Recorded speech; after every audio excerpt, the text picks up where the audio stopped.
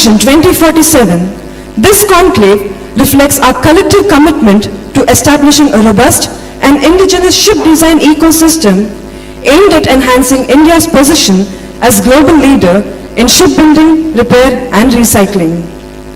With aspirations to elevate our shipbuilding ranking into the top 10 globally by 2030 and into the top 5 by 2047, it is essential that we address the challenges we face in the ship design sector.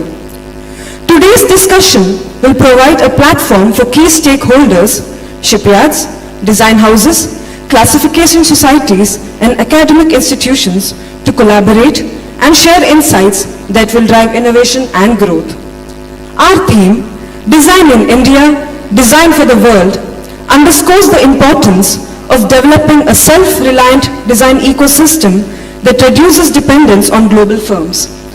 By fostering robust strategic partnerships and championing knowledge sharing, we have the opportunity to craft innovative designs that not only fulfill the demands of our domestic market, but also make a significant impact on the global stage. As we begin, I would like to invite Mr. Pranesh H.N., Assistant Manager, Cochin Shipyard Limited, to lead us in a prayer. May I request everyone to kindly rise.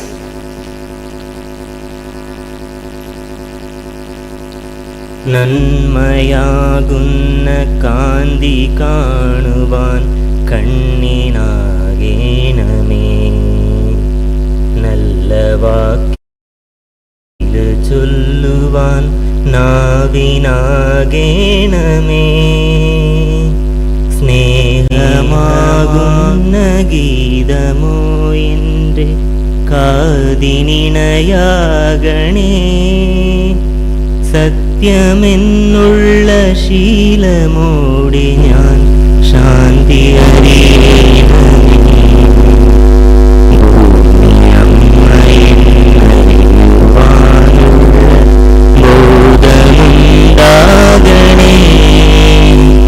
ജീവജാലങ്ങളാകയും ജന്മബന്ധുവായിടണേ, ജാതി പേദങ്ങളെന്ന ശാപമോ ദൂരെ മറയണമേ, ലോകമൊന്നെന്ന പാഠമെന്നുമെൻ മനസ്സിലെഴുതേണമേ.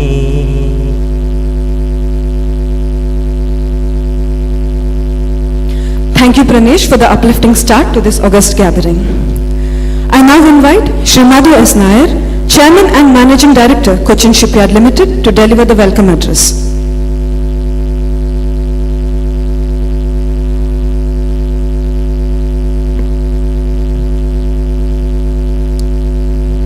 A very warm good morning to one and all. Respected Shri T.K. Ramachandran, IAS, Secretary, Ministry of Ports, Shipping and Waterways, Director, Shipping, Shri Venkatesh Pati, my fellow directors on the board of CSL, Chief Vigilance Officer, CSL,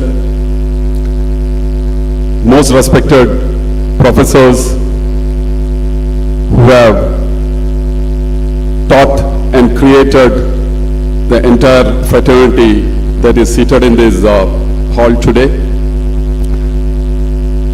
delegates from the entire ship design and maritime fraternity in India, from the shipyards, Indian Navy, the design houses, the academia, and various other institutions, delegates from our consultants, Messrs. KPMG, and the entire group which is here to make sure that India marches very strongly into the future as a shipbuilding nation and as a nation which prides in its technological prowess. So this conference here is an offshoot of various discussions that is happening at various levels in the government of India and the entire set of stakeholders connected with the maritime industry. These are created under what we are calling the VIBAS and the NAVIC interactions, VIBAS is a Vikasit Bharat Sankalap Abhiyan, under which we are discussing a lot of initiatives in the maritime space. And NAVIC is a Nil Earth Vision Implementation Committees. What essentially we are doing is the entire fraternity, which is talking about leading a renaissance in the Indian maritime ecosystem, in the shipping, ports, waterways ecosystem, to take it to one of the best in the world by the year 2047. And in the ministry, various initiatives under 22 different groups are being formed. And one of these groups is actually talking about shipbuilding and ship repair. Secretary Sri T.K. Ramachandran, under whose guidance and inspiration, and the entire group which is taking the inspiration from the Honorable Prime Minister, because the Prime Minister himself has actually announced that from a shipbuilding and ship repair perspective, the visions are very clear. By 2030, as a country, we should be in the top 10 in the world, and by 2047, we must be in the top 5 in the world. So the message from the top is very clear. Under these interactions, when we were having our various set of interactions, when we touched upon design and the technological part, it became very clear that if India is to aspire to reach the great heights which the Honorable Prime Minister wants us all to take it, then without a strong design ecosystem, design, research and training, skill development ecosystem in this country, we are not going to go there. So what potentially we need is what we will have to discuss over the course of today, and what emerges from this will be discussed at the highest levels in the country, at the ministry, at the Honorable Minister's level, and these would be formulated into various policy initiatives and actionable points as we move forward. Let us be very clear, without a strong design, technological and research ecosystem, India in the top 5 by 2047 is not possible. We need strong design in our shipyards, both for basic design and for production engineering.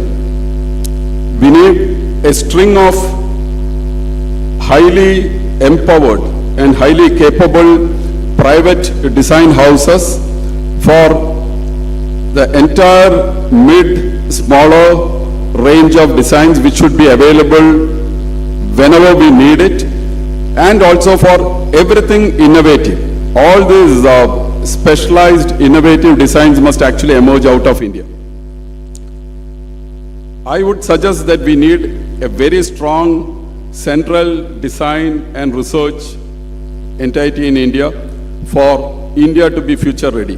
We have seen how China has forged ahead with the SDIRI and the MARIC institutions, and any organization, any country in the world without such a strong central agency, which becomes like our alma maters, like our universities, like our IITs, it becomes the core from which people strength and knowledge strength flows out into the Indian ecosystem. We need strong industry, academia, direct interactions between the industry and academia. We need belief in our schools, colleges, internships, youngsters to come into the system, and we need to create systems for that. The Indian Navy, which has actually shown faith in this country, 60 years back has invested heavily in Indian designs and is today reaping the benefit. As of yesterday, 62 different platforms for the Indian Navy are being designed and built in this country, which tells us that unless we invest, unless we walk that long path, we won't reach to a particular level. And still the Indian Navy feels there are miles to move, and this is where we will have to head to. We also need to wrap this up with a strong global marketing, partnerships, international fora and conferences interaction, so that the entire visibility for India as a design powerhouse should be very visible. This would be the context under which we have to discuss today, and I'm extremely happy. We couldn't, this is an offering from the Ministry of Port, Shipping and Waterways.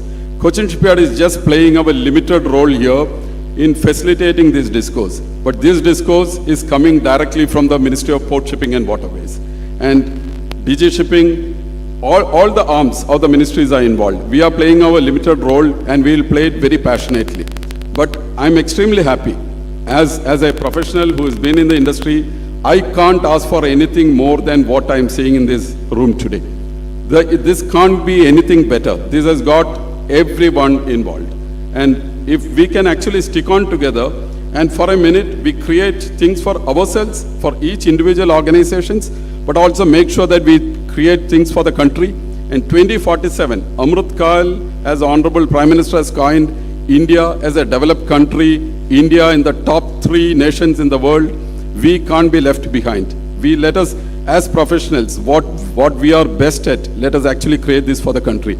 I'm extremely happy that Sri T.K. Ramachandran, IAS, the most respected Secretary for Port Shipping and Waterways, has taken time out.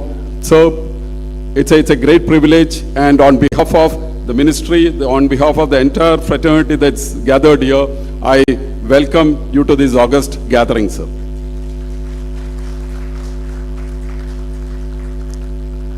I would now request Honorable Sri T.K. Ramachandran, Secretary, Ministry of Port Shipping and Waterways, to kindly deliver the address, the setters, give us the sense of direction and inaugurate these discussions for today. Thank you. Jai Hind.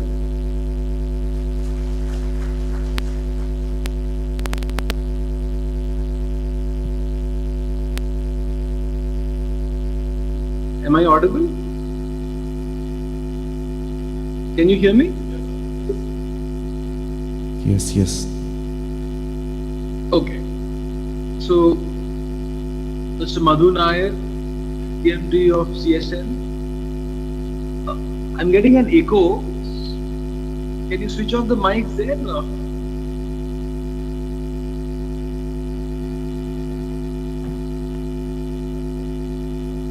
Yeah, thank you.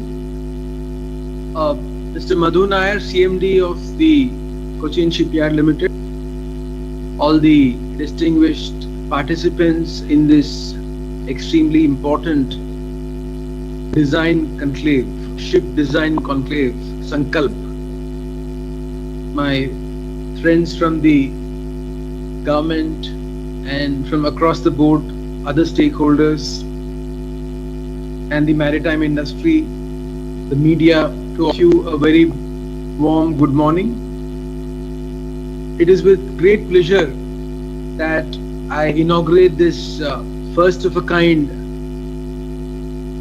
ship design conclave, Sankalap, in order to fulfill the vision of design in India, design for the world.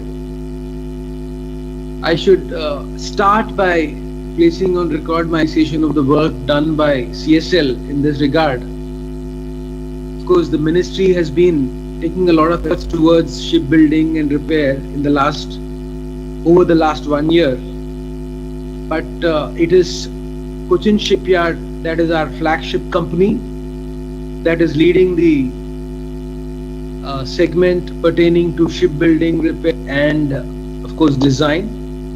And therefore, I should start with appreciating the efforts of all the stakeholders who are responsible for putting together this conclave. So my congratulations to all of them. I also understand that a lot of stakeholders from across the board are participating in this event. So starting from the regulatory agency, which is the DGS, the Navy, a number of research organizations like IIT, CMU and all that, and of course classification societies, ship owners, shipbuilders, etc., design houses.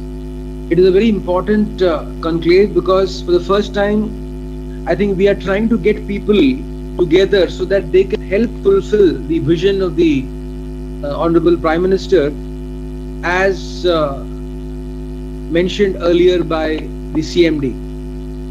The Maritime Amrit Kal vision, which was released last year in October 2023 by the Honorable Prime Minister, has a very important chapter on shipbuilding and repair and the need for taking India forward in this particular sector.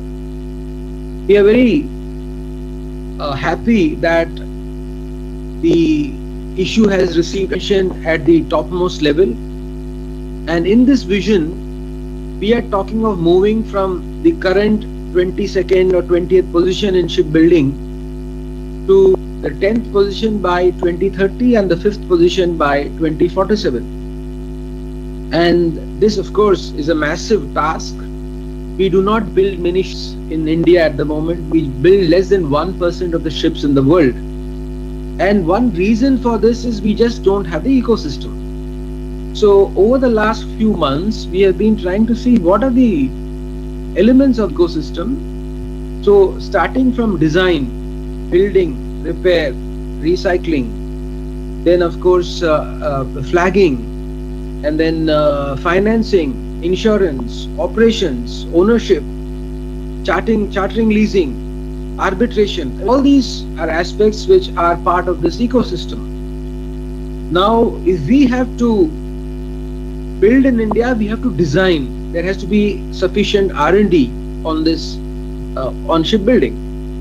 Therefore, we think that design is something that we should stress a lot on. And I am happy that Cochin Shipyard, being the foremost shipbuilding company in India, I must say that, under the ministry of course, and internationally renowned both for its commitment to quality as well as ensuring delivery schedules are maintained. I think CSL has taken the right step in organizing this conference. As Mr. Nair said, for each of the items that I just mentioned, we have separate groups. We have someone working on financing. We are looking at something called Maritime Development Fund, the MDF, which will finance ship ownership and of course ship building and of course shipyards. Then we are talking about other regulatory reforms that can help, including in taxation, which will help the industry to grow.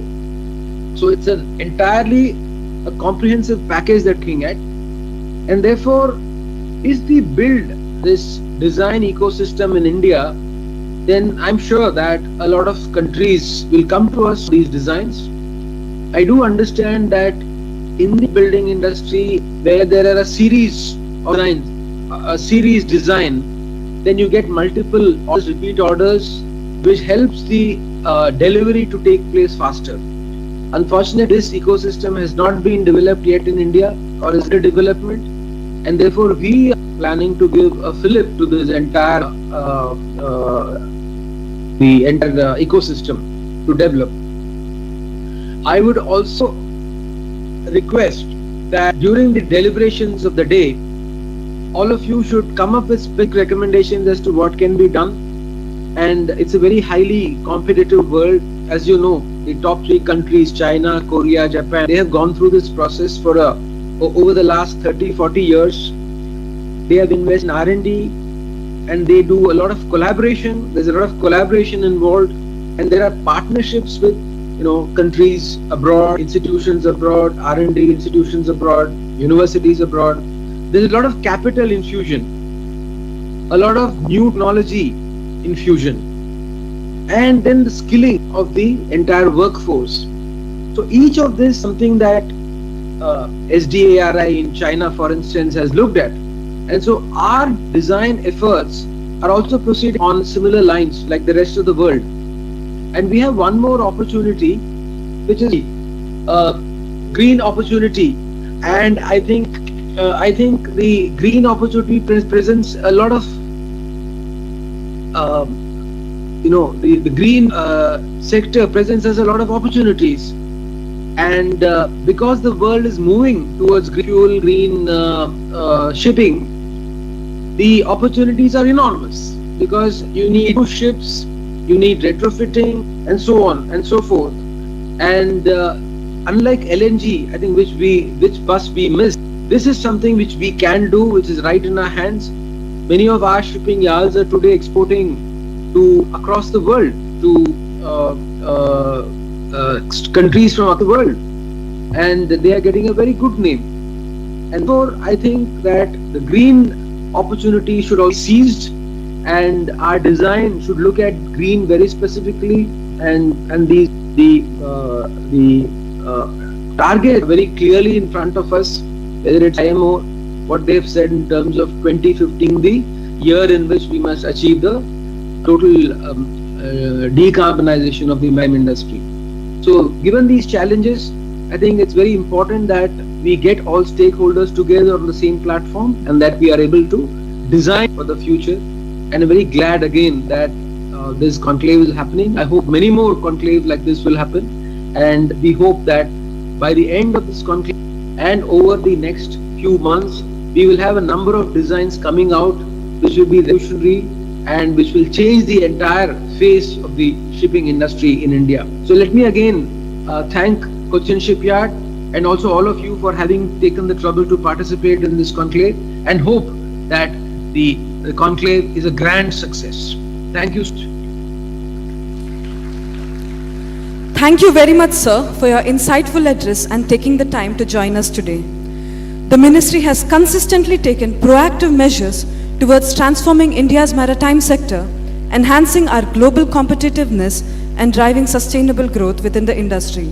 Sir, your perspectives have set a strong foundation for the discussions ahead and will guide our efforts in strengthening the Indian ship design ecosystem. I once again thank you on behalf of all of us here for joining us today and inaugurating this conclave. Thank you.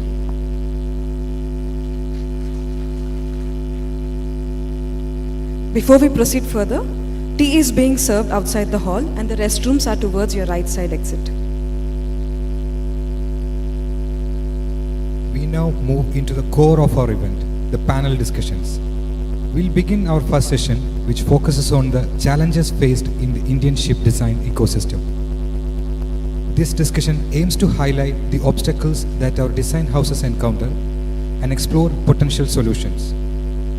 The panelists for this session represent leading Indian design houses. I would like to invite our esteemed panelists to the stage. Shri Anil Das NT, CEO and MD, Conceptia Software Technologies Private Limited. Shri Sajendra Kumar Nambiar, MD CTech Solutions and President Indian Marine Designers Association. Shri Hariraj P, COO Smart Engineering Design Solutions. Shri Kishore Kanti Mahandi, Chief Service Officer, Buoyancy Consultants.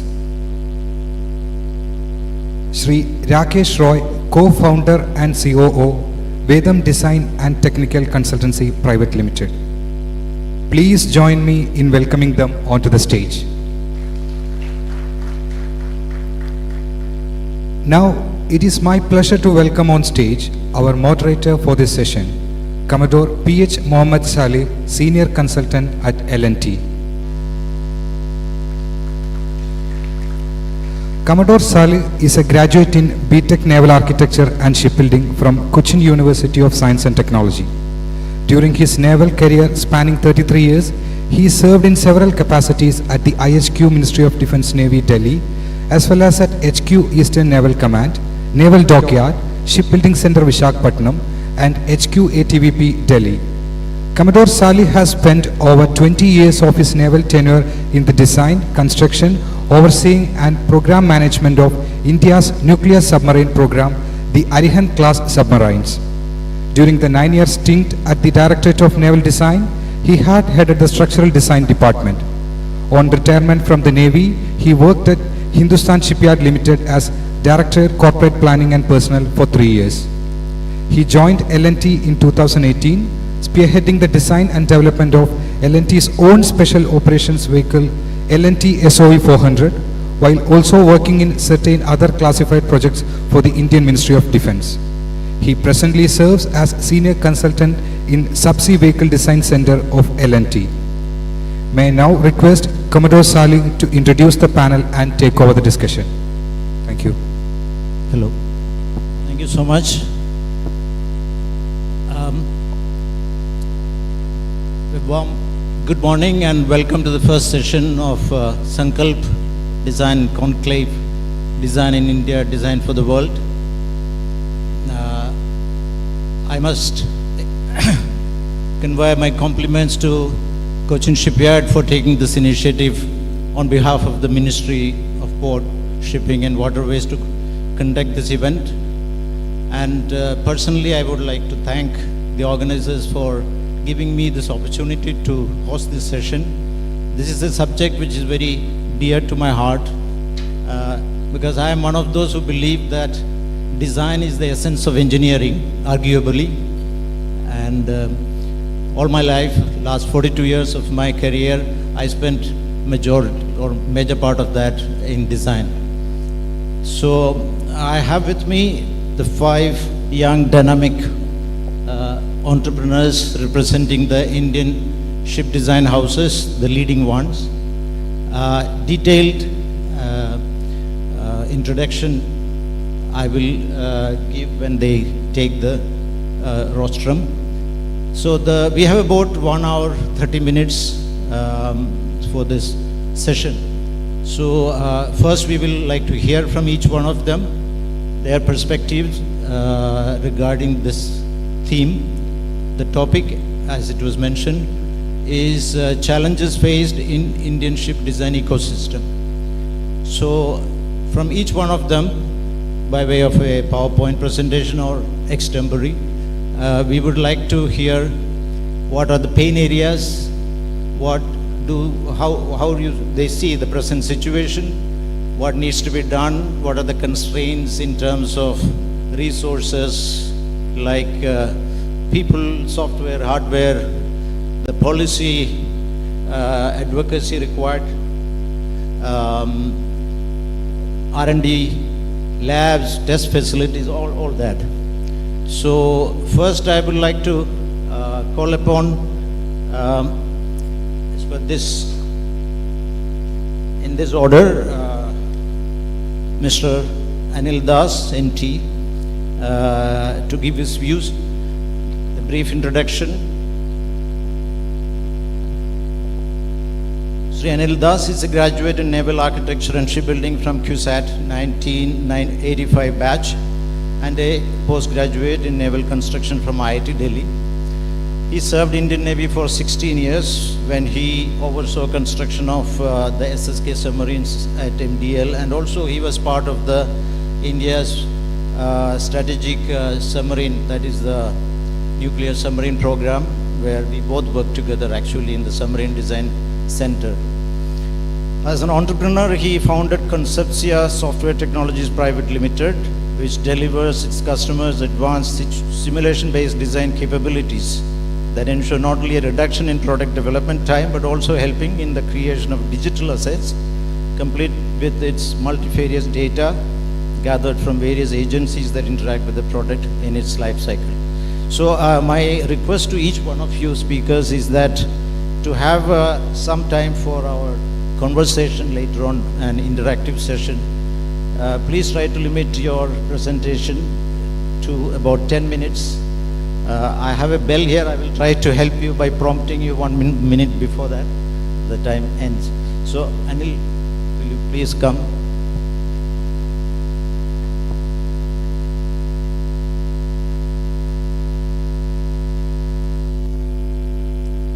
Good morning, everybody. Commodore PHM Sally, sir, thank you so much for this opportunity. I congratulate and compliment Cochin Shipyard, the ministry, and all the stakeholders for organizing this and also giving me an opportunity to articulate on the topics that are dear to us in the area of design. I am the founder of Concepcia, a design house. It is an entrepreneurship. So I will dwell on the aspect of the entrepreneurship.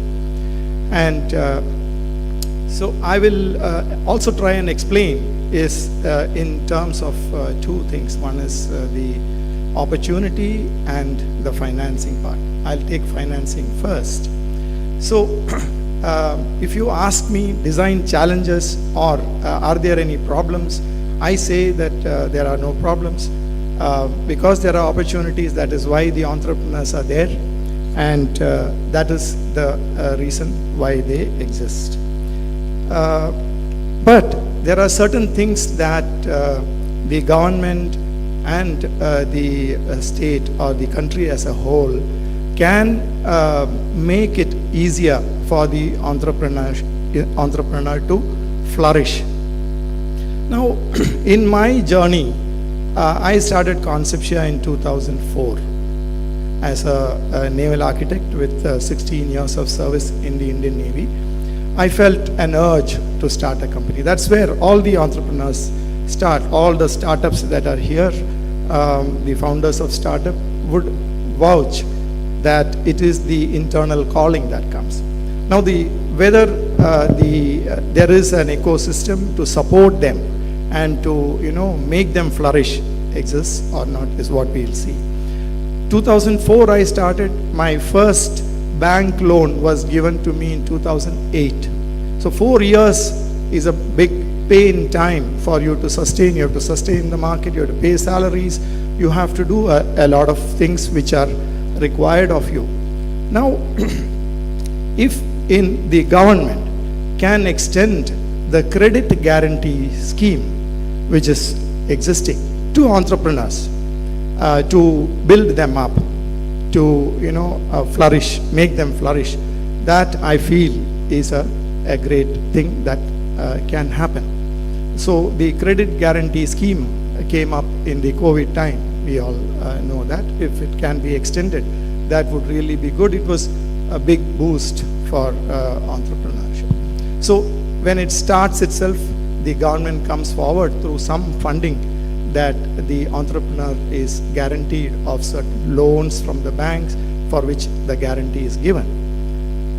Secondly, again in COVID, what I realized is that the amount of performance bank guarantee that was required was reduced from 10% to 3%, which means three times more the opportunities that you can address, which is again a big boost. So if it can continue, as of now it is continuing, it should continue, and that would definitely be helping as a boost to the entrepreneur. Further, what are the other aspects where, like Mr. Madhu S. Nair said about a central organization which could do all these kind of legal help, coming forward for legal help, for aids in finance organization, maybe help in rating, high quality software, making it available, and also a rich knowledge bank. If it is available, then that is a big help for the entrepreneur, for which otherwise he'll have to spend money and it will create a constraint on him. So this is the thing that on the financing aspect that I have to say. The next thing is about the opportunity. Opportunity is all what an entrepreneur requires. So if the National Ship Design Center, as we see it, becomes an enabling organization rather than a design agency, that would greatly help. Because I remember in some time back, there was this marketing campaign going on to sell Encyclopedia Britannica. You make a huge investment and then you are blinkered onto that. But you lose sight of several more knowledge resources that are available. So in that sense, this organization, let it become an enabling organization by providing design libraries, which again we are requesting or saying that it's all depending on our ability to peer into 15 years of the next 15 years and bring out statement of requirements of vessels that are required, and invite the entrepreneur to come and produce designs according to those SOTRs, and pay for it and make it part of the library. In time to come, there'll be huge library of designs of various types, defense, civil, and those would be part of the library that is there, which is enormous.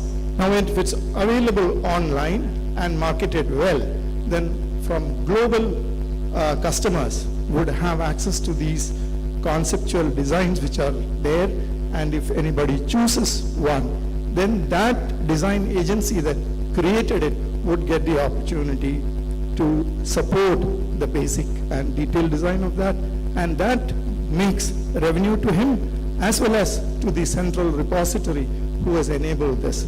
Therefore, it will be a sustainable kind of a model which we can look at. So this is one of the thing that I would like to suggest. Apart from this, maybe, so we are talking about new designs.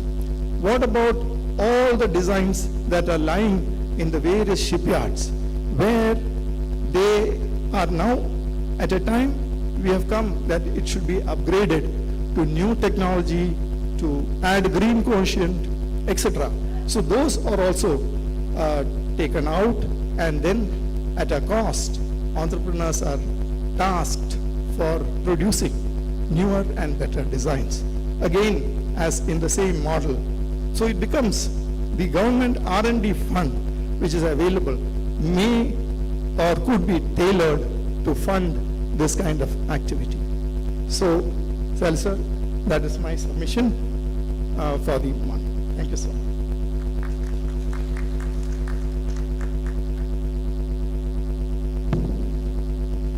It's working. Thank you.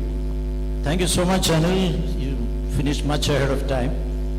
So now I have Mr. Sajendra Kumar Nambiar, who is the Managing Director of CTech Integrated Technology Private Limited. He is also the current President of Indian Marine Designers Association, IMDA. He is also a graduate of CUSAT Naval Architecture and Shipbuilding in 1992. Thereafter, he completed post-graduation in naval construction from IIT Delhi. He also holds several other degrees, MSc in Defense and Strategic Studies from University of Madras. He is also an alumnus of MDA Gurgaon. Sajendra has also undergone professional courses at MIT Boston in ship production and repair and in LNG containment systems at GTT France. He has over 3 decades of experience in the design, construction and trials of warships and merchant vessels, having served the Navy for 20 years. Thereafter, L&T Shipbuilding for 8 years, heading Naval Architecture and Forward Design Department. He was also involved in the construction and trials of major military vessels at Yantar Shipyard, Kaliningrad, Russia, as an overseer from Indian Navy. So he is a fellow of Indian Naval Institution of Naval Architects, India. So Sajendra, may I request you to take the mic?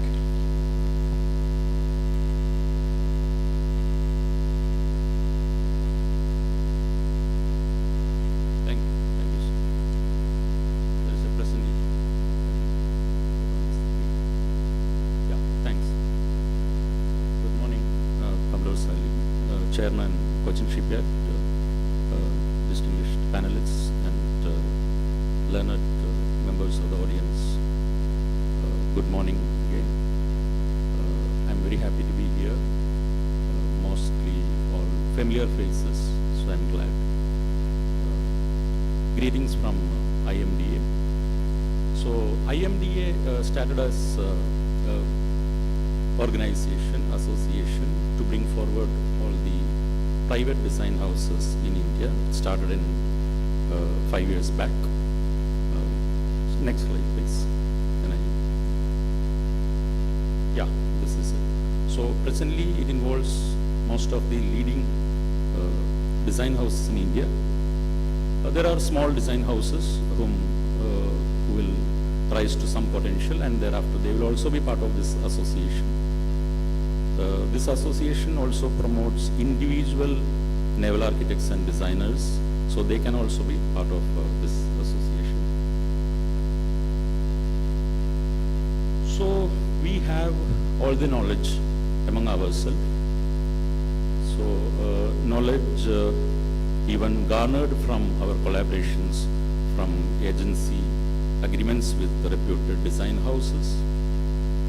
Also our involvement with leading model test agencies, the excellent academic institutions including IITs, some foreign universities, and also our involvement with the leading shipyards in India. So we have collated a lot of knowledge. Coming to skill, yes, our people are best trained. They are very skillful in all the ship design systems. They have been trained very well. Coming to attitude, yes, we stand here with enormous attitude to bring in the best designs from India to Indian shipyards, ship owners, Navy, and other organizations. So we have the best KSA.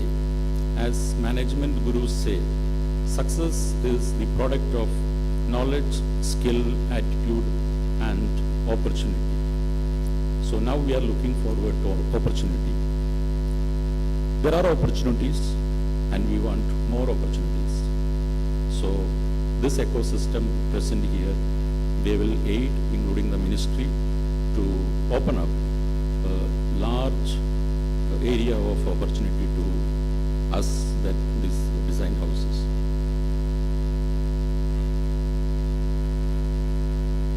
So the takeaway is that knowledge is here. There is no need for Indian owners and shipyards to look anywhere else. We are fully competent to design for the world, not just India. And we can get the cutting edge technology if it is lacking with us through collaborations worldwide that we have. There are some aspects I would like to cover. This is regarding standardization. And we have now some standardized tugs, green tugs. I compliment the Cochin Shipyard. They are taking a lead on standardization on behalf of the government. So Cochin Shipyard has done, we have been going through, we have been part of many of the standardized designs. But we want to make it very clear that extensive standardization may not be the right thing to do. So if everything is standardized, then where is the innovative spirit? So standardization, too much of standardization, it can be there in the inland waterways segment, tugs, harbor craft, some specialized areas, that is perfectly all right. But otherwise, it will not enable a good promotion of design talent and to work out better designs within the country. So we are happy with others also involved in standardization, but we are also looking forward to bring in our talent in the standardization program. Coming to governmental support that we are looking at. So one is the removal of restrictive pre-qualification criteria in terms of maybe financial qualification, number of designs that is under the company's belt, and things and so forth, so on and so forth. Then the right of first refusal issue, which everybody knows, and it will be, we'll be grateful if this can be looked at for the design. Then the grants that government can infuse in many ways, may not be a direct grant. We understand the government may not be able to fund directly private entities or private societies, associations. So if government says that a particular project will get more subsidy if it is the design is from India or Indian design houses, that is one thing which will help us. Then the skill development aspect. So some funding for skill development through the association, IMDA, or through a centralized agency which can be benefited by us.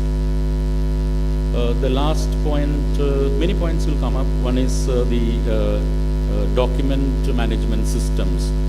We don't have the deep pockets wherein we can acquire very high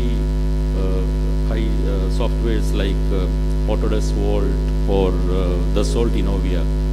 So if government can help us in getting some document management tools through NIC or some other government agencies, free of cost or at a very highly subsidized rates, that will be very much helpful. So coming to another aspect where we are private agencies and it is all market based, demand and supply, things like that. So the cost at which we do design is a very important issue for us regarding our cash flows. See, at the end of the month we have to pay salaries to our employees, good designers they are. So the component of design cost in any shipbuilding project is very less, say 3% to 5%. So the competition enabled by the ecosystem to reduce the design price will be counterproductive because as you know, optimal design can always help in reducing the overall ship acquisition cost by about 15 to 20%, which will eventually go to the owners. And also because the efficiencies can be high, the OPEX can also come down. So seeking to lower the design price will work out to be counterproductive. So all I want to say and to summarize is that please recognize design and also support designers to improve the opportunity in the country.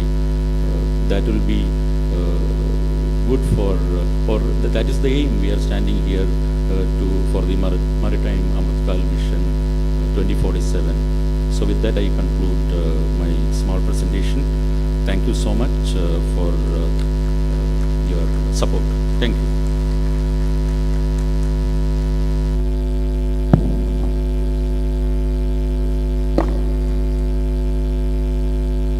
Thank you, Sujindra. I don't think I need to keep this stopwatch anymore.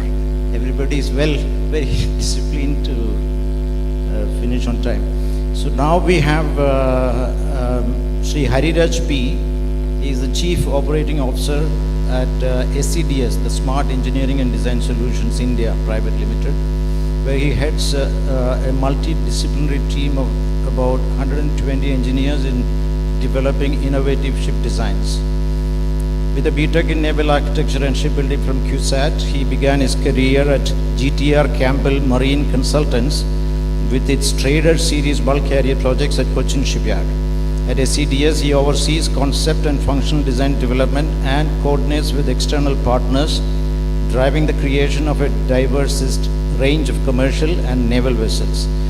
Hariraj is an active member of several technical committees, including Lloyd's Register.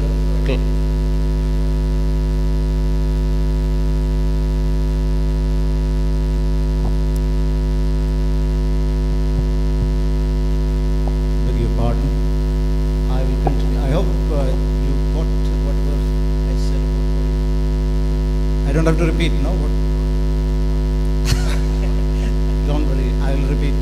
So Hariraj is the COO of SCDS. I think he is very familiar face. I have come across whichever forum like this, anything to do with marine, I have seen his face. So he's very popular. I don't have to, but I'll complete what I started. So Hariraj is an active member of several technical committees, including Lloyd's Registers, Class NK and DNVGL, and is a member of INA and RENA. So, Hariraj, over to you. Thank you, sir. Thank you for the introduction, and I might take the 5 minutes saved by my previous speakers. So, good morning all. Thank you so much for organizing this meeting. In fact, over the last 20 years, this is the first time we are, as designers, getting a chance to stand in front of the entire fraternity with whom we work with, and we are asked to talk about our challenges. So I will try to speak what I have seen when I was working with different ship design companies and ship owners in India and outside.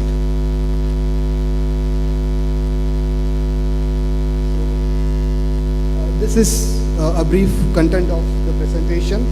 I have to talk about sets, our timeline, because I feel it is also integral of what I talk. So from 2007 to now, we have, sorry, okay, is it better now? Yeah, sorry. So this company is formed by a sister concern called GTR Campbell Marine Consultants, which is in the market for almost 80 years, which has been an integral part of shipbuilding development in Japan, building over 600 ships in mainly IHI shipyards. In China, building over 200 ships, and then coming to India in 2003 by building 6 30,000-ton bulk carriers at Cochin Shipyard. And once that project was over, this design institute was started. And my company president, Mr. Anthony Prince, could not be here, but he has been very active in the industry for more than 50 years. So I have tried to take on his points in the presentation for discussions. So when SETS was formed, it was formed with a clear idea that concept and functional design capability lacks in India. And India, with all its ingredients to be a shipbuilding nation, let it be space, manpower, resources, attitude, and legal system, we were clearly lacking design capabilities. So the intention of forming SETS was that, and all the while we focused on developing functional design or concept design, which becomes the integral part of a ship design process. So all these years we have worked with different shipyards, developed a functional design and a full design.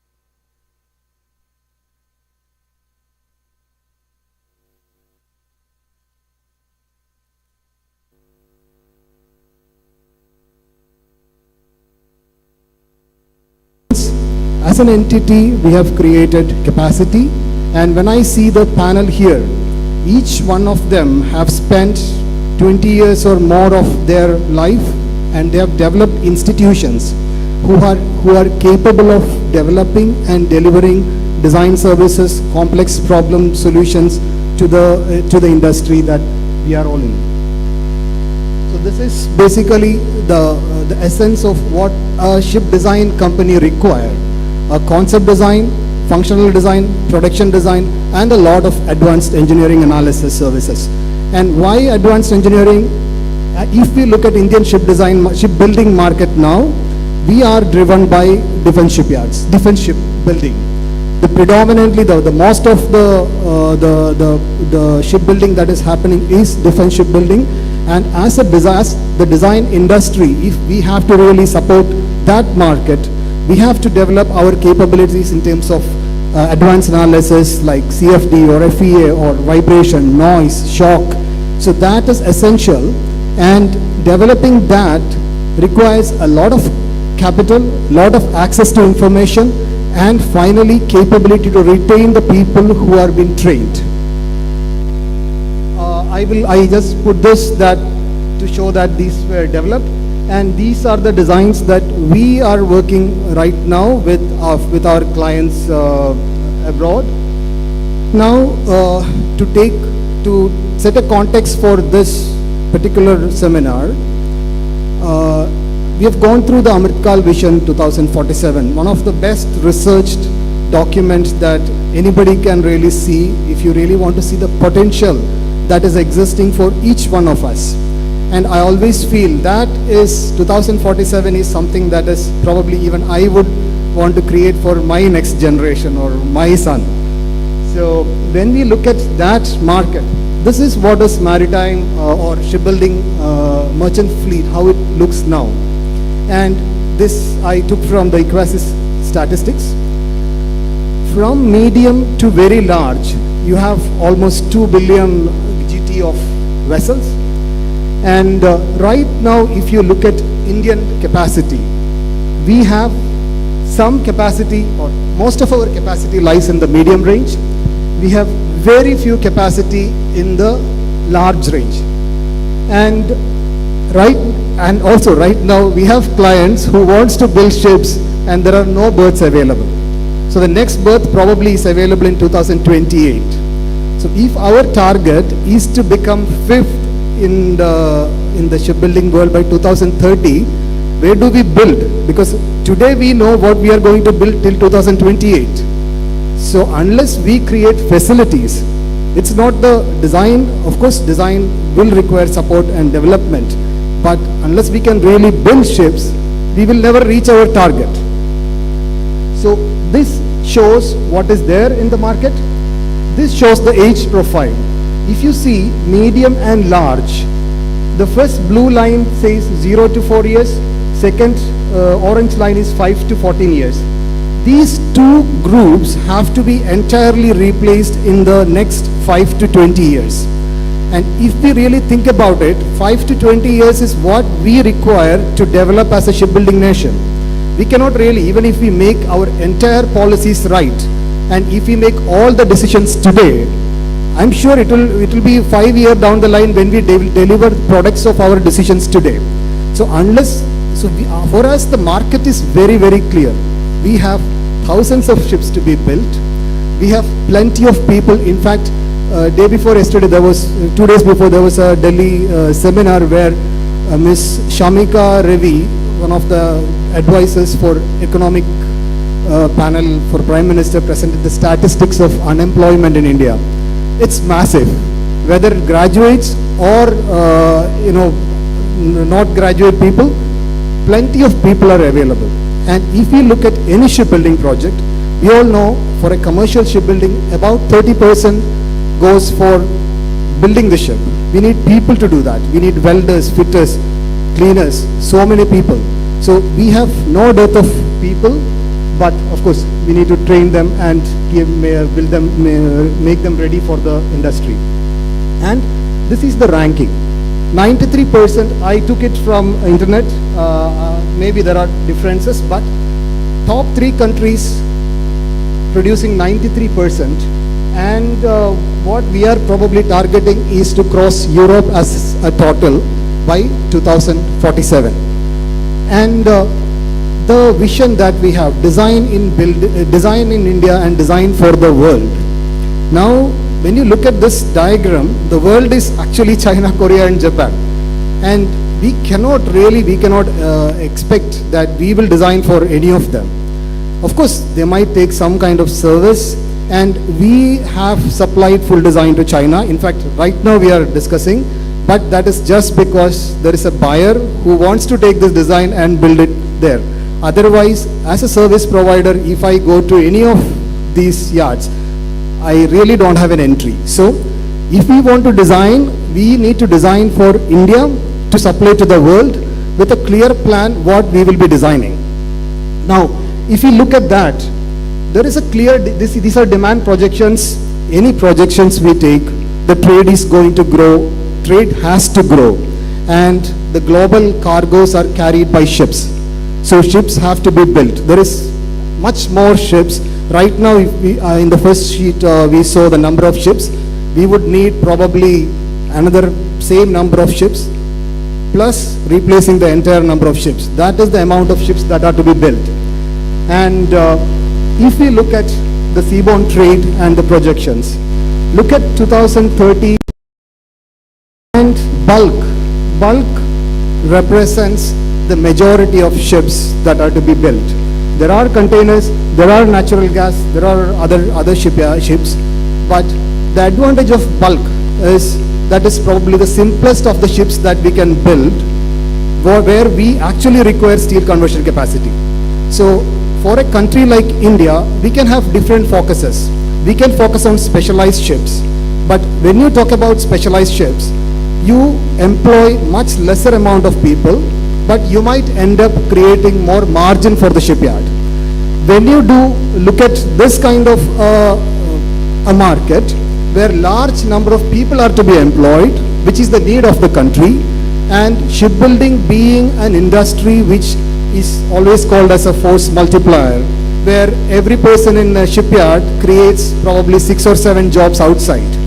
And there are studies which says a 1 million compensated gross tonnage of shipbuilding requires about 15,000 trained shipbuilding personnel. What do we have now? And even if I have to train 1 million, I'm just talking about 1 million, whereas the replacement requirement is in billions. And unless we have a clear plan to train these people, we will never reach where, we have to. Sir, is that another 5 more minutes? Yeah, thank you so much. Sure. And so now I get into ship design. So ship design, of course, it is the backbone of any shipbuilding process. And a clear definition of design before we start building, which is being done by all the shipbuilding countries, it is essential. And right now that is not happening here. Ship design is essentially going as a part of the shipbuilding process. And if you look at any of the large cargo vessel market, you go to China and you want an Ultramax design, you have Sudari or Odelay or Bestway design. You have 3 or 4 possibilities. You go to Japan, you have the Tsuneshi design or Imabari design, and they give you what it is.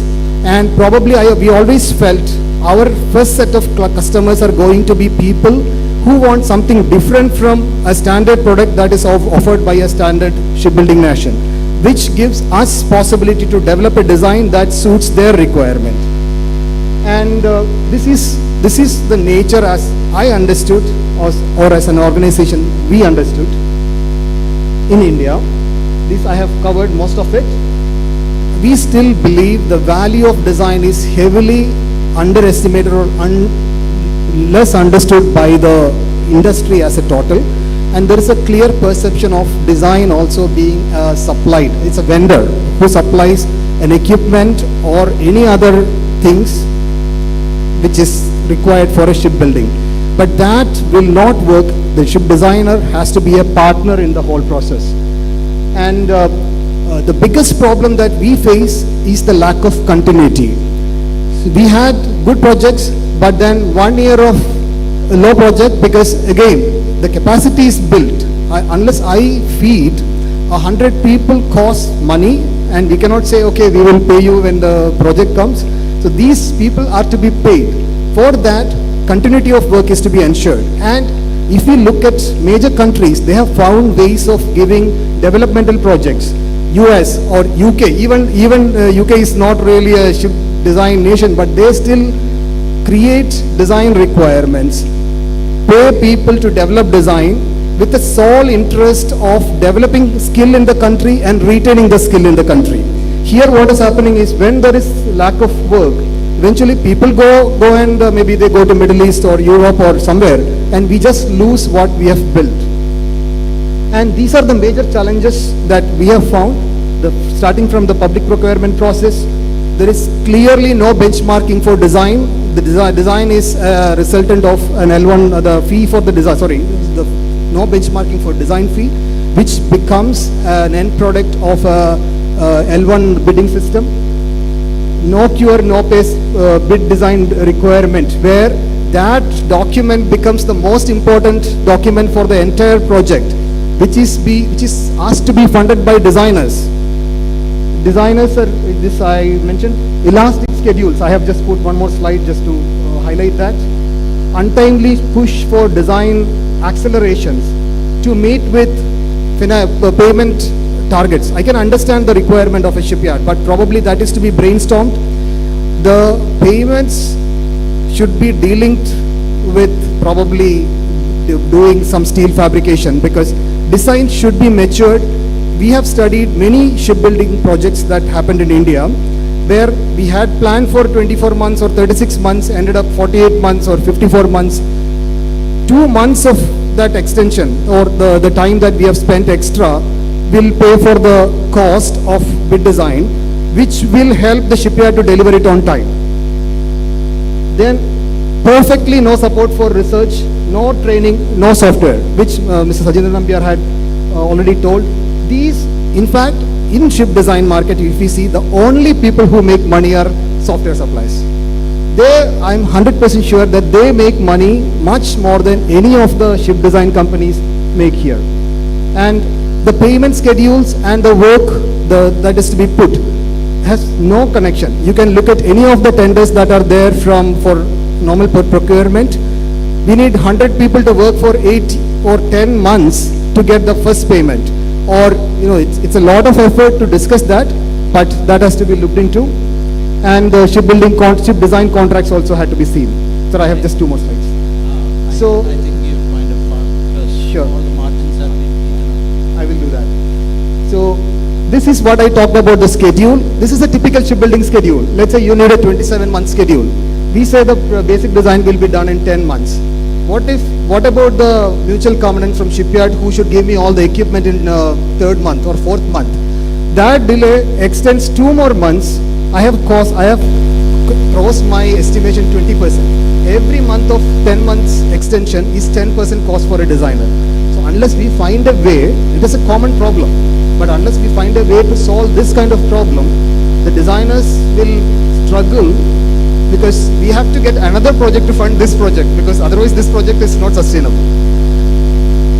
So we feel this is probably a way ahead.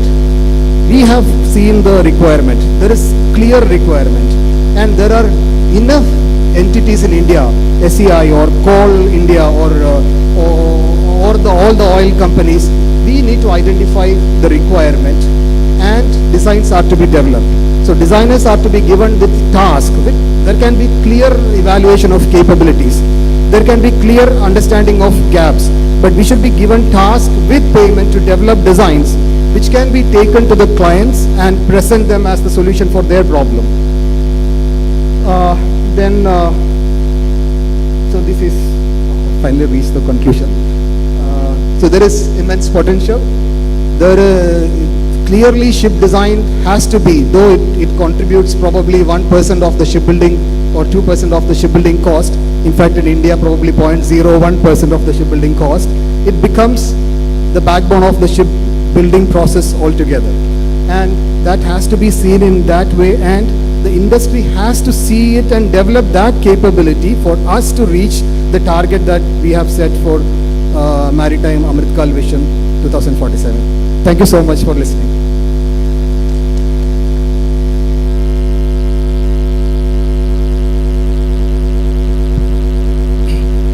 Thank you, Hariraj. Now I call upon Mr. Kishore Kantimhandi. He is the Chief Service Officer of ONC Consultants and Engineering Board. He is a professional naval architect with more than 26 years of experience. Completed his Bachelor of Engineering in Naval University in 1997 and did a postgraduate diploma in FinTech, that is Financial Technology. Not good bedfellows, I think. So he was a technical manager dealing with Singapore Navy for a high-speed vessel project. Has worked in Australia for 8 years on high-speed crafts. He occupied key roles as technical head in various other organizations in India and Singapore. He was one of the developers of 6-component force balance used in model testing to measure the forces experienced by a high-speed vessel model. Innovated a low-drag underwater hull fairing for Port of Melbourne Corporation. Was awarded Walter Atkinson Award by the RENA, Australia in 2004. Kishore, over to you.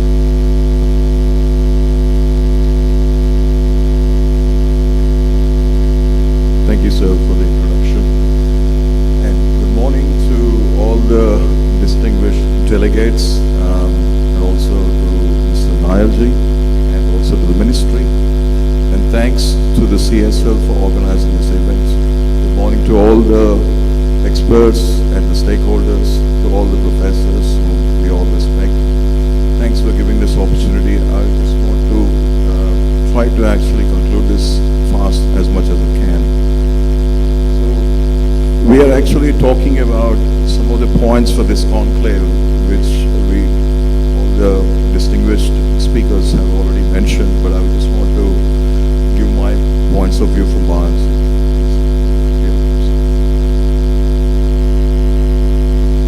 So, Buoyancy Consultants and Engineering started in 2013, actually is into ship and offshore design engineering. We are actually headquartered in Goa, Manjim.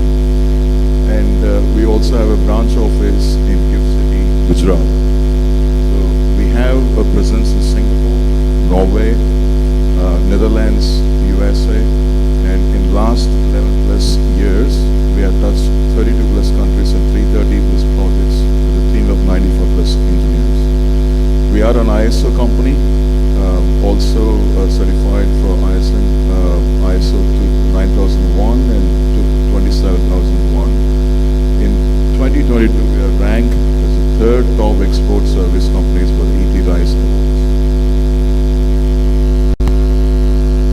So actually, before I start this, the goal of Buoyancy Consultants is to build the complex designs in India.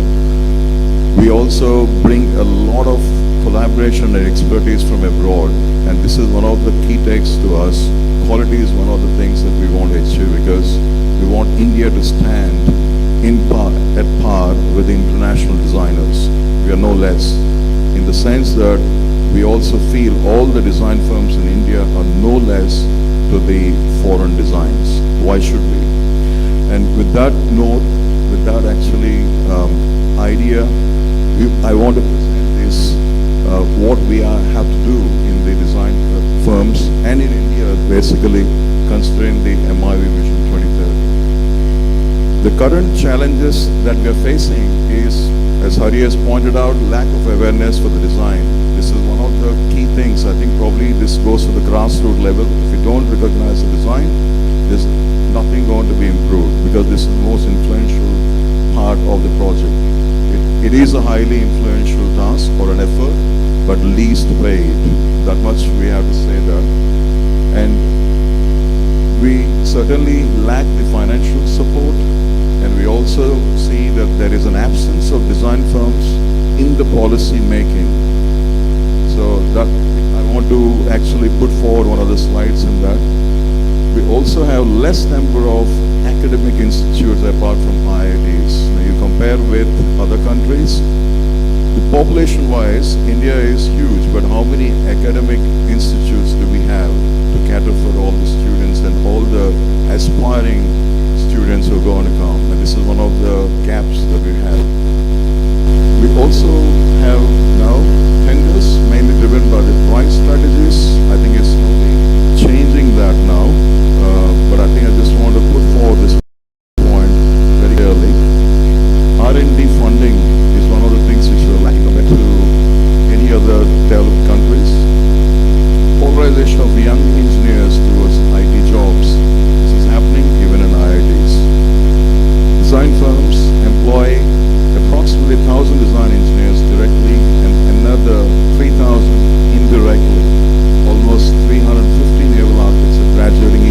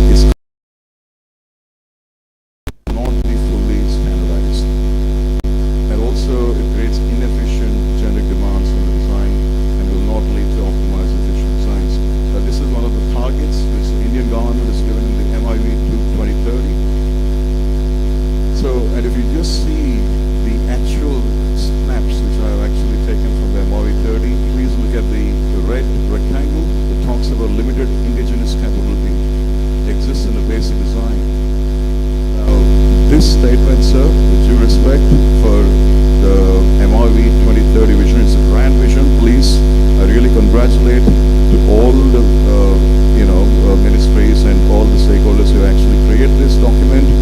But I still feel that this is not completely true. And I will also want to showcase the other slides in which I want to discuss about this further. Now let's look at further.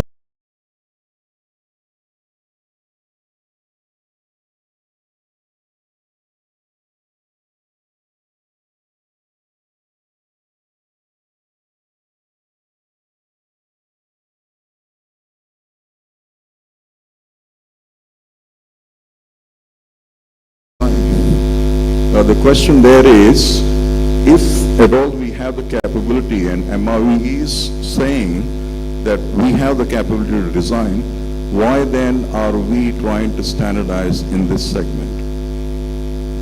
That is a question we have. And please, with due respect, this is one of the clarifications we also have from all the design firms.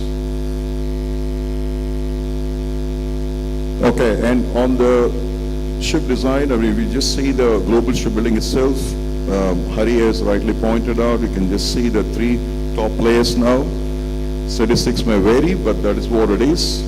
Now again, I'm just taking to the MIV there, and there's one snap in the MIV in the information box. You can just see we have considered Indonesia for standardization. We are trying to actually follow Indonesia in that game. And look at the bottom snap. Where does Indonesia stand? It's at the 13th ranking. Do we really need to benchmark Indonesia when it's global in 13th rank?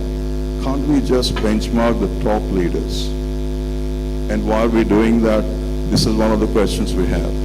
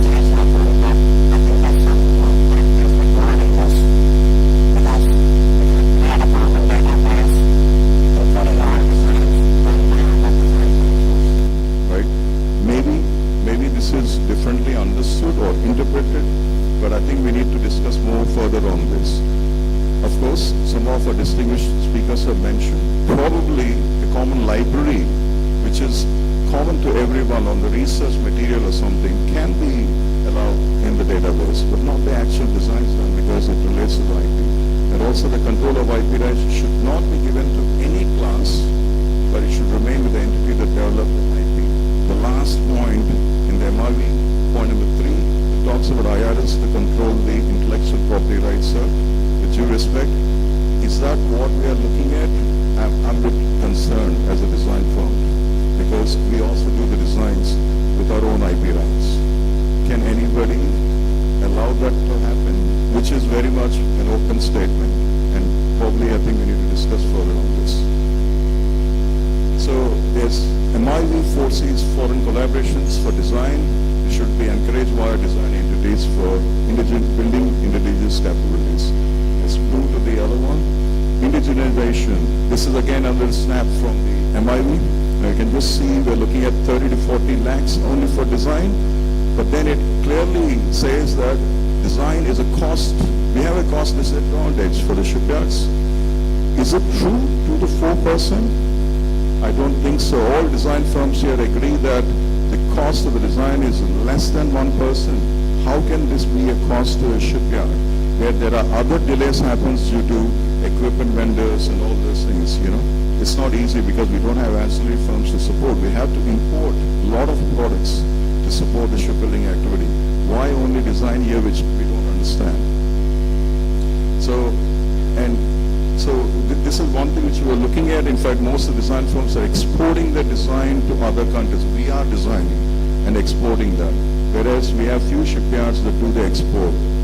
We have reputed shipyards who do the exports. But if you see, the majority of the design firms are doing the exports. So our request is part of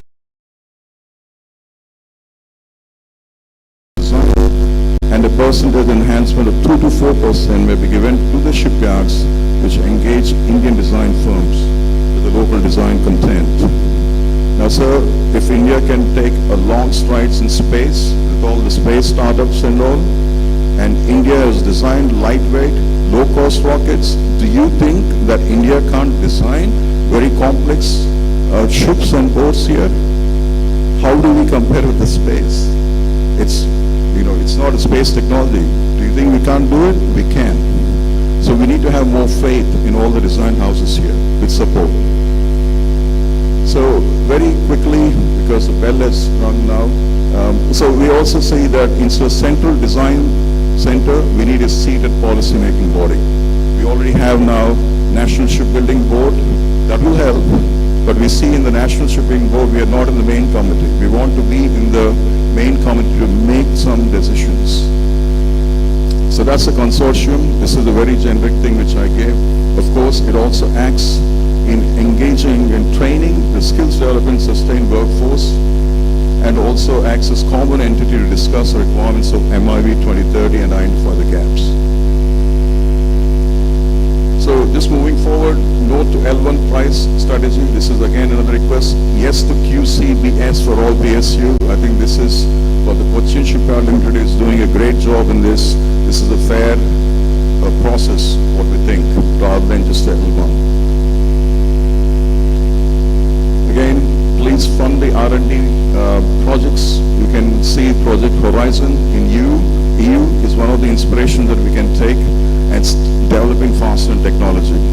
And India has to catch up a lot of things from that. And we also see that I think probably should actually get some support for doing the actual tank testing from IITs and NSTL.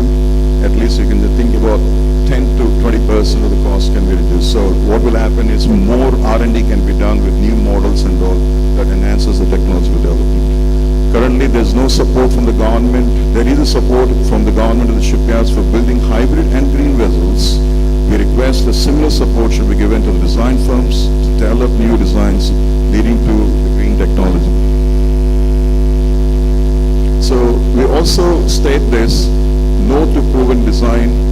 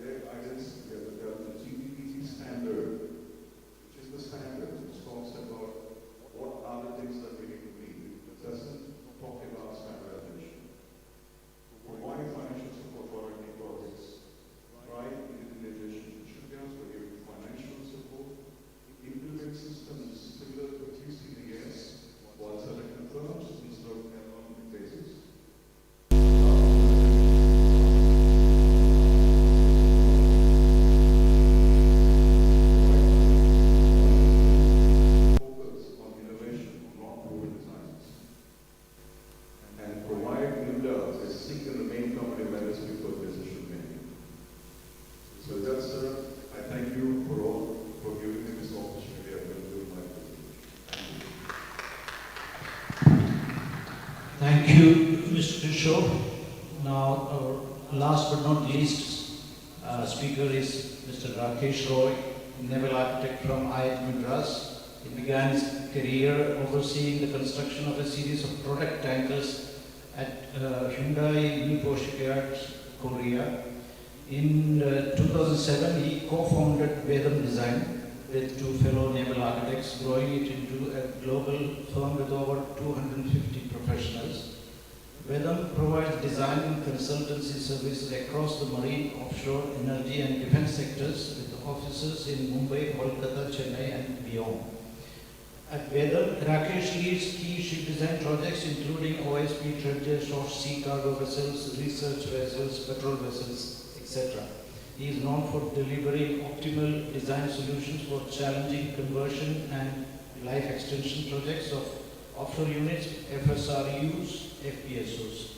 Recently, Vedam has prioritized decarbonization and ship efficiency, working on innovative projects involving vessel electrification, hybrid propulsion, alternative fuels, and carbon capture technologies. Rakesh is also an active member of INA, IMBA, and IIT Madras Alumni Association, Mumbai chapter. Rakesh, please. Your presentation. Thank you. I'll take the liberty to sit here. Okay. Yeah. Good morning, everyone, and thank you to the Ministry of Port, Shipping, Waterways, and CSL to give we designers a very good platform to speak ourselves, to raise our concern and propose solutions. I think this itself is a big confidence booster to the design ecosystem. I think the balls will start rolling. Okay, so to develop the design ecosystem and ship design to encourage that, there is no magic potion as such. There are short-term measures which we can take, there will be long-term effect which can come, but we have to take a multi-pronged approach towards this. For any design firm to success, the three major ingredients are the skilled manpower, access to the technology and software, and the experience and knowledge database. Now I will touch upon these three aspects, how it can be improved. Mostly I will touch upon the low-hanging fruits which we can easily practically achieve to kickstart this process of improving the Indian design industry. The first thing is that the industry-ready manpower. Why I said industry-ready manpower? It is a common concern for all our design groups that we have to put huge time and effort to make the young graduates to be able to be an effective designer and contribute to the modernized requirement of the design requirements. So here the manpower has two aspects. One is what we are talking about, the fresh graduates, engineers. I will extend this up to the diploma holders, ITIs and all also. And then we have the experienced pool of knowledgeable persons in the industry who want to contribute in the design industry. So in the first pool, it is a big concern and how it can be addressed, we need to find a solution to it. In my opinion, if apprenticeships and the internships can be made mandatory in the course curriculum, and the PSU shipyards, they take the interns and apprentices for a certain amount or certain numbers. If that can be increased beyond their capacity, beyond their own requirement, and this manpower can be given access to the design house to tap upon, it will be a great boost to the design industry. There are various specialized softwares what a design firm need to use. Now these software training also is a very cost prone item. Now to train the manpower in these softwares, we have to invest now, which effect will come in a later stage. I will say if the shipyards and the government sector can arrange at least the training of these high-end softwares, then we can put forward our resources in that, and at least the people will be ready for the and trained to use these software. I have discussed with many of the industry colleagues and all. Usually the concern is that we are having a brain drain to abroad, and and other bigger shipyards in the foreign industry, even other design agencies in the foreign. But I will say it's a opportunity for us. See it in the IT industry. There are only hardly 3 to 4% or 5% people will be going to abroad and taking up a high end. But that has given a hype that industry is a high paying job, and there are career opportunities which will attract good resource, good graduates, good engineers. Similarly, it can happen in the ship design, shipbuilding industry, that we should attract by showing that there are various opportunities even in India and abroad. We can attract manpower and bright students to the industry. If the students which are bright comes to the industry, of course the design firm will get benefited out of it. Of course, we will lose certain percentage of this, but majority percentage of the people will stay back and contribute to our domestic market as well. Coming to the software access, I am not talking about the bulk softwares which are regularly day-to-day usage in the design firm. There are some high-end technical softwares which are not regularly used, but they are intermittently used. And they are not used throughout the project. At a certain stage they are used. Now this cost burden on a design company in India is huge compared to a foreign company, I will say, where the component of software cost is lesser. If in certain way, I think even Mr. Sanjeev also extended, in IMDA also we tried how this software can be made accessible to the design house, how a central pool of licenses can be created and where we can use these licenses. Maybe we didn't have a foolproof solution, but I think that's a point of action which industry should come up. I will say an easy way to do is that many of the shipyards, PSU sectors are giving tenders for the design development of the ships. But the software burden of this high-end tool is also coming on to the designer. If the shipyard can give access to these high-end softwares to the designer, then the risk on the designer is pretty much less. So these software can be used for that particular project whenever it is required, and the overall cost of design can be optimized. And then that will give a opportunity to work on high-end software for the manpower and the ecosystem also. Of course, if that can be extended, software cost can be extended with certain rebates, tax rebates, that's a icing on the cake. But the easy hanging fruit is that if the software can be given by the yard itself. Then I will speak a little bit about the ship design ecosystem. I think first of all, to understand the ecosystem, ship design ecosystem, we have to get out of our mind that the ship design is all about hull, propeller and engine matching and all. Nowadays the ships have become far more complicated. A particular ship design may involve, of course, naval architecture is the core of it, but it may involve material science, it may involve mechanical engineering, product design, electrical and automation. It can involve physics. Now with the alternate fuel, the chemistry part of that also has come in. So ship design ecosystem is not about the shipbuilding technology or the naval architecture part of it, but overall engineering pool. How do we attract the overall engineering pool to our industry? When we talk about ship design, I mean, we have to take a balanced approach, let's say, to develop the ecosystem, how we can attract other stream of engineers. Let's say for a design of a LNG bunkering ship, the high-end, let's say this gas electric propelled LNG bunkering ship, which will involve batteries, which will involve electric motors, which will involve containment, LNG containment tanks, relief equipment, lot of equipment. Now, access to these technologies, now the ship design will be competitive when we can combine all these aspects optimally to the design. Now, access to these technology will be very critical in developing a nice, optimal ships catering to the mission-specific requirement. Now, imagine if we can create a design cluster or the R&D cluster where all these manufacturers can come up and set up their R&D division. Then these manufacturers can attract pool of engineers from all the streams, and these people will actually add on to the ship design ecosystem. I will say we have to take broader picture in this line, and we have to create a R&D cluster, encourage vendors to create R&D centers in India. access to test facilities. Now, a major differentiator between an Indian design firm and a foreign design firm is that access to the tank testing and other test facility, access to their alma mater and access to the institutes and research team who are working on it.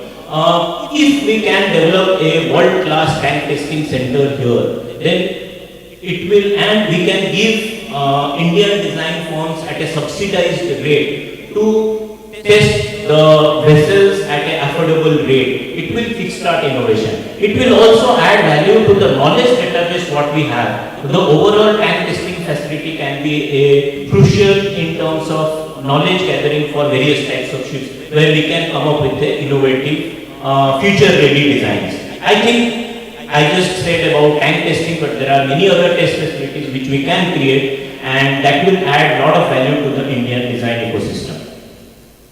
The theme of the conclave is also to ship design for the global world and export promotion. So, I talked to Mr. Jathesh the other day. In the end, the ship design is awarded to a particular designer if the end client has a confidence on that particular designer. He even went on to saying that the resale value of a ship also decided based on who is the designer of that. So, in the end, for a shipyard or any product which is sellable, if the design house has a confidence or the client has a confidence on the design house. Now, the client confidence comes in the design house only if there are more number of products, successful products floating in the water and operating successfully. Now, it's an egg-chicken situation. Now, which one to start first? At least we can start this first in the domestic market. The domestic shipbuilding industry is already mandated that domestic ships should be built in India. I will say this mandate should be extended to design in India. At least the Indian designer should have more number of good economical products floating in the practical products floating in the water to create that track record and showcase to the world industry. I think that is an easy hanging fruit which we can tap upon.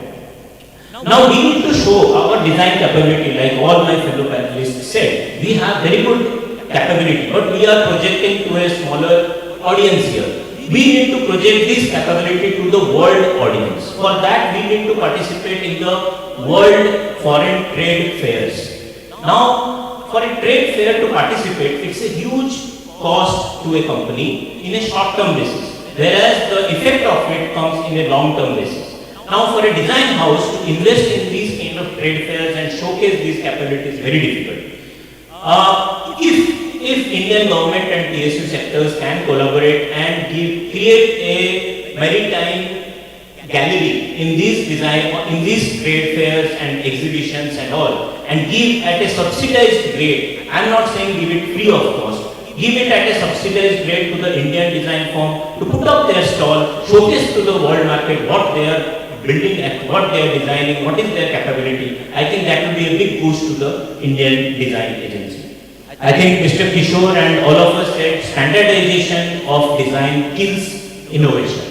But standardization of contract, standardization of end specific requirement creates innovation. So we have to move from standardization of design to standardization of So instead of asking for proven design in the contract, we should ask for improved design in the contract.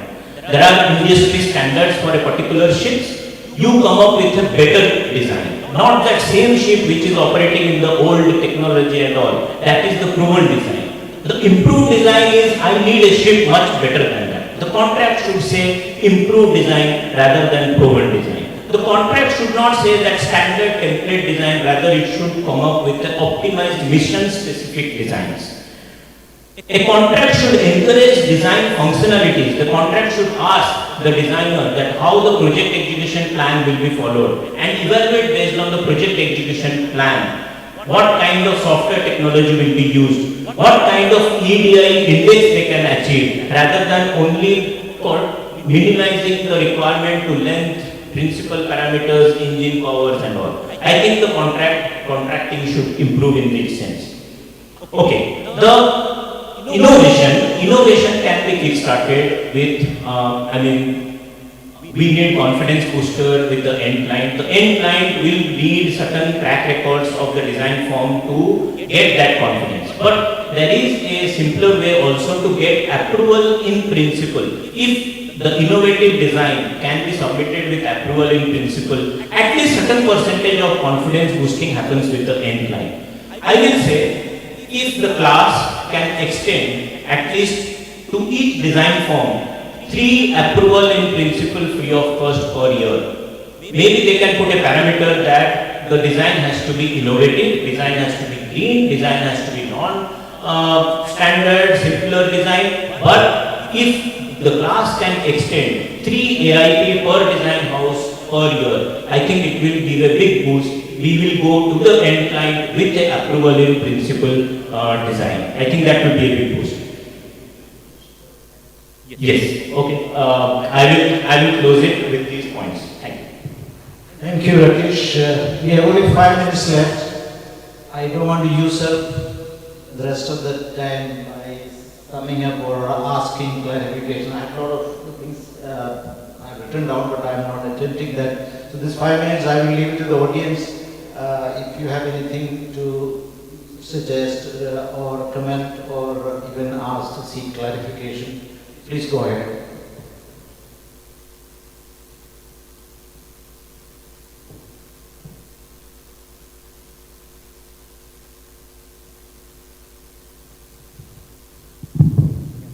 Good morning. Myself, Nebu Uman. I am from DG Shipping. I am ship surveyor there and deputy director.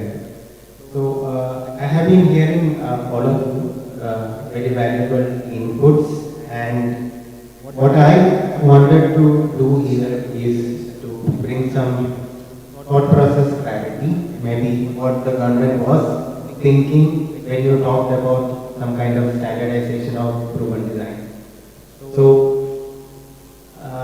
I will not quote examples, or maybe I will just say that people talked about the opportunity, the financial point of view, what you require support from the government. The opportunity, what was explained is correct, which the government also realized that what is the fleet, what you have, or the worldwide, what is the fleet there, and what is the opportunity which is there in the shipbuilding market, which is because of the fleet age and the profile and the new technology coming in, or the energy efficiency factors coming in, how the fleet will have to be renewed. So that opportunity always exists. So the government just want to use this opportunity and the workload or the shipbuilding workload what these 3 countries what you talked about are facing now, and because of which the orders are overflowing into the countries like us, we are getting orders.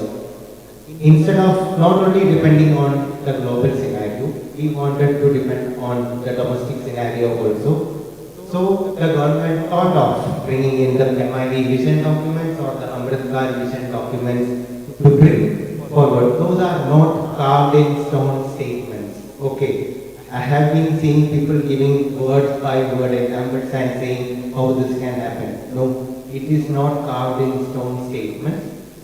There is, you can suggest what needs to be done to achieve that to an extent. You have been giving examples, right?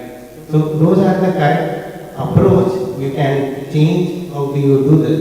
Standardization doesn't mean that pure standardization or proven design doesn't mean that the terminology what we use in naval architecture to say that. It doesn't mean that. I have heard people saying GTTP program, the design, what you have brought in is acceptable but not in others. Why not?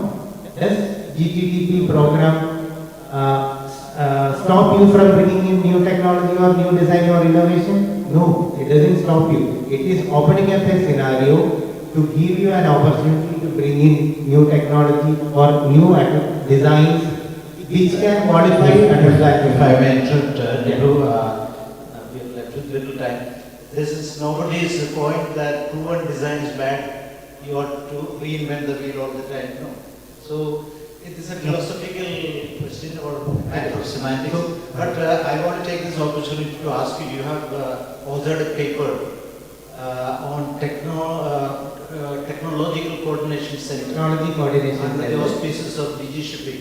Can it be the entity what people are referring to as a central enabling agency for supporting and being the bridge between the industry, academia and the government and policy making bodies? And in this respect, I want to bring out that the defense, to take India global defense manufacturing country, a lot of initiatives and a lot of directives have come. So we have this IDEX Innovation for Defense Excellence, which is steered by the Ministry of Defense, Department of Defense Production. They have funding for R&D or innovative designs. DRDO along with DPSUs, they have this technology development fund. They also fund what they call development cum production partners from the private industry. Yeah. So something on those lines which were meant for the defense shipbuilding. DG Shipping also look at similar models for supporting this ecosystem. What's your And because that was a concept paper, it was called as a concept paper because we had something, and now it is for the industry to say that how you want to take it forward, or the government based on your proposal to see how it can be done. We'll definitely propose this. Yeah. So we had NSPRC which is not there now. So the technology coordination center, because everybody is saying you need R&D facilities, in-house facilities there, and the research to happen so that you cater to the new technologies what is coming in. So the technology coordination center can be in different form. You can also propose the designers along with the research associations or the research institutes what we have in India can collaborate and bring that concept. That is only a concept. I fully agree. We have two lessons of failed experiments. One is Nirdesh. We will not go into NSDRC. I flourished for some time, then again it atrophied. So you can learn lessons from that when you think of this. So I will just clarify one thing. Technology coordination center is one. Second is what the government, what we try to bring in is through standardization. The name used is standardization, but similar to DGTP, as you said, you have to concentrate on the sectors where you can see what is required for the future domestically also, so that you will know what is projected, what is required, where you should cater to, what designs you should bring, where you should concentrate on the research aspect, so that everybody collaborates and cater to the future. It is all for the industry to come out, because I am telling you are saying yes, you are capable of, you have the capacity, you have the capability. That is not questioned at all. India can do well. Indian people are there all over the world doing better things. Okay, so we have the capacity. As individuals. Yeah, as individuals, or maybe they are institutionalized that. They are entrepreneurs coming here establishing their own setup. They can bring in technology what they have experienced. But what I am saying here, I will end in 1 minute. The government is only trying to pool in the resources by showing something which is what is required for the future. So that is where the demand aggregation or whatever will happen with all the domestic fraternity there to say that what you require for the future, so that you along with shipyard can bring in designs, can do research, improve your designs, so that you cater to the domestic and cater to the world. This is what government is trying to do by saying all this, but don't go by words of standardization. Understood. Even GTTP is open, you can bring in your own design. If you call that as acceptable, that has set a path how you should cater to the different sectors of the industry. The port sector tag is catered to, the next sector we can identify and go ahead with bringing in new designs from you. But it's not fixed that standardization is the last thing to happen. That is the ultimate goal. Thank you for clarifying, and thank you gentlemen for your participation for a very lively session. Unfortunately, we had only 1.5 hours, so we could have discussed more. So once again, thank you for giving us this opportunity. We have overshot the time by 2-3 minutes. Apologies for that. Thank you, Commodore Sari, for leading that insightful discussion, and thanks to all the panelists and delegates for their invaluable contributions. As a token of our deep appreciation and gratitude, I now request Commodore Salim to present a memento to all our esteemed panelists. Shri Anil Das NT,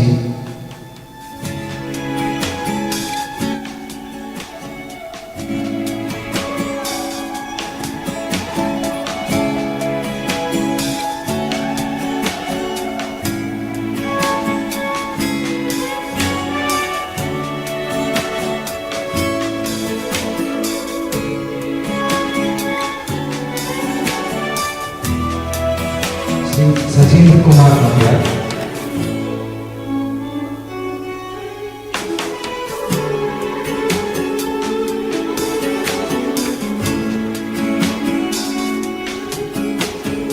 Shri Hariraj P.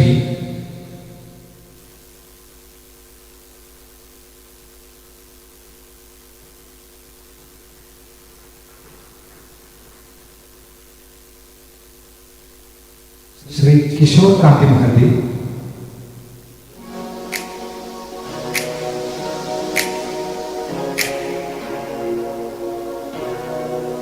Shri Rakesh Roy,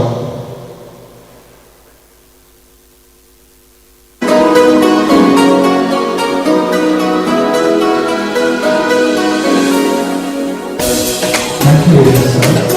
May I now request the esteemed moderator and panelists to come together for a photograph.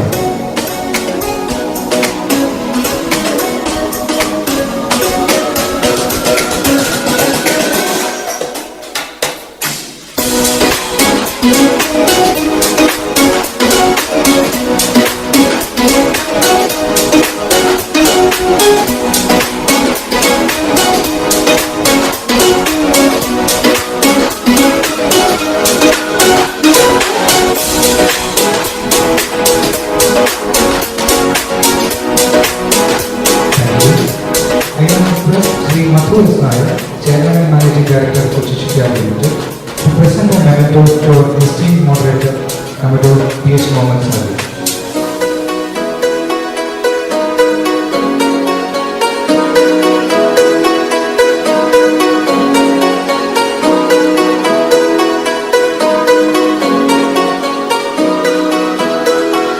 Thank you, sir. Before we move on to the next session, I would like to inform everyone that tea and coffee are being served just outside the hall, and the restrooms are towards the right of the hall. Please enjoy your refreshments as we continue our discussion here. Thank you. We will now transition to our second session, which explores the role of shipyards and the Navy in supporting Indian design houses. The panelists for this session represent key stakeholders from various shipyards in India and the Indian Navy. I would now like to invite on to the dais our panelists for this session, Commodore Manoj Joseph, Warship Design Bureau, Indian Navy.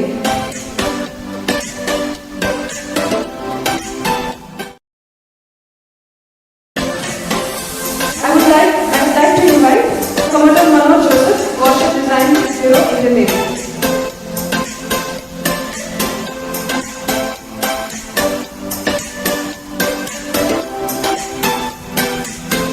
I now request Commander Bhaskar Singh Gupta, Chief General Manager, Gravity Shipbuilders and Engineers Limited, to come on stage.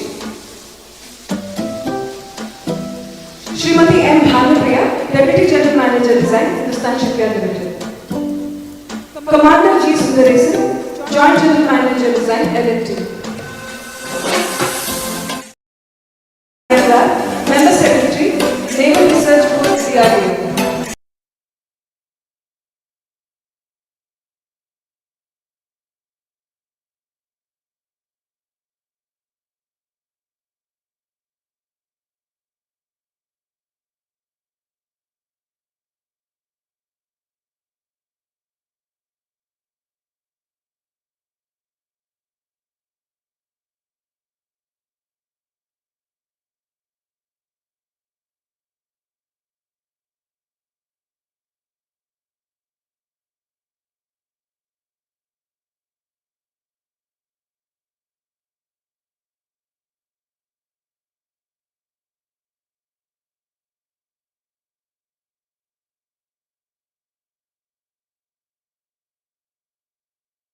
joined Kochi Metro Rail Limited as head of Kochi Water Metro project. The prestigious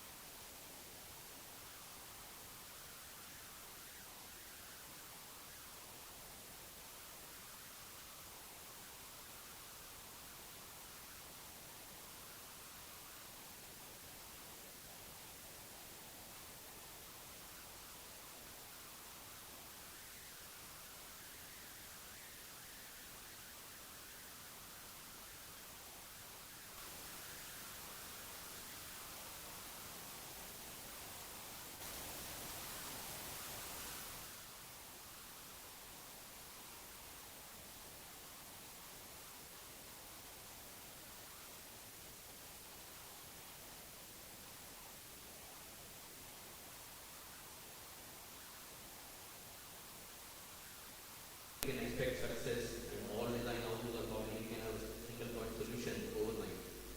It's going to be a collective effort. Just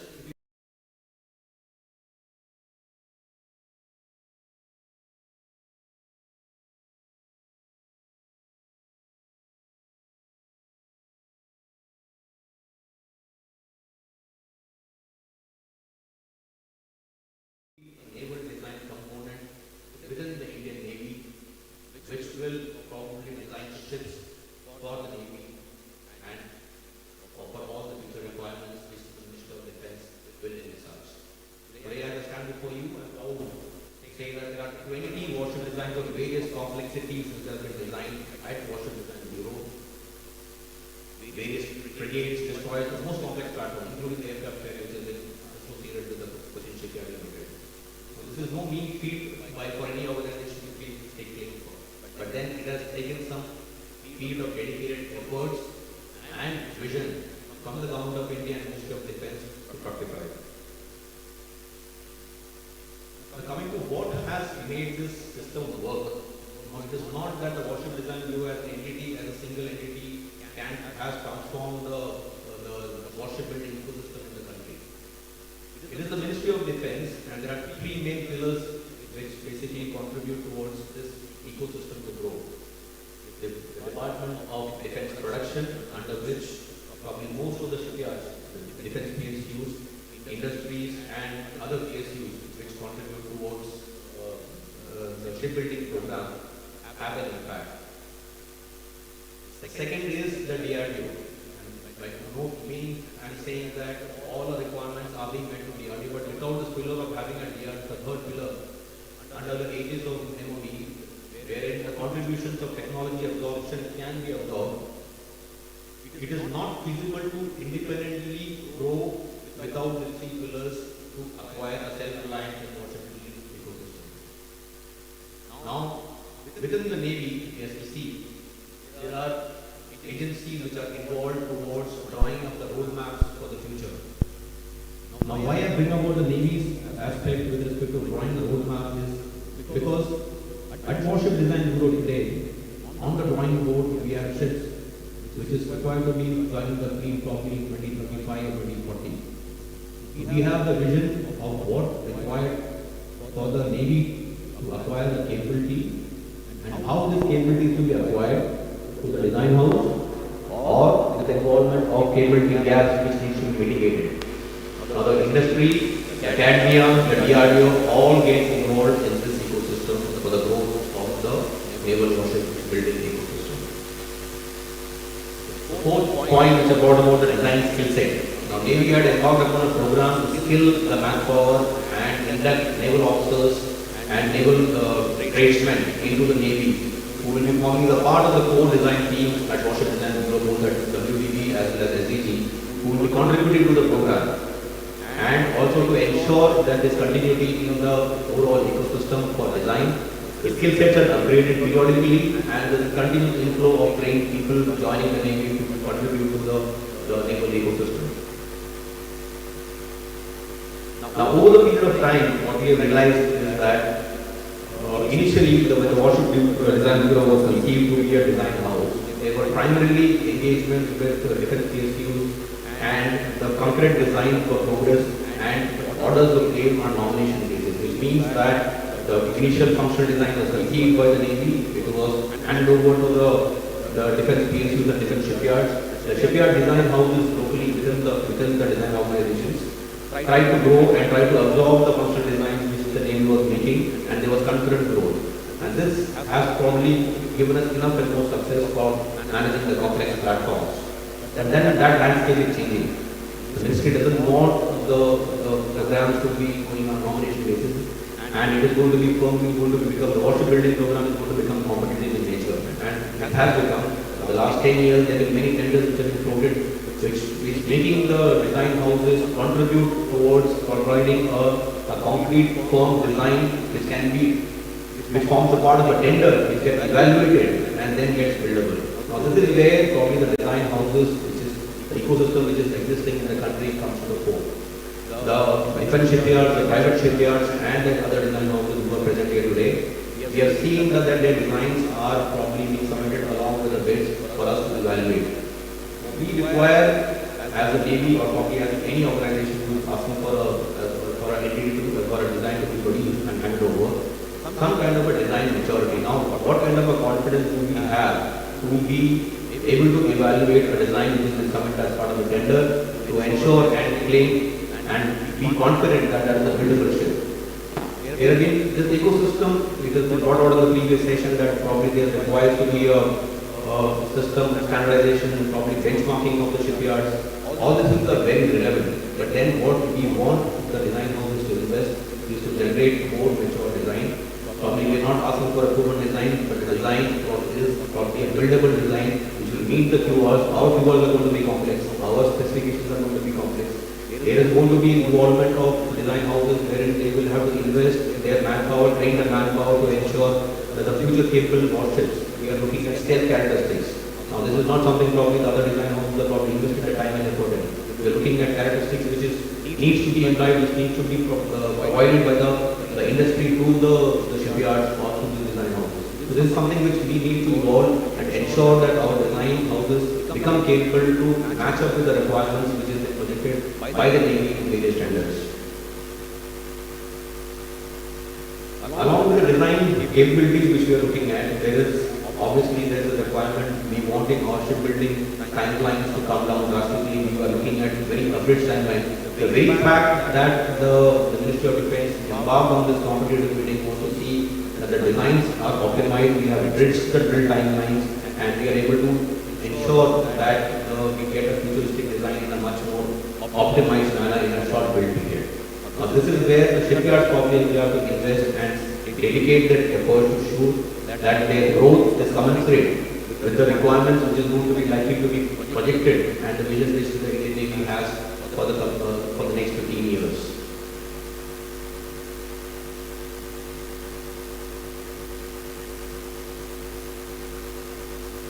I just throw forward some few points for discussion probably. Now, this is an ecosystem which I discussed in the last 4-5 minutes with regard to the ecosystem which has worked successfully, which has worked seamlessly, and it is an effective solution. Can we draw a simile or probably draw a parallel organization to what is existing in the Naval or the Ministry of Defence ecosystem, which is the established ecosystem? Definitely yes. I feel that there is a necessity and there can be a possibility that probably there is under the Ministry of Shipping an agency or probably an organization which is created. But it cannot be a central design house kind of a concept probably, because no entity can grow as a design house alone. There has to be an agency which looks after, similar to what the Ministry of Defence, ably supported by the Defence Production and DRDO. There has to be an agency where the R&D, the academia, the institutes and the design houses are plugged in together under an umbrella of Ministry of Shipping, which will probably require a collective efforts and a policy framework to be produced by the Ministry of Shipping under the DG Shipping. Now this probably, as I said, like maybe presently on the drawing board we are aware of what is the ship going to be designed and already on purpose in this for the next 30 to 35 years, 15, 20 years. But then is there a vision, probably what kind of vessels are we likely to invest in, and probably what is going to be the future of the water transportation system, both inland and high seas, how the cargo transportation is going to happen, what kind of effective vessels are we looking at in the future for us to be designing presently or probably investing our time.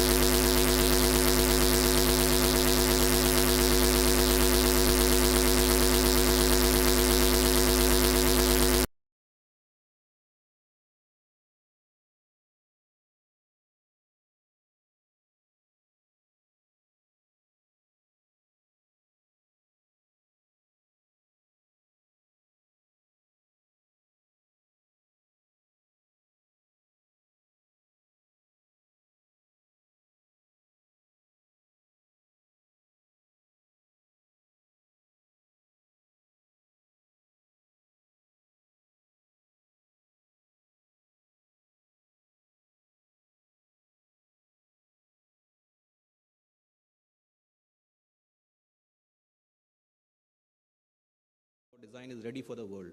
If it is to be ready for the world, then we need to invest in R&D and we need to invest in the design houses effectively. And finally, my last point is with regard to the skill set development. This is an inevitable, probably inescapable requirement. The skill set development, it should be done across where the shipyards are located. The shipyards can be given the mandate to probably develop the skill set. If there's a shortage of manpower, there are academic institutes probably which can probably contribute towards the upskilling of people in the region. Maybe CSL can be given a region, MDL can be given a region, L&T can be given a region. Various pockets of skill development is inescapable, which needs to be undertaken, and this is which will probably take us to the next level with respect to maintaining the skill set within the country. Obviously, we need to provide them remuneration also. Without holding on to skill set has also become a very big challenge. We feel within the Navy itself, when we get outsourced people, it is very difficult to hold on to a talented person coming and joining as an outsourced person. We need to retain this talent. So we need to provide them incentive to ensure that the skill set is retained within the country, or probably within that organization or within the region.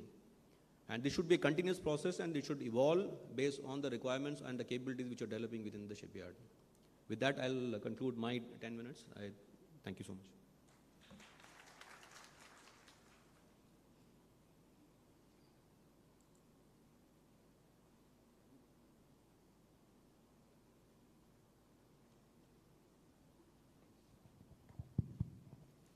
Thank you, Commodore Manoj, for deliberating it in so detail. Now, let's move on to the next person. He is working as the Chief General Manager, Corporate Planning, Corporate Communication and Business Development and Marketing with Garden Ridge Shipbuilders and Engineers. Joined GRSC on 2010. Commander Sengupta holds a bachelor degree honors in Naval Architecture from IIT Kharagpur, a diploma in Naval Construction from IIT Delhi, and a certificate in Master of Business Administration from University of Delhi. He has worked with the Indian Navy as a commander and had over 21 years of industry experience prior to joining GRSC. Let's all listen to Commander Bhaskar Sengupta. Thank you, sir. Professor O.P. Shah, Warship Production Superintendent, Mr. Madhu Nair, Chairman, Managing Director, Cochin Shipyard, Mr. Shaji, my esteemed moderator, and my esteemed panelists and distinguished guests, a very good afternoon to you. I'm Commander Bhaskar Sengupta. I consider myself a struggling naval architect. Professor Shah was kind enough to allow me to graduate on time. My project name was MV Disaster. He had written a lot of things which I cannot share in the open public in my this thing, but being from the same school also, he said, okay, you go this thing. Now decades have passed and here I am. So coming back to the topic on hand, before this, yesterday Jadish had organized a VC. See, we have got 1.5 hours. Let us align what you speak, what I speak. So let us have a VC at 6 o'clock. So I had time, so I went for a joyride to the marina out here to take a joyride in the bay. There were 100 boats, no customers. So where are the customers? There were none. To cut a long story short, with all this, finally our existence as designers, shipbuilders depends on the customer. If there is a customer, we exist. If the customer is not there, we cease to exist. So trying to set a context to what we had discussed so far and what I'm going to this thing. The vision of the nation as the Prime Minister, as Secretary Shipping, T.K. Ramchandran ji, and Chairman Have is very clear. 2030, position 10. 2047, position 5 or better. There is no doubt on this mission statement, the national mission statement as it exists. Now our Nambiar, you were there. We were together in design office house in Kailash colony. Very exciting times.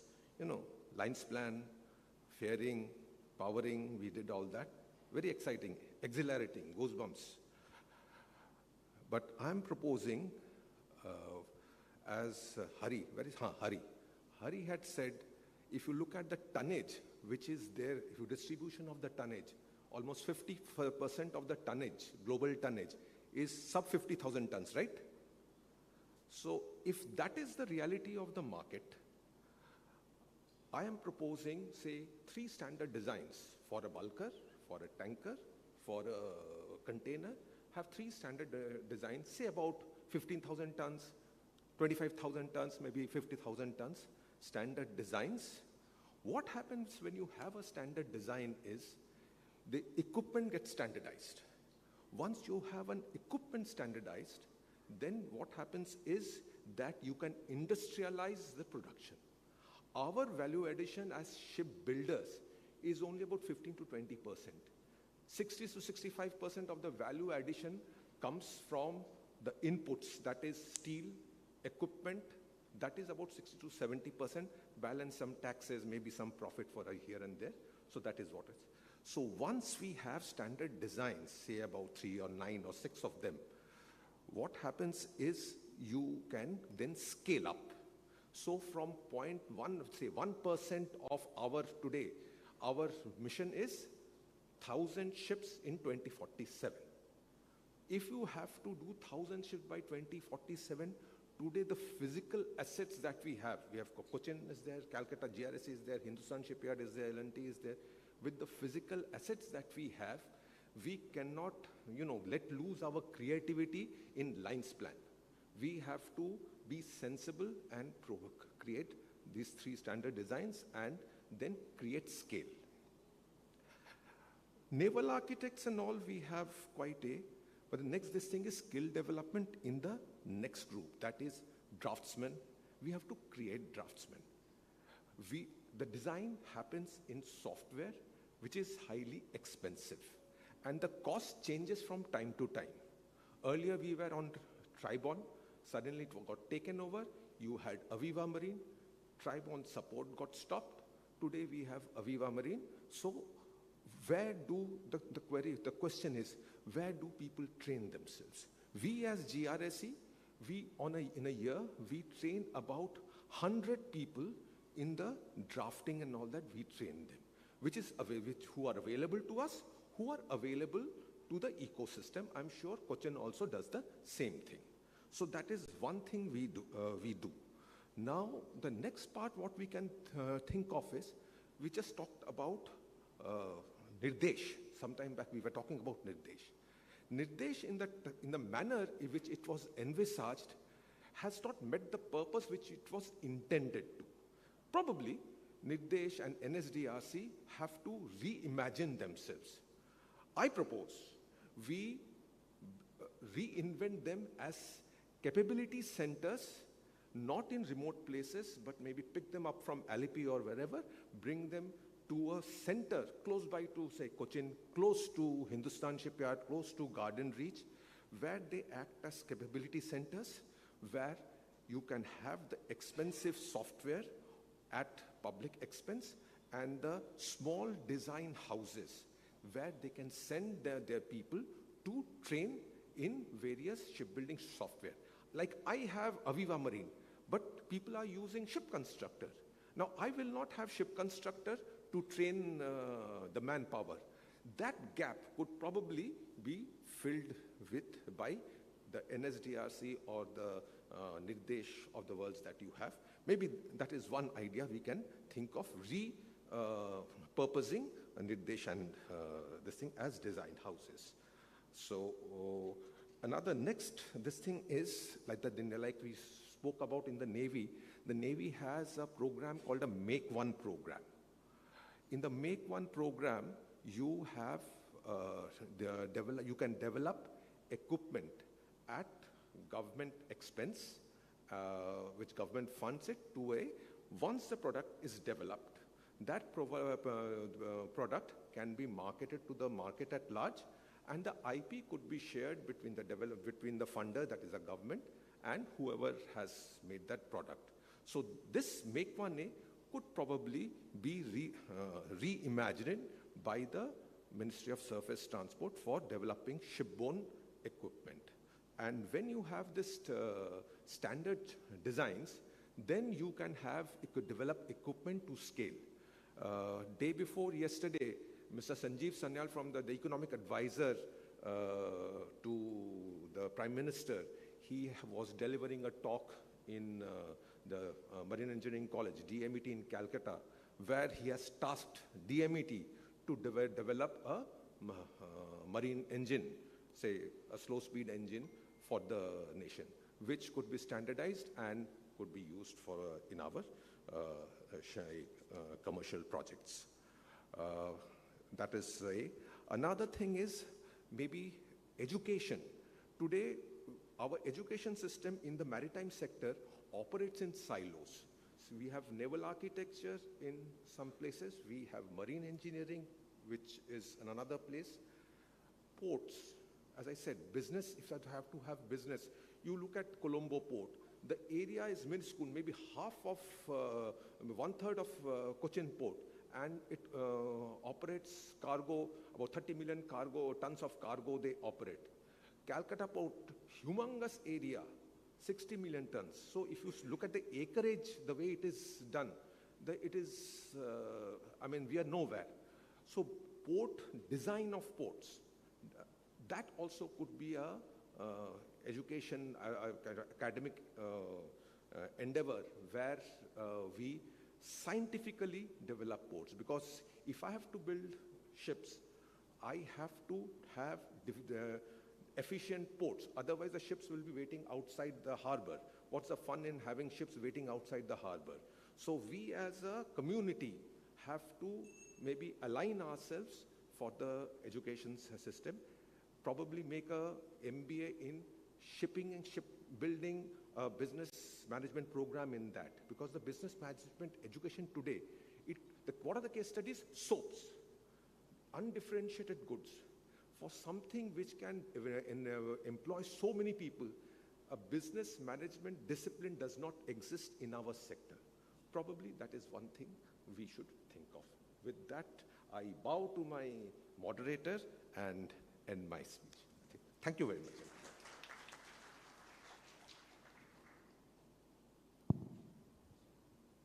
Thank you, Commander Bhaskar. A descriptive and an elaborative one, including the port, studies for the port, etc. Now let me call upon the next speaker. Srimati Bhanupriya is a naval architect from Andhra University College of Engineering, having 20 plus years of experience in handling designs of large commercial ships, passenger ships, and naval platforms. She worked in design and research agencies like NSDRC, Good Earth Maritime Limited, and Vikas Dwick as Chief Naval Architect, and presently she is the head of the department for basic and the hull designs of design department, and also handling business development department of HSL, playing a key role in design and procurement activities of ongoing projects, diving support vessels, floating dock, and fleet support ships at HSL. Please welcome Srimati Bhanupriya. Thank you for the introduction, sir. Good morning, ladies and gentlemen. Thank you for giving me the opportunity. I am happy to be part of this design conclave representing Hindustan Shipyard Limited. So, my presentation is in continuation to the points that have been discussed by our design partners and our shipyard colleagues. I have categorized our views and realizable recommendations in two parts for naval vessels and commercial vessels as well.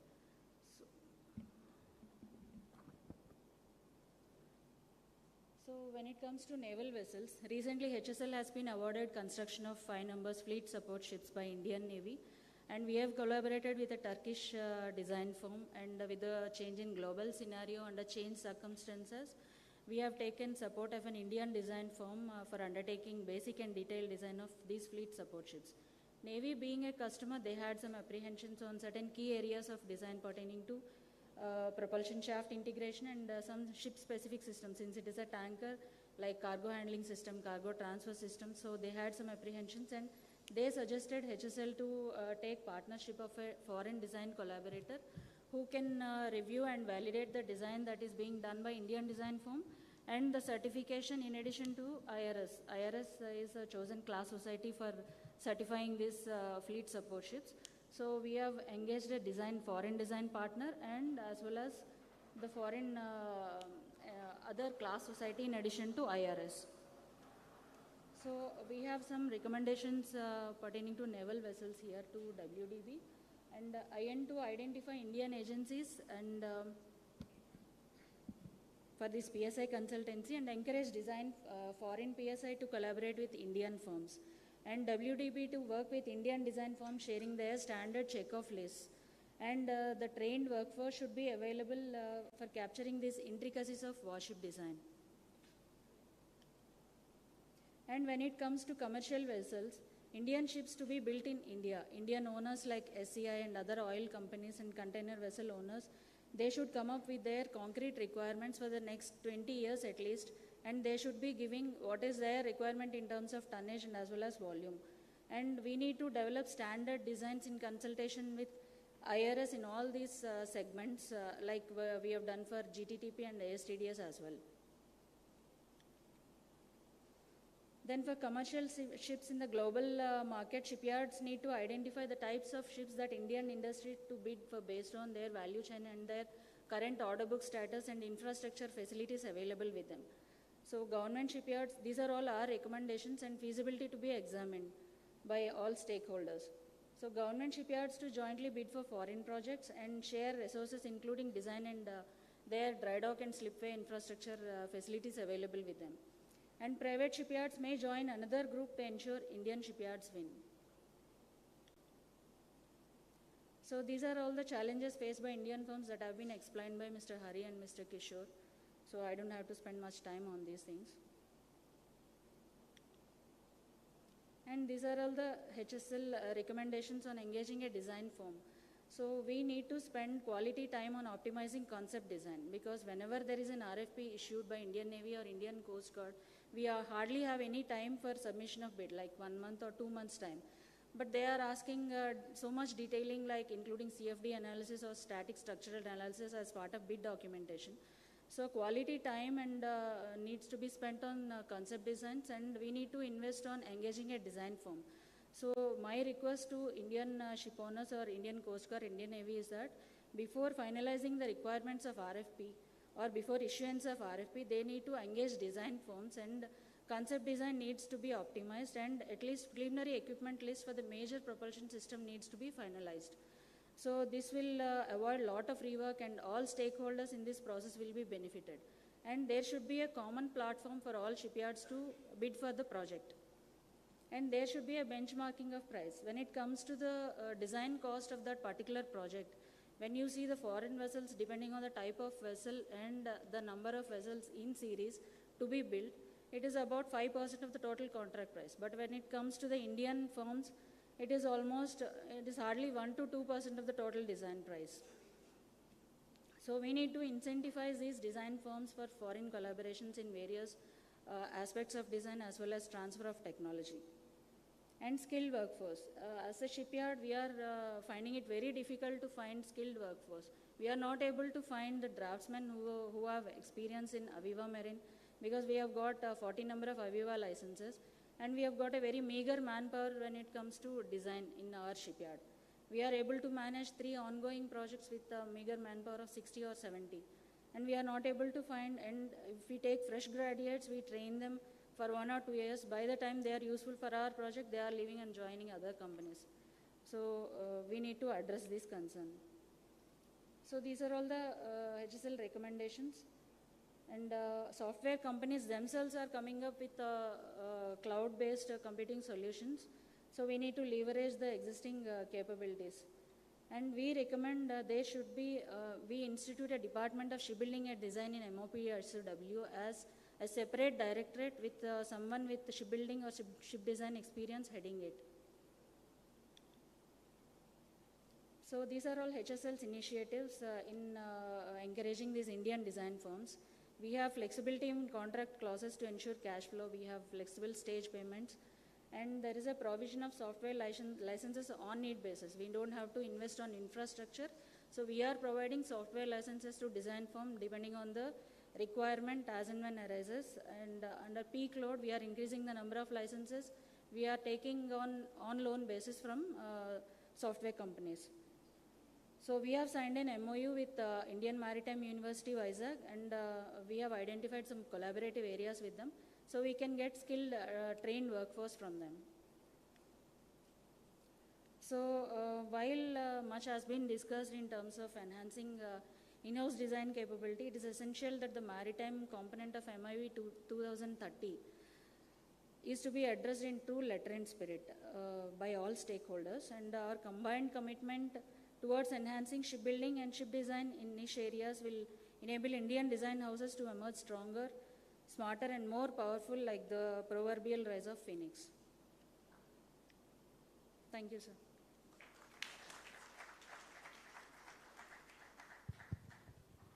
Thank you, Bhanupriya, for that crisp and compact elaboration from HSL. We could save about 3 minutes.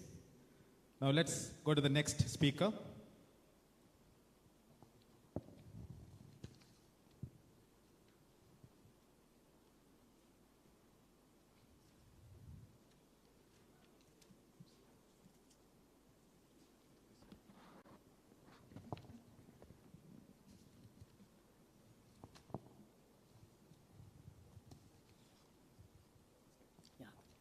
I don't have to read it. You all can read it. Right?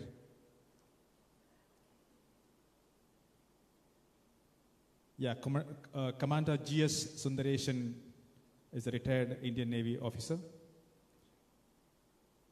He's working with the Larsen & Toubro, Joint General Manager, Shipbuilding. So many accolades are with him, so you all must have read it by now. I don't want to waste time on reading it again. May I now request Commander G.S. Sundaresan to brief on his viewpoints. Thank you. Thank you, Mr. Saji, for this good introduction. Good morning, ladies and gentlemen.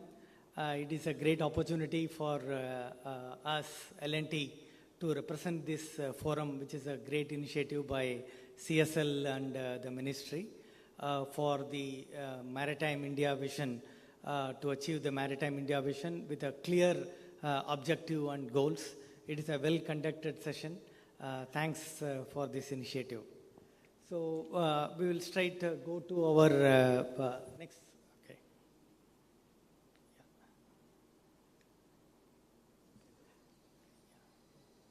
This one? Where? Here? Oh, it's not changing.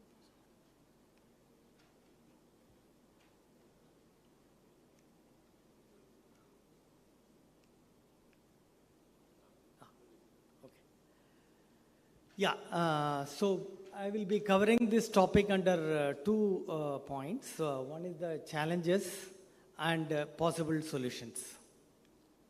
So challenges, we have identified 4 areas. One is technological and infrastructure shortages, skilled design manpower shortage, shipbuilding ecosystem maturity, and supply chain issues. I will be taking each one of them. First is the technological and infrastructure shortages. Reliance on foreign design houses for proven designs, high-end ships, be it LNG, chemical tanker, offshore vessel, multi-purpose vessel, everything we are getting from outside only. That is where we stand, all shipyards.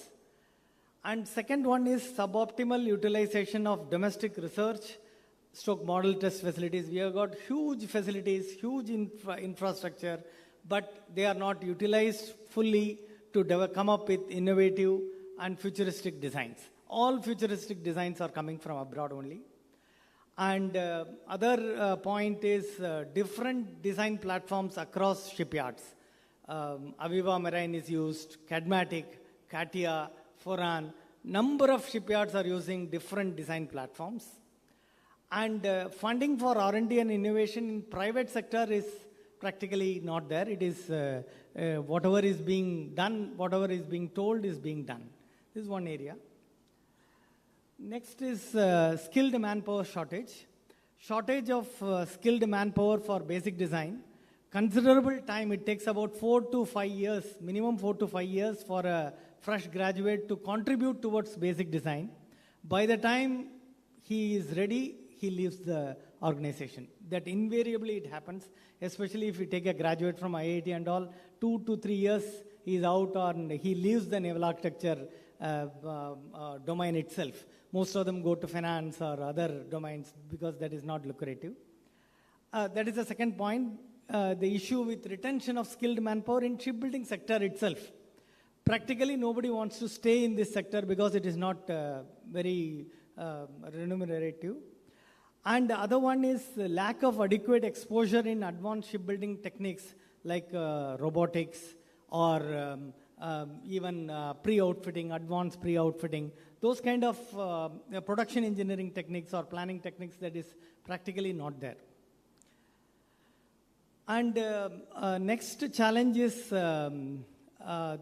ecosystem maturity. There is no framework to boost the Indian shipbuilding ecosystem as it exists for the automobile industry. Automobile industry has got a wonderful ecosystem, be it Hosur or Chennai. It has got a wonderful ecosystem. Everything has been developed because, and both the manufacturers and the vendors are benefiting from that. And second point is need for a common platforms to group involving all stakeholders to identify common pain areas. So this was brought out by Hari, that if at all somebody is making money, it is the ship design software vendor. That is the reality on ground. He is the only guy who makes money in the design houses. Huge cost of acquisition and maintenance. Apex body for guiding shipyards and vendors on emerging opportunities. So, a lot of global opportunities, what was told by Hari, 55% of the global replacements are sub 50,000, which are doable within the country, but there are no berths available. That is, or we are not able to capture that opportunity. Supply chain issues, weak domestic supply chains in shipbuilding. We have warships or every shipyard is facing problems on valves. Almost everybody will agree that many of the shipbuilding projects are held up on account of valves. Absence of ready-made database on equipment details. This exists for all other industries. If you want any item, we wait for the binding data.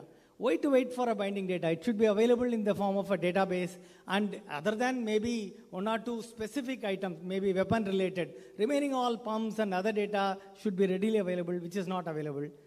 And high pricing by foreign material suppliers. Some of this, especially after COVID and after this Ukraine war, all prices have gone up. And the shipyards are forced to do, there is no price variation clause, and they are actually facing a big problem in terms of the high cost which is demanded by the foreign material suppliers. Yeah, so we have some solutions what we are proposing. First one is to develop a cluster or center of excellence comprising of shipyards, academia, vendors, and design houses who would specialize on futuristic ship design. So this could be partly funded by government and the shipyards. So let us say one cluster can specialize on chemical tankers. One cluster can do on LNG. One cluster can do on, let us say, bulk carriers. Something like that, so that you are able to develop your own designs and compete with the foreign vendors, and you are able to provide a solution for the world. The next suggestion is to create a consortium with the educational institution and class to develop an in-house software to replace the current expensive shipbuilding software. All of them have agreed, many speakers have spoken. Aviva Marine is so expensive and even to acquire and maintain. How will a design house do? So we have all gone for Cadmatic. So L&T's other verticals have all pulled in and developing their own in-house software. So if like IDAC challenges, if that challenge can be given to any of the startups with the support from IIT, with all shipyards participating, next 1 or 2 years we can have our own software which can be shared with design houses. So all of us now, one person who is doing in Aviva Marine, he has to remake all the things for if it has to be in Cadmatic. SEDS does the work in Cadmatic and again models in Aviva Marine for HSL. So these are all just waste of time and manpower which are not adding any value.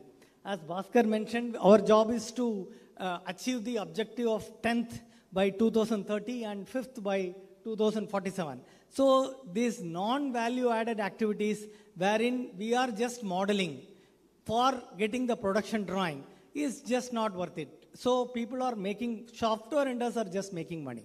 So we have to come together to develop our own software, which our other sister concern within L&T, they have grouped together and they are funding and they are developing for the other verticals of L&T. Similarly, shipyards can develop. This is not going to be very difficult. Within 1.5 years, it should be doable if this forum comes together and comes up with a proposal. Design standards. So a lot of opposition is there for standardization. But as Bhaskar mentioned, if our objective is not design, if our objective is to reach the goal of 2030 to be 10th and 2047 by 5th, standardization is a must and we should mass produce as Korea or as China. We can't be inventing and we can't be doing lines plan everywhere just to prove a point that we are great naval architects. We should stay focused and standardization is the key. Yes, of course, design houses can be told, that is coming the next point, you collaborate and that should be incentivized. So we should have the best of the design, no doubt about it. You can collaborate, but let it be made, even the design through collaboration can be made in India. So this is our point. And competency stroke certification programs. There should be competency certification programs should be regularly conducted by IITs and other educational institutes.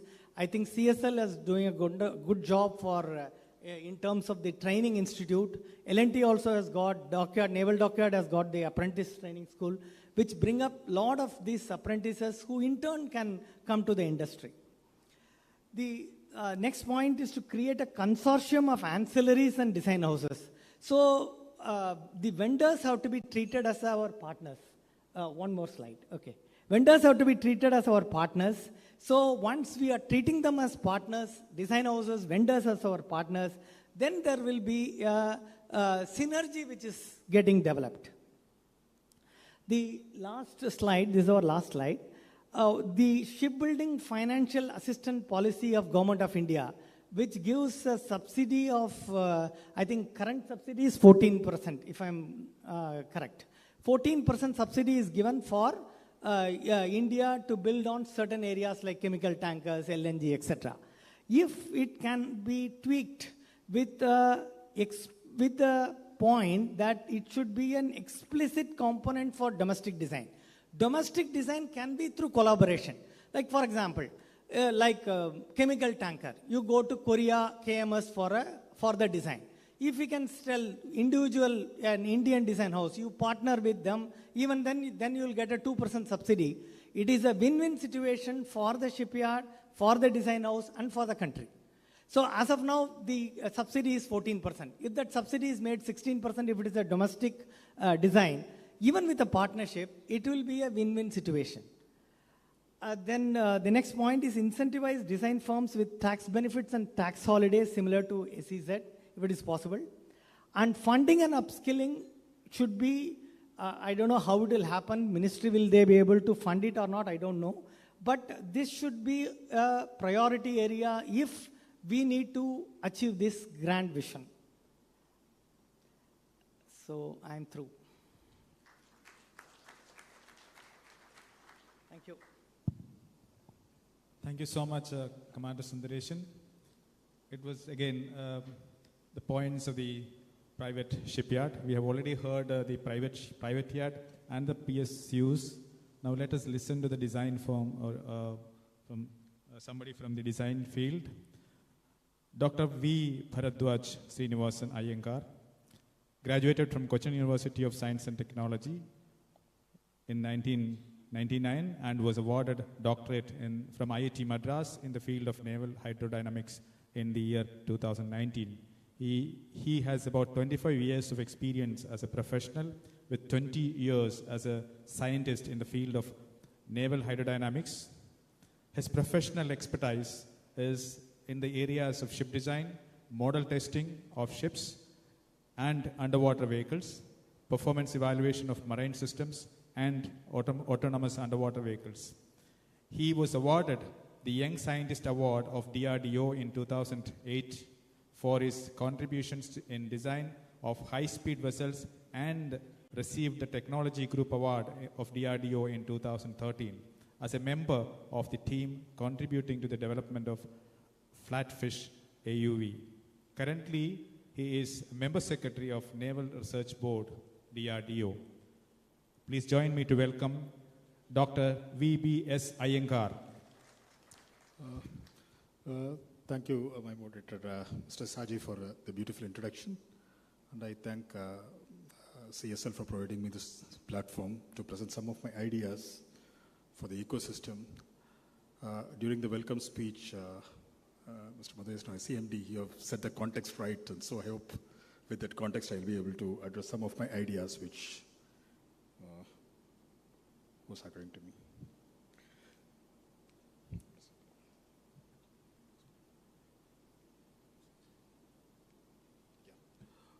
When it comes to the shipbuilding and ship repair activities, the central triangle, what we call as the design firm, which is basically the triangle, is going to address both the design, production, and standards with various stakeholders, ranging from the ship owners, shipyards, Indian Navy, DRDO, the towing tanks, which academic institutions right now have in the country in IIT Madras and IIT Kharagpur, and also the policy makers, the classification societies, statutory authorities. And you can see all the smaller triangles which tells where each one of them are coming in, which is addressing the central triangle, which probably is the mandate of the design houses to address.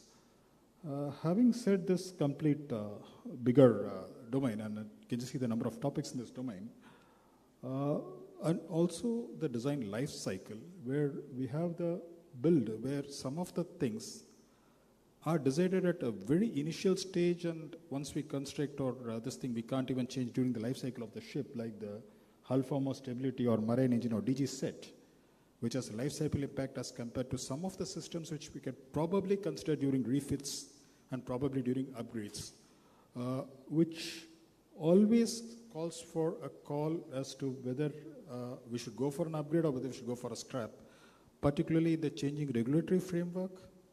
We know what is going to come in MEPC and COPT 27 and all these things. So each ship owner or ship operator has to take a decision, particularly whether I should refit or whether I should this thing, and there should be a framework for doing all these things with respect to upgrades and this thing, if I talk about the design life cycle. Having said that, I'll just directly go, and since morning, a lot of people, a lot of my previous speakers have talked about this, where is the technology gap when the shipyards are doing excellent job and they've delivered. As my colleague Commodore Manoj Joseph spoke, the warship design ecosystem is well developed, the warship building ecosystem is well developed, the design agencies are competed. With that, still there is a technology gap which is existing. One technology gap with all this thing is basically the designer database for the systems are not available across all platforms, and this is basically stored with the individual agencies which have actually developed the design. And this is, in some sense, there should be a common sharing of knowledge platform, which could probably have a database center. The other thing is a gap is formulating the methodologies which determine the cost. We have seen that time, cost, resource mapping for efficient and faster shipbuilding. This is also lacking in this particular, this area is lacking. Because as we grow up, we also see that we have to minimize the cost, we have to minimize the new methodologies have to be developed, and this gap also has to be addressed. My previous speakers have talked about design codes and standards, and new standards, particularly in changing ships, like when we talk about the newer maneuvering and wave standards, where wave to wake and operations are having a significant way in which the numbers are determined, which means the newer areas in terms of maneuvering and waves, which were primarily research, are now coming into the operation domain, which was previously one to the research domain, as well as autonomous underwater vehicles and newer regulations where we are all representing ourselves in IMO and other organizations, with probably just being a follower rather than a leader, providing inputs to these forums. Having said that, I was just going through some of the international models in these to address these gaps. Of course, there's a famous triple helix model. In this case, it will be the academia, government, and shipyard or design agencies, who all do their individual things very well.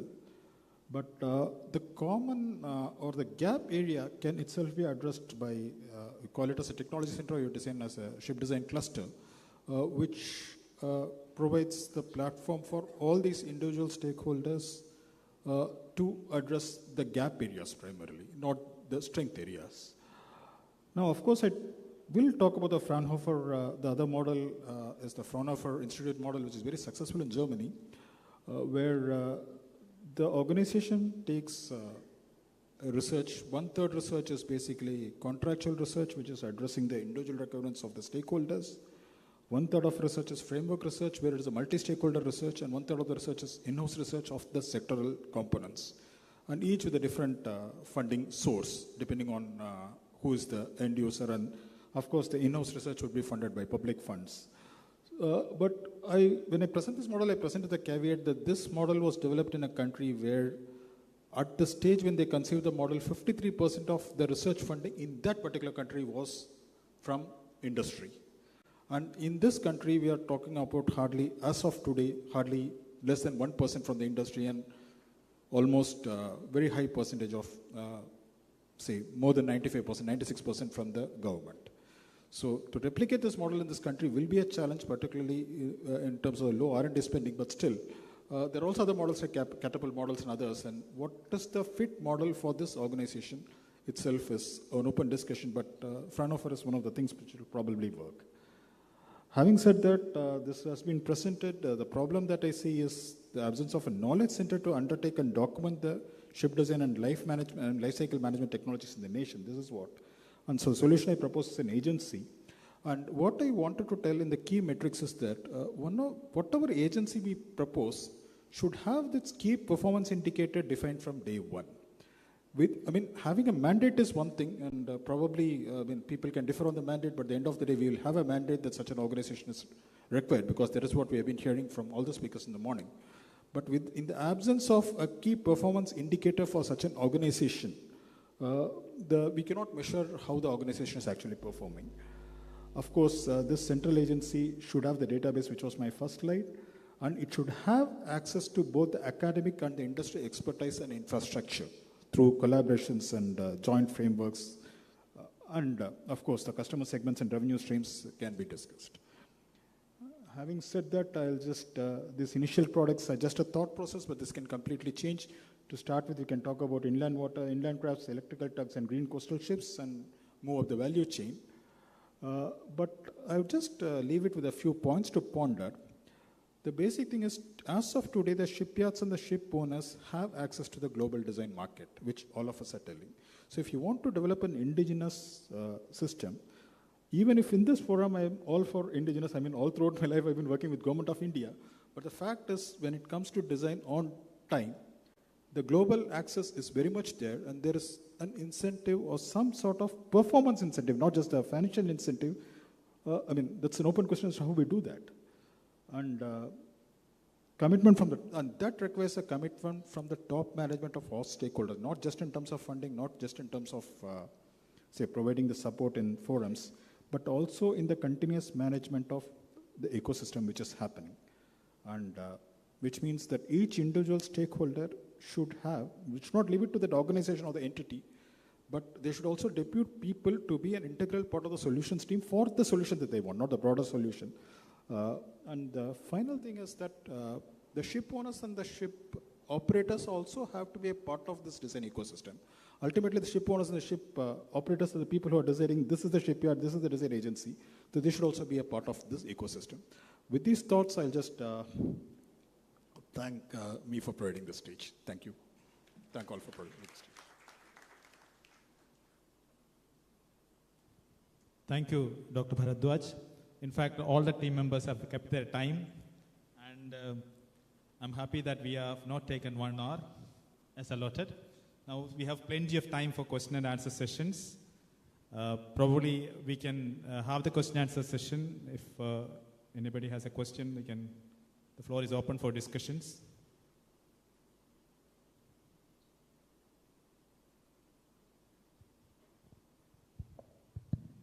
Good afternoon, everyone. More than a question, it's a point which I would like to share with the panelists as well as the audience here today. While the shipyards and the design houses, everybody brought out that skilling is important aspect, and second is the attrition, which is also equally bothering even after putting a lot of efforts with respect to skilling. Now, if you take this in the concept of every industry, I think this goes hand in glove, because you cannot have on one side that I have no dearth of manpower, or my skill sets are always up to the mark. So it's a constant struggle for any industry. So in the shipbuilding also, it will be there.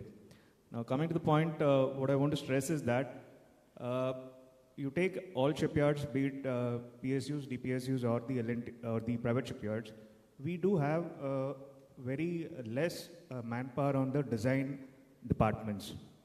Now, if you see, design is the first kickstart which initiates the projects and also culminates the projects. So if the design is much more stronger, then only the production can keep up and ensure that the ship construction meets the targeted milestones. Otherwise, you are always catching up. As rightly brought out, that at times the design is delayed, because of which production gets delayed, and because the design is delayed, your procurement cycle gets delayed, and therefore the ship production also gets affected. So I feel that all the shipyards have to make a very conscious efforts at the senior management to ensure that the design department is always, maybe if you need only 100%, maybe you have to look at 1.7 or 1.8% of that to be overmanned to meet your attrition, as well as to keep up the expertise within the shipyards. While the design houses are there to complement the production loads based on how the contracts are being taken by the individual shipyard, but the captive ship design capability should not be compromised just because I want to be lean and therefore I can make a higher profit and my HR management gets reduced. So this is one point which I strongly feel that it's important for all the shipyards to do a very conscious attempt to strengthen the in-house design part. The second one which I would like to bring out is with respect to the capability for model test, because as you said that if you want to go for standardization, have your own designs, then you need to validate those designs. So therefore your capability to do model testing within the in-house facilities becomes important. So as rightly brought out, we have 3 places, there is IIT Kharagpur, Madras, and we have NSTL. So now all the 3 places, everyone has made the setup looking at their own requirements of how to build up their expertise at the academia level. But yes, NSTL being a government organization has gone in with more infrastructure funding, which has resulted in a bigger setup. But in all 3 places, what we lack is the manpower to man this, and also to develop the reports after the model testing. So that itself is an area which we need to concentrate to build, because that is another place which takes a lot of time to build that expertise. By doing not just 2 or 3 model tests, we will have the ability to build good reports. So this is another place where if the shipyards and the academia, as I said, that are able to partner with in terms of some funding where certain things come from the government side and certain from the shipyard side, then the model test becomes another aspect which gets fully strengthened. If these two parts are strengthened, then every shipyard can collaborate, at the same time compete with their innovative spirit to bring in to the table when they come for the pitching in for the tenders. So I thought these 2 points from my end I would like to emphasize in this forum so that it can be taken forward. Perhaps I would try to address the second point that you made, being a member of a model testing agency for almost 2 decades and still being a part of the DRDO. I'll take the second question. Yes, I mean, we have the capability, and we have, one thing is, when it comes to model testing, we have matured a lot as compared to, say, even 5 years back. That now we are basically doing, the reports are also on time. Yes, I know there were learning processes, but now we have mostly bridged that gap that we are able to deliver the reports, and now the contractual ecosystem has also changed, where, as Commodore Manoj Joseph was telling, the shipyards are directly approaching for naval model testing to NSTL, and it is not the Navy which is approaching, which means that we are contractually bound to give these model test reports on time, and which is happening in NSTL within all the facilities. And I'm sure IIT Madras and IIT Kharagpur are also doing something very similar. And also IIT Kharagpur is also augmenting the facility with a new SMB, which will probably come somewhere at, if not mid-2025, at least by end 2025, which would fairly,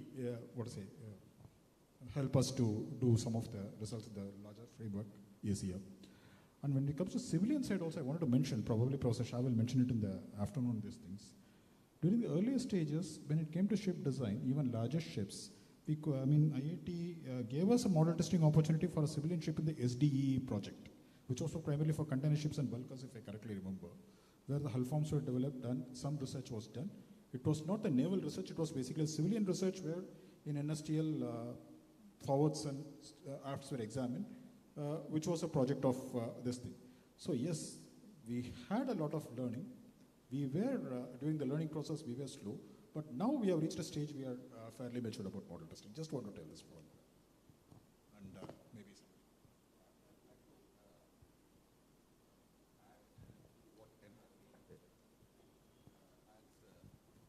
What NRB has just clarified, I would like to add to this. I will tweak my answer from the commercial shipbuilding to the naval this thing as you have brought out.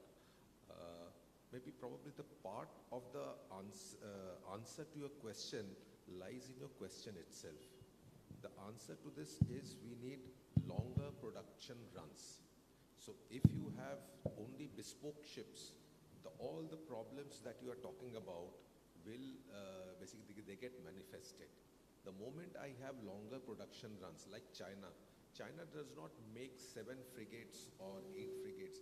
They make a production run of 45 frigates. They make a production run of 91 corvettes. When you have this kind of production runs, you will have this initial problem in the first maybe 3 or 4 ships. Thereafter, you will find all these problems are diminishing because they will get sorted out by this thing. Today, we are making 7 frigates between us and MDL. The last frigate has been launched. Some of the equipment are for the first and the second ship. They are still being, at the OEM premises. Actually, typically, by the time you have launched the vessel, all the equipment should have gone inside. This is the problem of a shorter production run. The moment you have longer production runs, you can industrialize. Otherwise, you are making equipment in the artisan mill, where every valve will leak, every pump will leak. That is what will happen. The moment you have industrialization, big fellows with large and reliable manufacturing processes can come in. Otherwise, the CRI pumps of the world, the KSB pumps of the world will not come into the naval ecosystems. We will struggle with whatever we have as of now. So I think that somewhat answers your question. Answering WPS question, first question on the manpower, design manpower cater for the attrition at least 1.6 to 1.7 times. Yes, 1.6, 1.7 times, but even then we will not be able to design. We will not be able to retain them. So now what we are now realizing is that the actual solution lies in knowledge management and digitalization, which is where we are moving towards, at least in our shipyard. But digitalization we are taking up in a big way, wherein the data or the knowledge that is collated and kept, and it is retrieved by the next guy. So we are in a position to understand that yes, this person will leave, and but the knowledge will at least be retained within the shipyard. Similarly, digitalization, the getting skilled manpower will be an issue. So we will have to go towards digitalization and robotics for ship construction. That is a way ahead. And coming to the second part, I just wanted to add, okay, no doubt we are doing wonderful model tests and we have grown, but if you have to go internationally, we have to look at what that specific thing will bring in fuel efficiency for the ship owner, particularly for commercial ships. Like MOL and all, they have come up with their own specific things which adds 1 or 2 knots or which brings in fuel efficiency. Those are all the niche areas where our DRDO and IIT should pitch in and bring in what key technology can be brought in to the design houses or to the Indian shipyards, which can make them competitive to achieve this global goal. I think this is where the government can pitch in for adding such facilities or developing the skills that is required to maintain such facilities that is already existing. So that is something which can be looked at by the government. Any other question? Yeah, there's one question there.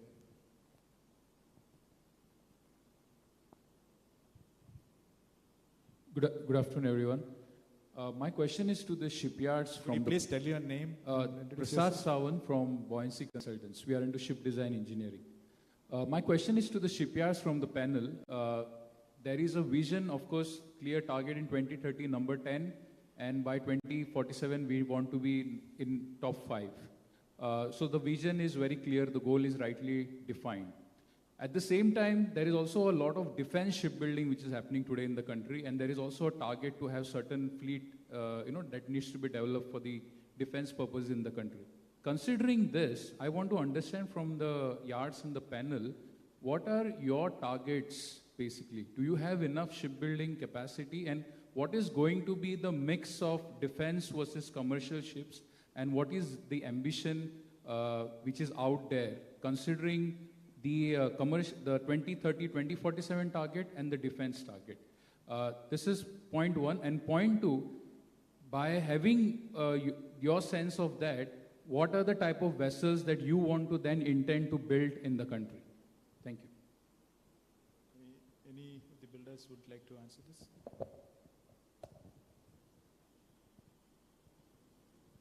Yeah, from our shipyard point of view, you're able to hear? Yeah. We are going to go for a mix of both defense as well as commercial ships.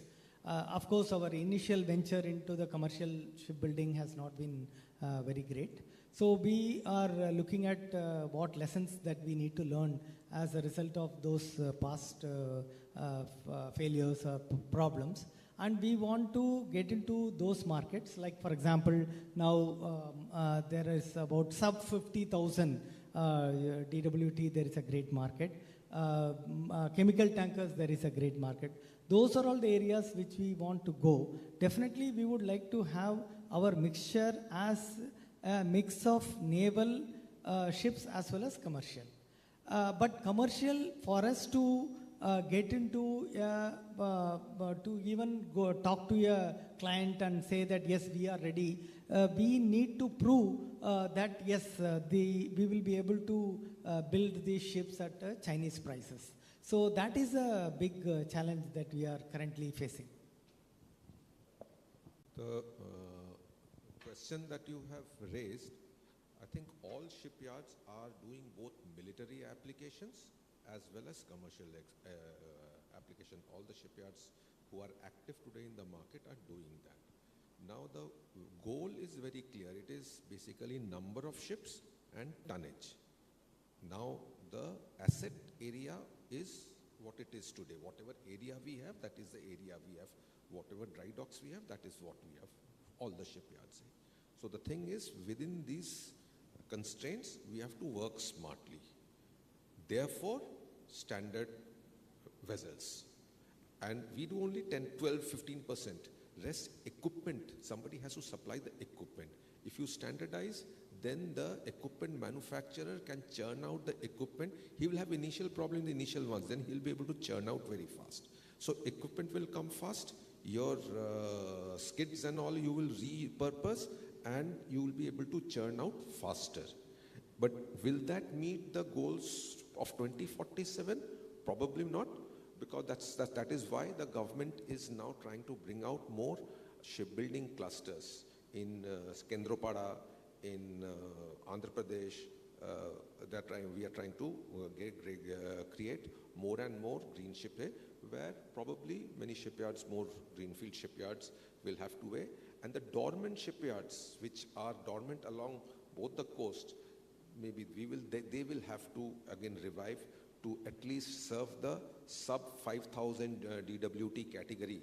Maybe they will have to be revived. So that is another area which where help will be required probably.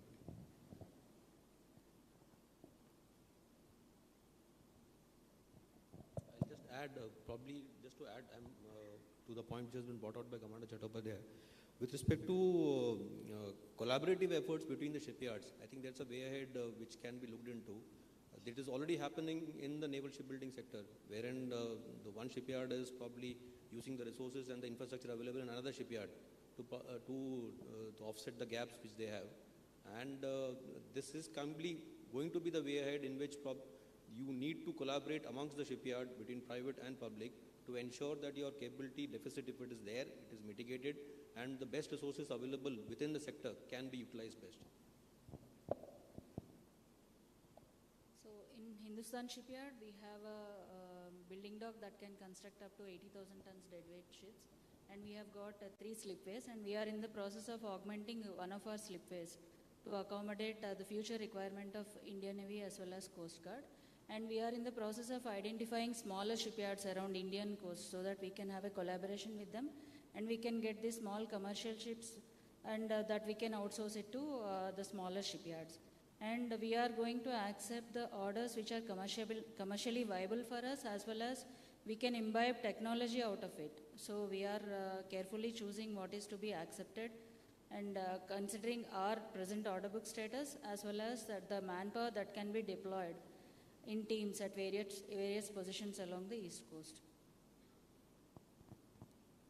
Just to add to that, I mean, if you see from the design house point of view also, one of the most successful joint projects which were developed long back, maybe 2 decades back, was the construction of ship for Andaman administration, the 75 passenger vessel, or 2 versions, 100 passenger or 75 passenger and 50 ton cargo with the same hull design, which was built across 3 or 4 shipyards. Hindustan Shipyard built 10 of them, Goodwill Engineering built 4, and I think, if I correctly remember, Shalimar built 4. And between 3 or 4 shipyards were building with a standardized design by NSDRC, where the design was common, the production design was from the shipyards themselves, the basic design and the functional design was common.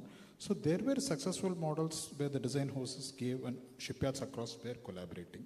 When the needs are coming into larger numbers, as in a different context, my panelists refer, when the context is around 20, 30 ships we have to build for a purpose, certainly the pooling of resources could happen. Any other question? It's, I think, 1 o'clock, 1:05, maybe we'll 1:15 we can wind off. One more question we can take up? Yeah, there's one question. No question. Okay, then I think, seeing no questions, let's wind off this one. Yeah, I am Srijit, Director of Operations, Cochin Shipyard. All experienced shipyards sitting here. Hello, yeah. I would just like to know what will be the, suppose a ship requires 1 lakh man hours. What will be the man hours required for designing that same vessel? Approximately, if it's a general commercial vessel, approximate ratio of basic design or basic design and the detailed design versus the total man hours that is required for a ship.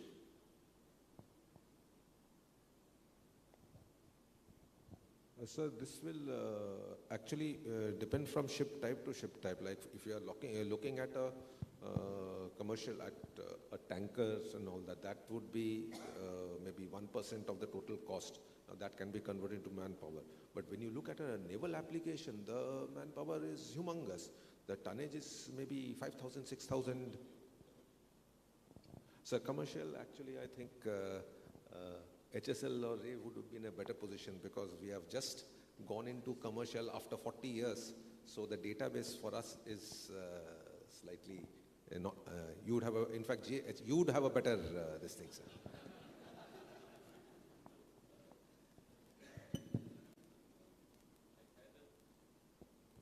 I had when I was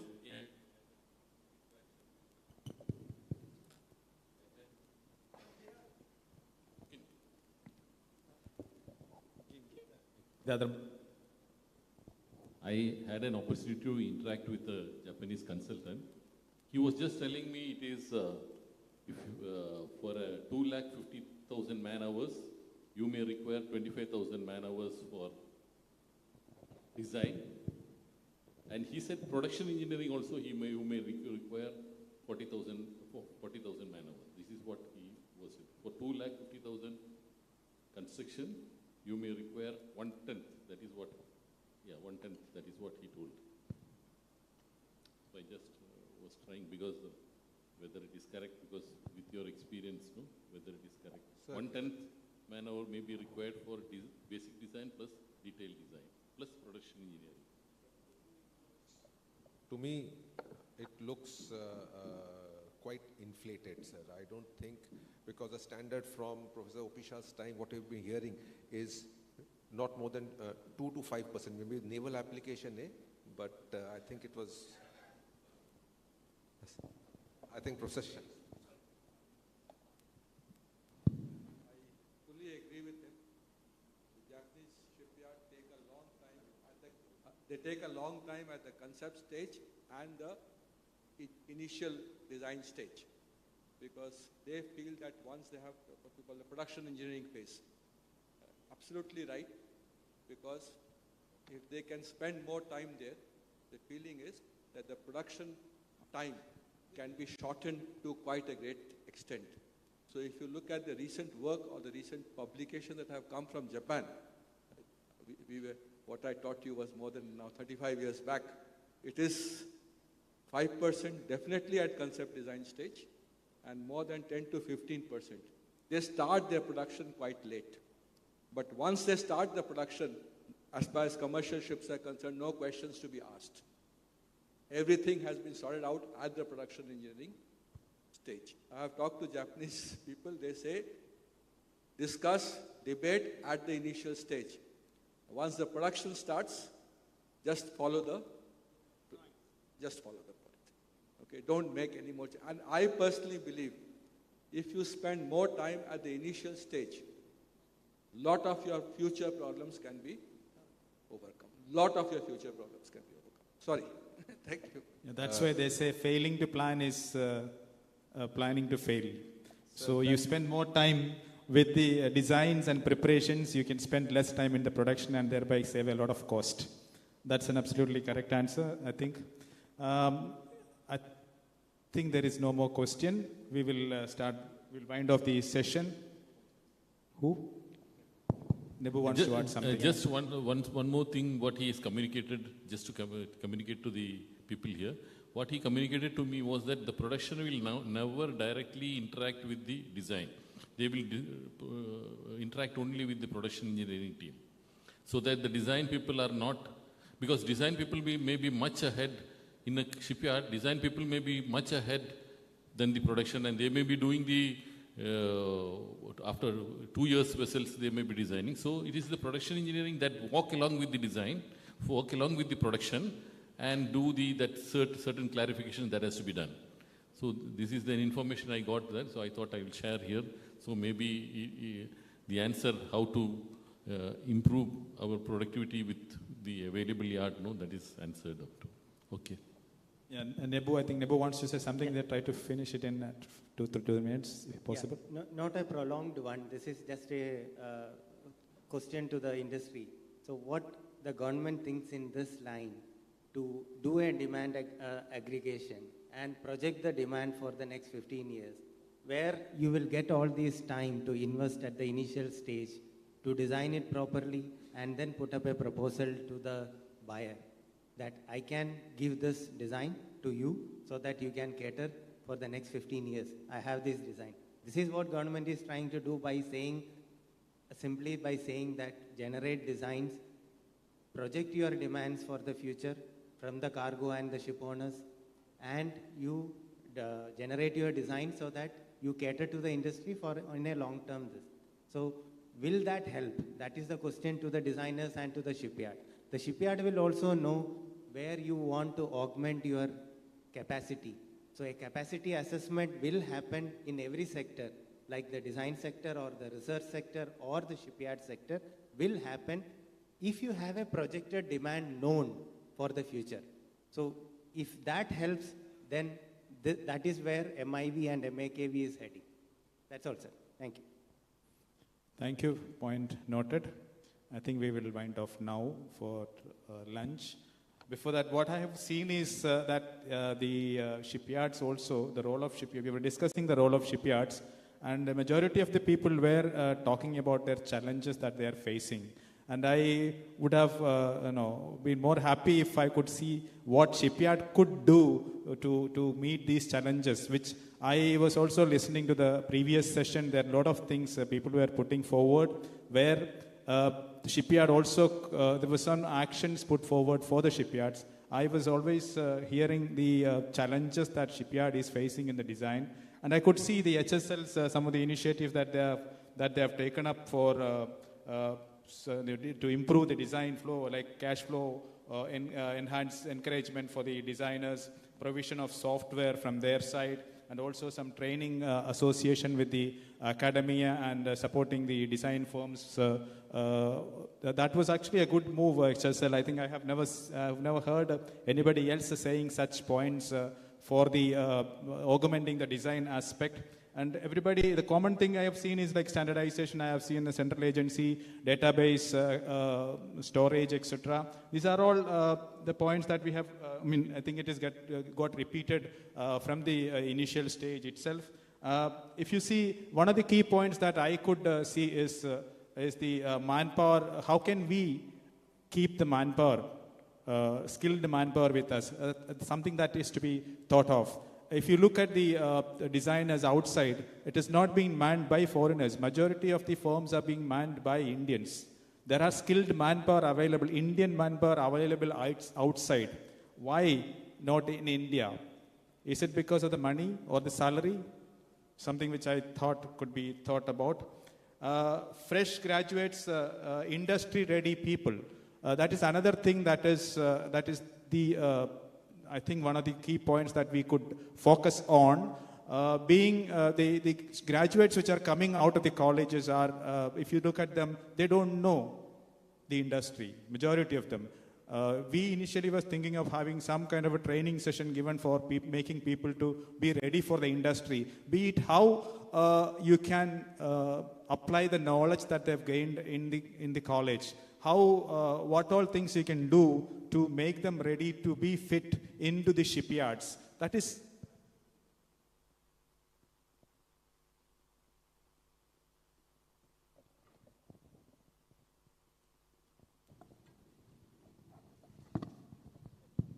that's something we can seriously think of how to bring that in. See, there were some discussions I heard, the industrial training for the students, the apprenticeship, or even some of the projects that shipyard is doing can be shared with the academics and then probably involve them to bring them to the shipyard's level of thinking.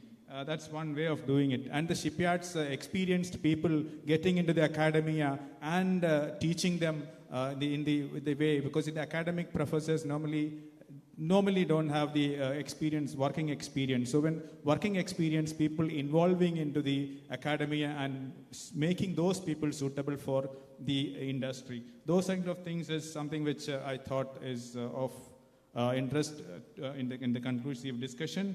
Then storage of data, that somebody else was talking about storage of data. Each shipyard has their own data. We have seen some places, if somebody leaves the organization, that ship also dies. Where are we going to keep this data? If you ask about the data, he was dealing with that and I don't know about it. That kind of a situation also could be changed if we have a centralized storage in the shipyard, and obviously centralized storage by the central agency where individual shipyard can privately access, because the IP issue, somebody was mentioning about the IP issue, that is absolutely correct. But even then, there should be a secondary storage for all this data that are being produced at the shipyards. So those are the takeaways I thought we can come out of this particular discussions. I thank all the panelists. They have all brought out a lot of points, a lot of challenges that the shipyards are facing, and some of the points were very good. The shipyards have already initiated how to support the design industry. Obviously, thank you very much the shipyard and the ministry for bringing out such a big conclave. Thank you all my panelists, and with this we'll wind off it for the lunch, I think. Back to the MC. Thank you, Shri P.J. Shaji, for guiding this pertinent and engaging discussion. And thanks to all the panelists and also the delegates in the audience for their participation. As a token of our appreciation and deep gratitude, I now request Shri P.J. Shaji to present a memento to our esteemed panelists. Commodore Manoj Joseph.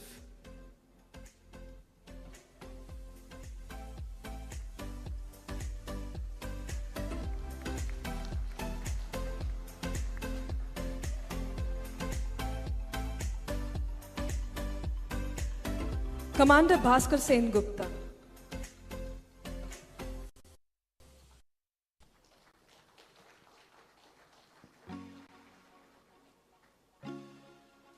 Srimati M. Bhanupriya.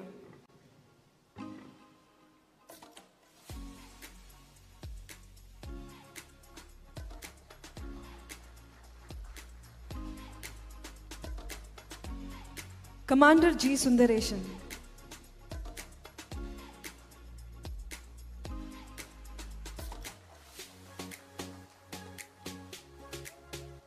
Dr. VBS Iyengar.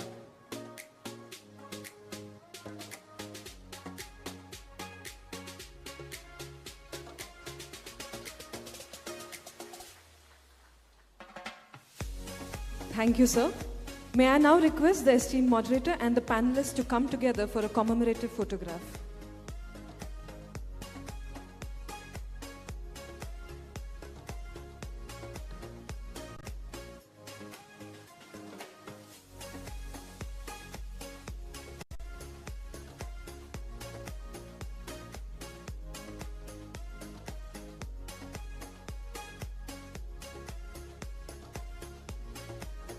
Thank you all. May I now request Shri Srijit KN, Director Operations, Cochin Shipyard Limited, to present a memento to our esteemed moderator, Shri Shaji PJ.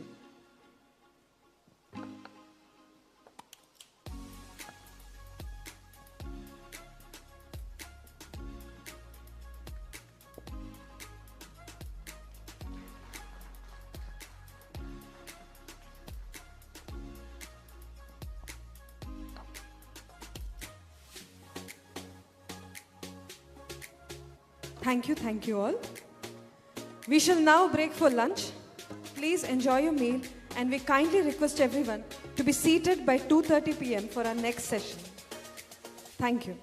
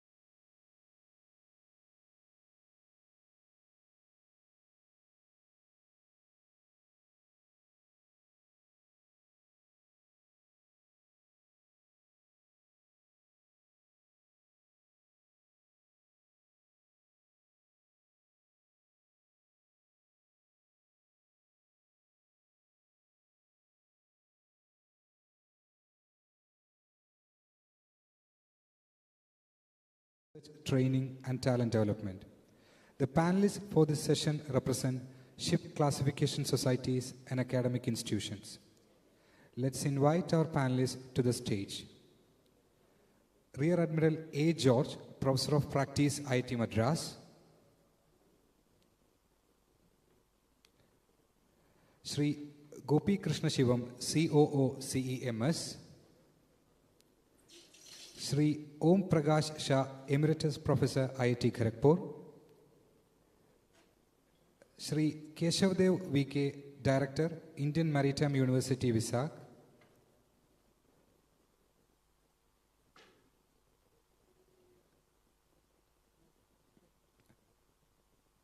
Shri Satish Babu PK, Head of Department of Ship Technology, CUSAT.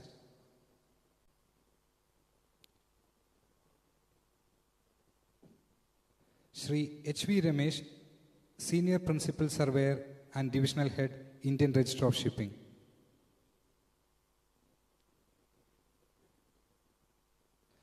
Please join me in welcoming them.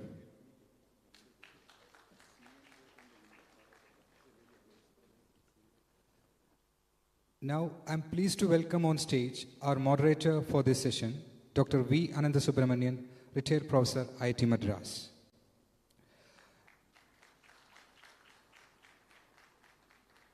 Dr. V. Anandasubramanian has been engaged in teaching, research and consultancy for 38 years prior to his retirement as professor in the Department of Ocean Engineering, IIT Madras in the year 2018. He was also former head of the Department of Ocean Engineering at IIT Madras. He was a recipient of DAAD Fellowship Program for Research Studies in Germany, and he has executed many consulting projects for the shipbuilding industry, both in India and abroad. His specialization is ship hydrodynamics, ship design, computational fluid dynamics application, and he has taken up several sponsored industrial projects. Through collaborative pioneering hydrodynamic research at IIT Madras, he has few patents to his credit in the field of ship design and modern hydrodynamic testing techniques. Professor Anandasubramanian continues his professional zest through his consulting company, Fine Hulls India Private Limited, catering to the needs of the commercial and defense sectors. May I now invite Dr. V. Anandasubramanian to introduce the panelists and take over the discussion. Thank you.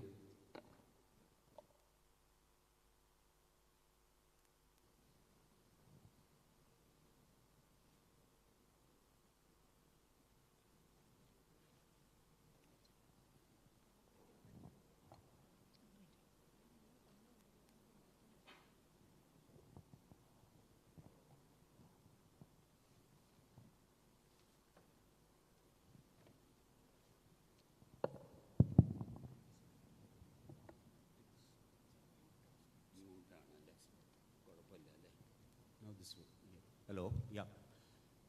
Good afternoon, everybody. So now we are on to the session after lunch, the third session here. The session title is, it's a role of class and academia.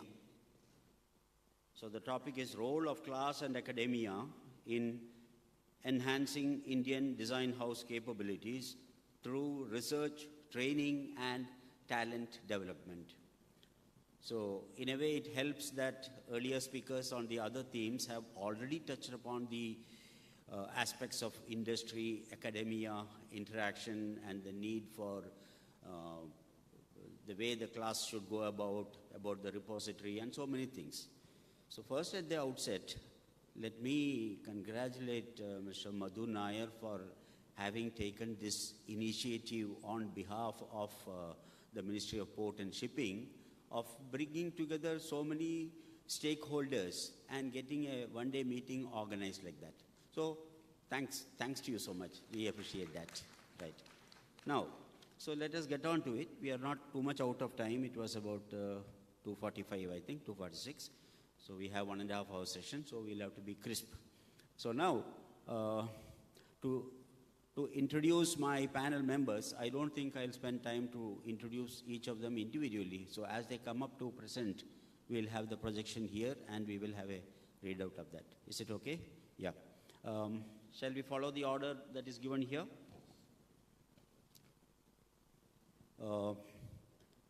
Rear Admiral George, Professor of Practice, IIT Madras, please, sir.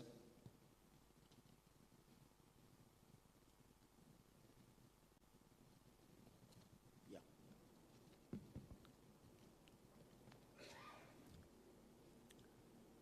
A very good afternoon to all of you, Shri Madhu S. Nair, sir, and the entire Cochin Shipyard team, the distinguished speakers and moderators, and all the distinguished delegates who have come here today. I'll not take too much of a time. I'll just touch upon a few. Can I have the slide, please?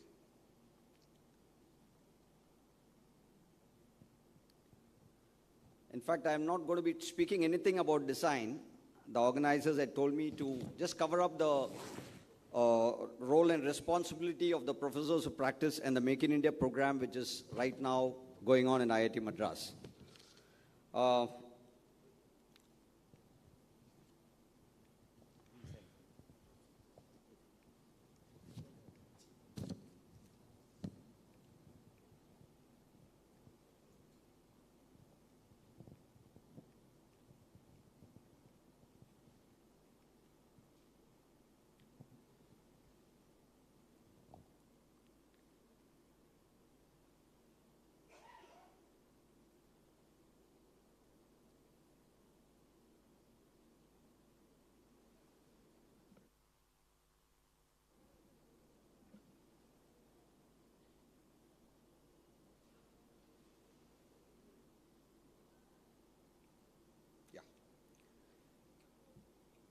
Nothing worthwhile is ever achieved without deep thought and hard work. One must ever strive for excellence in whichever task, however small, and never be satisfied with the second best, as told by J.R.D. Tata.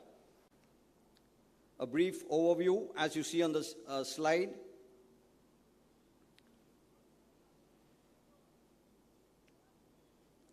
Founded in 1959 with German collaboration.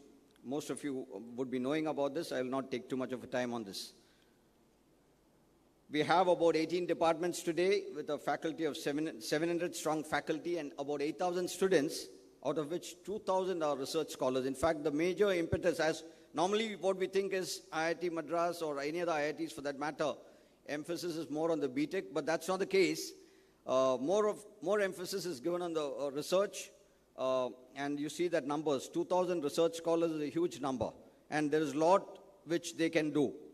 NIRF rankings, 6th consecutive year now. IIT Madras is always in the news every day. 18 departments. I don't have to go into the details. It's all available on the web. Centers of excellence, yes. Recently also we have had 15 centers of excellence which were inaugurated. So it's an every day, once in a month or a couple of months together, we have a center of excellence getting established. That's a rate at which IIT Madras is moving forward. Anything and everything, like any subject which is of interest to India, I'm sure it's getting converted into a center of excellence. So as we move forward, you'll see these centers of excellence will touch every subject which is of interest to us. I'm not reading it out. You can just read it.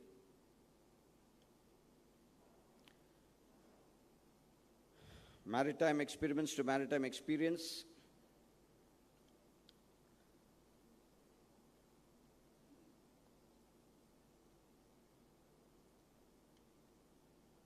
The research park, first of its kind in India. These numbers may not be updated. 351 startups with many unicorns. 8,800 jobs created and valuation of about 45,000 crore. The figures may not be exact. It's changing every day.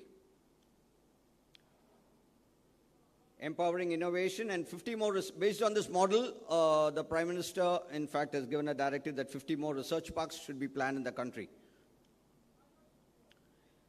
To have the industry academy interaction, a department called the ICSR, Industrial Consultancy and Sponsored Research, is there who coordinates all the activities. In fact, we have a Naval Commodore who's been appointed there right now to take care of the complete coordination of the defense projects.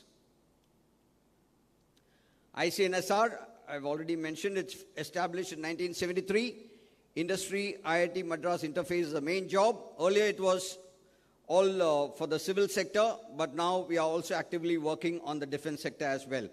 ISRO model, of course, you all know that space and atomic energy was denied to the country. Therefore, we have done extremely well in those areas. ISRO cell was set up way back, I think at least 40, 50 years back. So what I meant to say is, ISRO has done a lot of projects through IIT Madras. The capability is there. We just need to harness the capability which is available there. ISRO cell has been dedicatedly working, and a lot of results have been achieved by ISRO from IIT Madras. Similarly, the Atomic Energy Research Center and the DRDO Center. Right now, we are in the process of setting up a defense center also. Technology readiness levels, I don't have to explain. Most of you must be knowing 1 to 9. 1 starts with basic research, and 9 is the actual system proving in operational conditions. Technology readiness levels 5 to 9 is the most difficult part, where we need to have a lot of perseverance. The valley of death, most of you would be knowing, the research resources after a period of time come down, and then someone has to take it up for commercialization. That is where it dies down. The basic research, in the past so many years, it's been lying in the cupboards, and now it must be on the storage memory devices, but it has to get converted into commercialization. Otherwise, all this is a wasted effort. Translational research, as I mentioned, the culture in IIT Madras has resulted in many startups which have a global reach today. Across the globe, you find all these startups are doing very well across the world. Defense budget, most of you would know that this year the defense budget is 6.22 lakh crores, out of which 52 to 54 goes to salary and pensions. The remaining part is actually for what the defense needs, both revenue as well as capital, and this is what has to be spent in the country. But can we absorb it or not is the issue, and that is why this concept of professors of practice was started in IIT Madras in the year 2017. The first one to join IIT Madras as a professor of practice was Lieutenant General P.R. Shankar, who was the Director General of Artillery.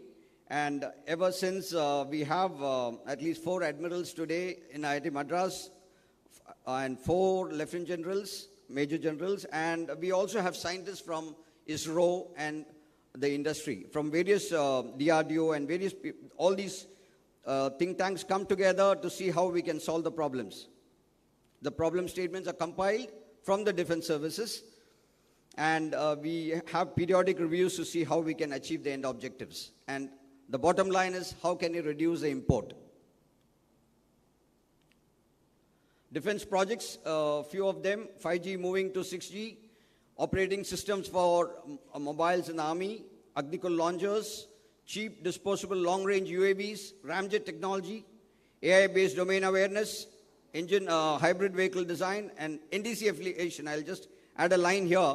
Earlier, the officers undergoing the National Defense College course were given an MPhil from the Madras University. Now it's actually an executive MBA from the Department of Management Studies at IIT Madras from this year onwards. So that brings in senior officers into the IIT Madras environment, and a lot of exchange happens. Few of the defense projects, majority of the projects which have taken off are from the Army. Army has got a very robust interaction with IIT Madras. The Navy and the Air Force are yet to follow suit. It will start off soon. But this is the value of projects, and even the defense PSUs are very actively engaged right now. You can see the figures on the screen.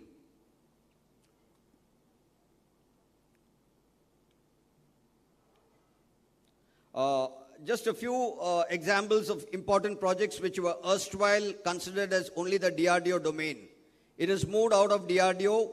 Now the academy is actively participating. In fact, the aerospace department at IIT Madras is the leader in propulsion technologies, and it's got the regulatory approvals for doing all this. As we speak today, the ramjet propelled artillery shell is being tested at the artillery school at Deolali. So this is a huge success. You can see the The last two columns, 24 kilometer for the buffers is being increased to 43 kilometers, the range. Dhanush, 30 kilometers to 55 kilometers. Vajra, 36 to 62. And attacks, 40 to 70. So this is, earlier we couldn't even think about all this. Like it used to take many, many years and bottlenecks and the bureaucratic hassles. But today we have solutions which are straight away being applied. As we speak today, the team is at Deolali.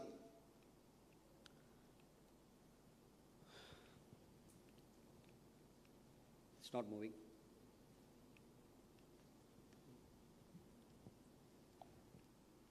Yeah.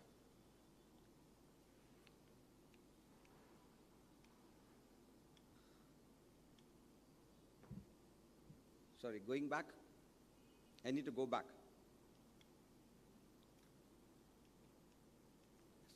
Thanks.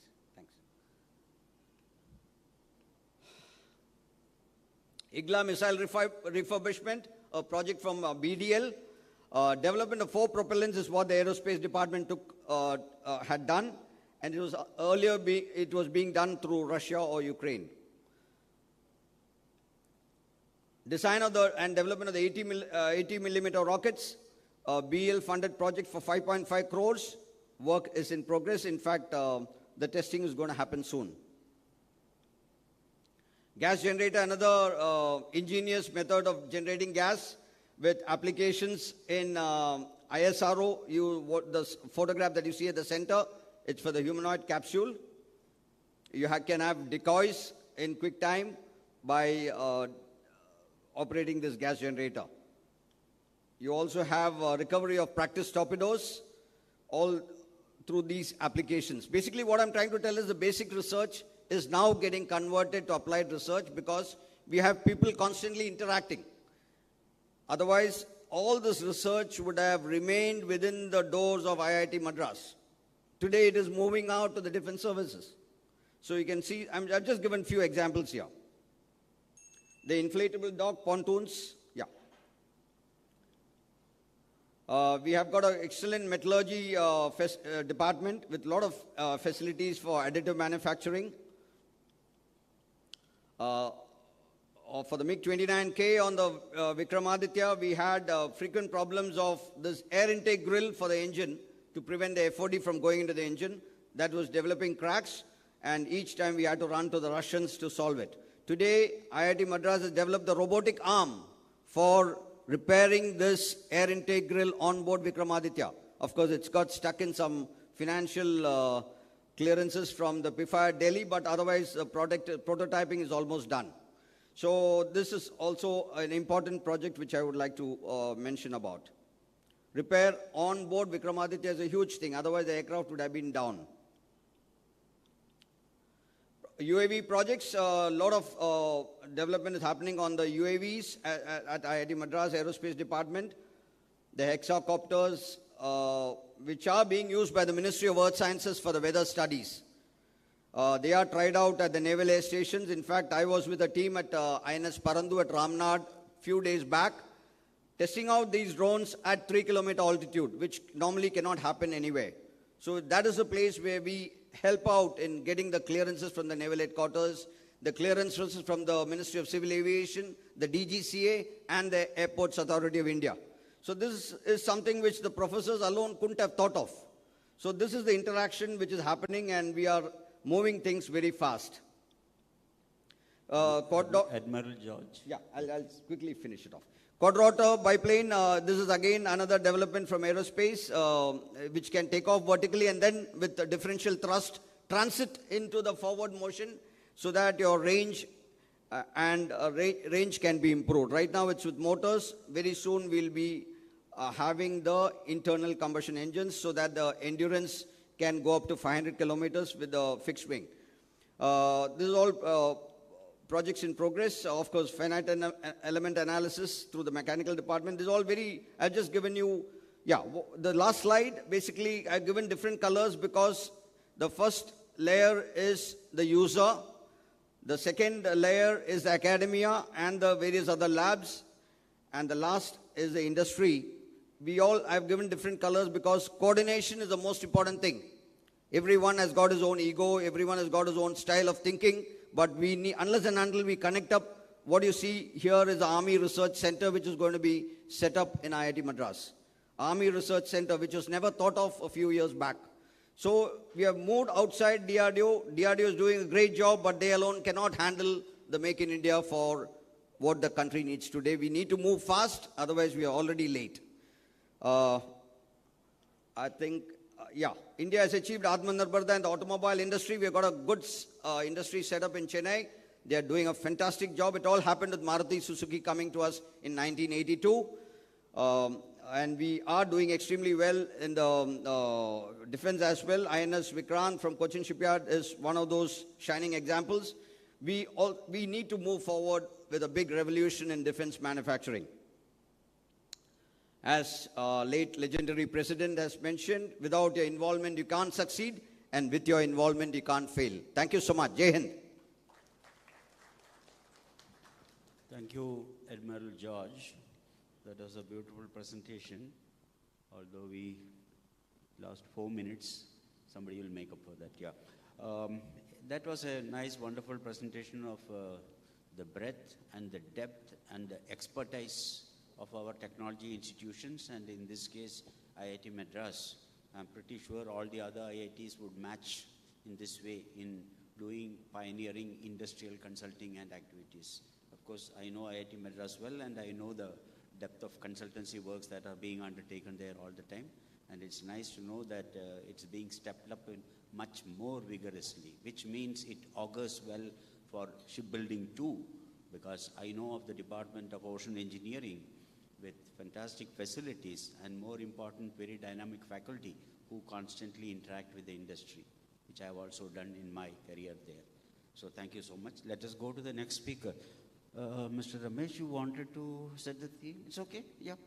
Okay. Where's the next one? Paper. Where's the sheet? Sorry. Okay. Next speaker is Shri Gopi Krishna Shivam, COO of SEMS. Please. Yeah.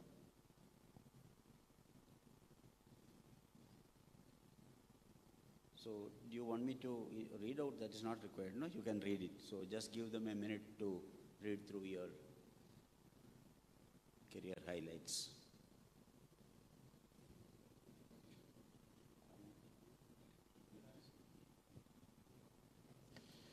Shri Madhunayar sir, Anantha Subramaniam sir, distinguished guests, ladies and gentlemen, a very, very warm good afternoon to you all. A post-lunch session, and after IIT Madras, I really don't know what I can do now, but definitely I would like to thank Cochin Shipyard for this wonderful opportunity. It's indeed a great honor for me, as well as a great opportunity for SEMS to present for the first time in such a august gathering. Most of you don't know what SEMS is and what we are doing. So I'll take this opportunity to give you a brief introduction about what SEMS is and how we are progressing and how we can play a role in the design to augment the design houses and the shipyards. So Center of Excellence is a Section 8 not-for-profit company started by the Ministry of Shipping. And incidentally, it was conceived at Cochin Shipyard only on November 21st, 2017. It's equal share with Indian Register of Shipping. And it's part of Sagarmala project to bridge the skill gap and also to bring in some technological advancements to the colleges in and around Visakhapatnam and Mumbai. So these are the two campuses that we have. The one on the left is we shared with IMU Visakhapatnam, and the one on the right is IRS building in Powai. We occupy the 6th floor there. So IRS in the Mumbai campus is mainly of software labs are there, whereas the Vizag campus has got all the labs that I'll be showing you now. So these are the general glimpse of some of the labs that we have at SEMS. So the objectives that have been mandated to us is to bring in some qualitative improvements in the technical education. Towards this, we have been working with all the education institutions in and around Visakhapatnam, in Andhra Pradesh, in Orissa, in Maharashtra, and all these things. And we are trying to bridge the skill gap between the academic organizations and the industrial requirements. So towards this, though the name itself is Center of Excellence in Maritime Shipbuilding, but we have actually, since nothing much was actually progressing in the shipbuilding side, we had slightly deviated and started exploring other things, and we had got into some success, which I'll show you, using which I would like to present to you that this is where we can go forward for the design side also, for the ship design side also. We have a vision of becoming a knowledge center for students, industry, and academicians, and to develop an ecosystem on research and development, again bridging the skill gap and 100% employment. We have been fairly successful in this. It's like a finishing school. Students who come after their ITI diploma and engineering students, they are without jobs or employment, 2 to 3 years without this. We are able to skill them and get into an employment. So it's a lot of satisfaction in that way. So this we have been successful. And we also started a startup center. We are in startup incubation center. We are advancing into maritime IoT. So this is our journey. Like I said, 2017, it was conceptualized and DPR was approved. And till date, we have trained over 15,000 students, including some corporate. We had in between when the COVID was there, we had a large break because mainly all our courses are hands-on skills and students have to come here. We could not do online courses. So these are the board of directors that we have, comprising IRS and ministry, including IMU director Vishakhapatnam, who is also in our board. And we have a advisory board of the industry leaders, including CMD, CSL is also in our board of academic advisory board, and all the shipyards, MDL, GRSC, HSL, and Vishakhapatnam Port Authority chairman and a few others are there in our board, and Navy and Coast Guard CSO techs are also in our advisory board. We keep having meetings regularly, and they keep monitoring us, they keep telling us which way to progress, and that's how we are progressing so far. So these are the main engineering teams that we have: experiential learning, emerging technology, and technology labs.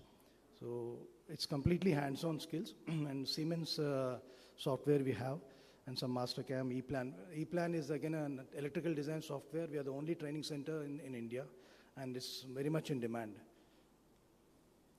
So these are around 21 different labs that we have in handling different technologies. It's like a comprehensive one-shop center. You can get into design, automation, then MRO, then electrical design. All these labs are available here.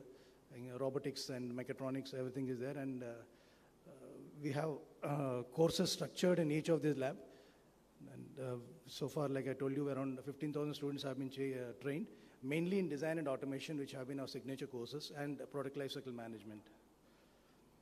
So this is the thing I'm coming to, that we have been successful in training mechanical engineering graduates from Tier 2, Tier 3 colleges who can hardly speak a word of English and with very poor subject knowledge, with almost 4 months of intensive residential training.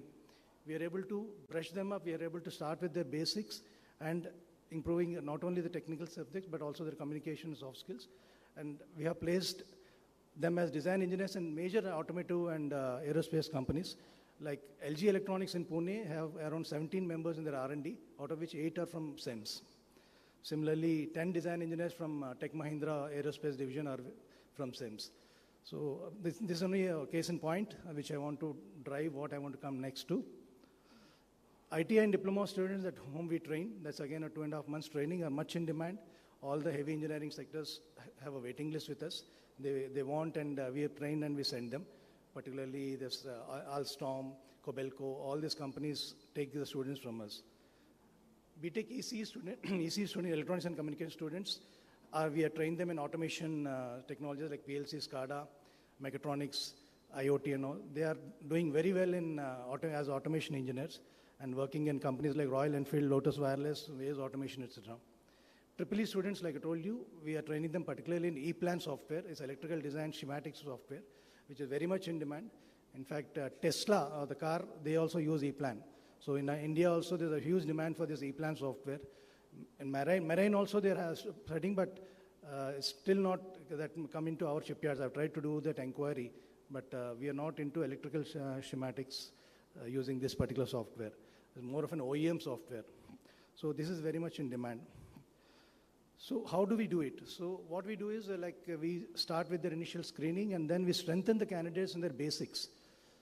Then hands-on skills, completely hands-on skills, and we lay equal stress on the personality development with the communication skills and soft skills. For an example, the mechanical engineering graduate who come to us, we start with basics engineering drawing, the orthogonal views and isometric views, and we teach them, like today morning also somebody was mentioning, that mechanical engineering fundamentals are very much essential for the design engineers, and manufacturing process, properties of materials, engineering materials, and after we get them thorough in their basics, we teach them the software. We have this NX, Siemens NX software, and Sim Center 3D and Team Center and all this. So we train them on that particular software, based on which we are able to place them. And in addition to that, we have also recently taken over L&T Skills, multi-skill training center in Visakhapatnam. They have come, and earlier Tata Strive was operating it, but they had come and they were satisfied with the way we are operating it. It's a CSR initiative of L&T. So we have taken over that. The reason I'm mentioning it is L&T MMSTC is actually mainly meant for submarine and ship construction activity. They were giving a sandwich course where they teach welding, electrical, and fitter to a ITI or a diploma person, and then they are again given to the subcontractors working in SBC, Shipbuilding Center. So we have taken over that. So this has enhanced our welding and electrical training capacity now. We are also actively collaborating with AP Maritime Board, Karnataka Maritime Board. They're setting up some skill development centers, Karnataka particularly in Karwar and Mangalore. So we are helping them setting it up, and thereafter we will be running it also. Then in Visakhapatnam Port Authority, we are also, along with them, they have given us a place. We will be starting a multi-skill development center where we will be mainly doing the Sagarmala courses which have been listed. Around 187 Sagarmala courses are there related to shipping and ports. And like I mentioned, we have given a small office to one company called ZAG Labs, which is Scotland-based. They work on maritime IoT and technology called LoRaWAN. So we are developing some devices using which we can provide a local area network inside the ship or across this thing with almost 5 kilometers line of sight distance. So this is a very, very innovative technology, and very soon we should be coming out with this product. So with these things, so I'd like to say that SEMS can also address the skill gap in design houses and shipyards. We may follow the same thing that we have been doing. The naval architect graduates, particularly IAM or from whoever, can be attached to SEMS as an internship program for 6 months or so, where we will again start the same thing, and maybe we are hoping that we will be able to make them a better engineers. We can also train them in PLM and one of the softwares. Since it's going to be hands-on skills training and some other aspects also going into the training in which we have faced some success, we are sure they can be groomed into very, very successful design engineers and placed in the yards. But we need some support. We only have this Siemens NX software, which none of our shipyards use.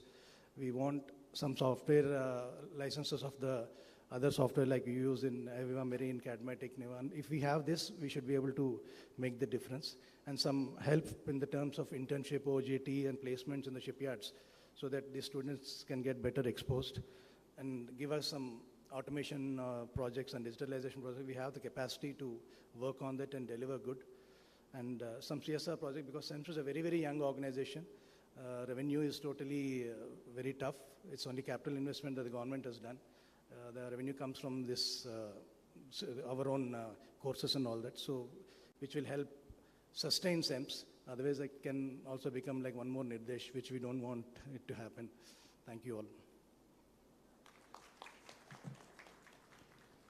Yeah, thank you, Mr. Gopi Krishna.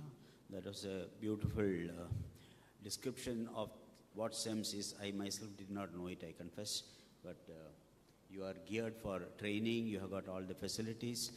So, as I understand, you are yet to give any software training in naval architecture or ship design as such.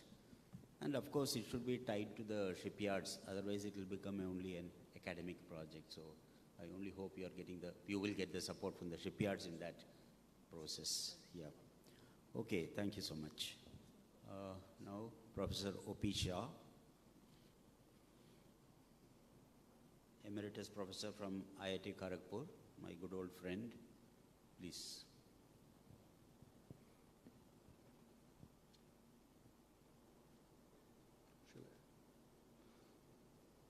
Shall I start? Okay. First of all, good afternoon, everyone. I would like to take this opportunity to thank my moderator, but more importantly, Mr. Madhu Nair, CMD, CSL, and Ministry of Port Shipping and Waterways for giving us this opportunity to say something about the industry-academia collaboration. Now, one of the objectives you have mentioned out here was foster collaboration with industry-academia to create a strong design ecosystem within the country.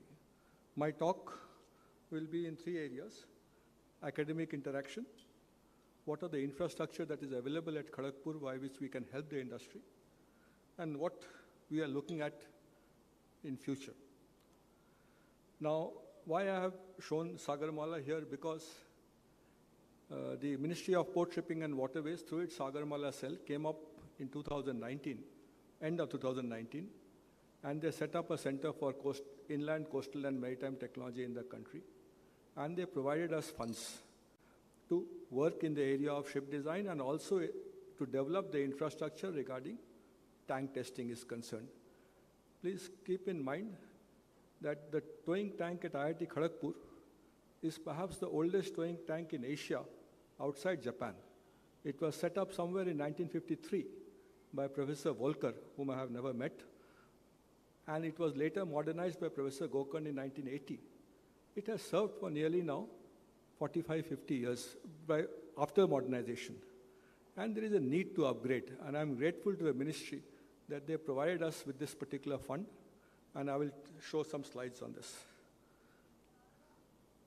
So our objectives have been to help in ship design of sea-going and inland vessels. We look into all aspects, including naval vessels. We also have expertise in development of technical technology. We had professors. We had looked into innovative solution, and one such solution I'll briefly touch upon. Propellers is also our strength, and we have been also working with various organizations. All the small craft that we have designed and built in the country have all been through our own indigenous software, propeller design. Then we have now a strong team on ocean energy harvesting, and I understand CSL is going in a big way as Europe has gone in that area. We also have strong expertise on maneuvering of ships, and recently, Dr. Bharadwaj would have mentioned in the morning, we have taken a project along with ISC Bangalore on biomimetic underwater autonomous vehicles. So all this is happening as far as the department is concerned. Briefly, some industry collaborations. Garden Reach is here, and I'm grateful to them mainly because of proximity, that we could develop the fully electric catamaran 150 passenger vessel, and it has now been successfully went on trial. The concept design, the hull form development, the CFD analysis, all in a cycle went together. We also did the model testing, both of demi-hull and catamaran or the twin hull. We also did the propeller design. What was bought out from the vendor, because of, leave aside the manufacturing, was the battery and the electric motor. Okay, this we sized and told them what should be the RPM. Just 40 kilowatt per shaft, 60 tons displacement, 30 tons per hull. You can easily get 10 plus knots out of this out here. We think it has been a successful design. Garden Reach has now got, I think, 13 more vessels to build under some World Bank project. So, Cochin Shipyard may be aware, we have worked a number of projects with Cochin Shipyard, including the Ro-Ro ferries out there. But here we also worked under this Pradhan Mantri Matsya Yojana on the CSL fishing vessels. The hull form was definitely developed by CSL. We did the model testing, we did the CFD, and we also did the propeller design for 3 different sets of engines, which we had associated. They have been also highly successful. But this fishing vessel project, not only we did for CSL, we also did it for Shop Shipyard. And they have proved to be, I'm sure the CMD of CSL will mention whether they are successful or not. One recent project we did, and this was a 70-meter Guyana ferry, which can carry both passengers and also vehicles, meant for the Guyanese government. And I think the beginning of this year, Bhaskar Sengupta can correct me on this, our Honorable External Affairs Minister handed this vessel to the Guyanese government in Georgetown, Guyana. The concept design, the hull form development, CFD, propeller, model testing, everything was done in-house, okay? We had suggested some recommendation. We compromised on that because of certain operational reasons. We can still improve this vessel by reducing its powering, I can tell you, by 5 to 6%. This vessel, after it was handed over, the reports that we got is, it was a replacement of an existing vessel between 2 points along Guyana, and it now does the same service in half the time and less than half the fuel cost. So this is how I think one can measure whether the design has been successful or not. We all are aware that under the Jalmarg Vikas project, the Prime Minister, Honorable Prime Minister, had launched a scheme called we should have cargo movement right from Varanasi to Haldia. And Cochin Shipyard has contributed a lot in this particular area. But even the vessels that Cochin Shipyard has built, if it has to reach Varanasi, you must be aware that there are 14 such bridges, pontoon bridges, as I have shown you there. They have to be cut open for the vessel to pass through. Now, this is not an economic solution. So when the Ministry of Port, Shipping and Waterways came to us, we provided them with a very innovative solution.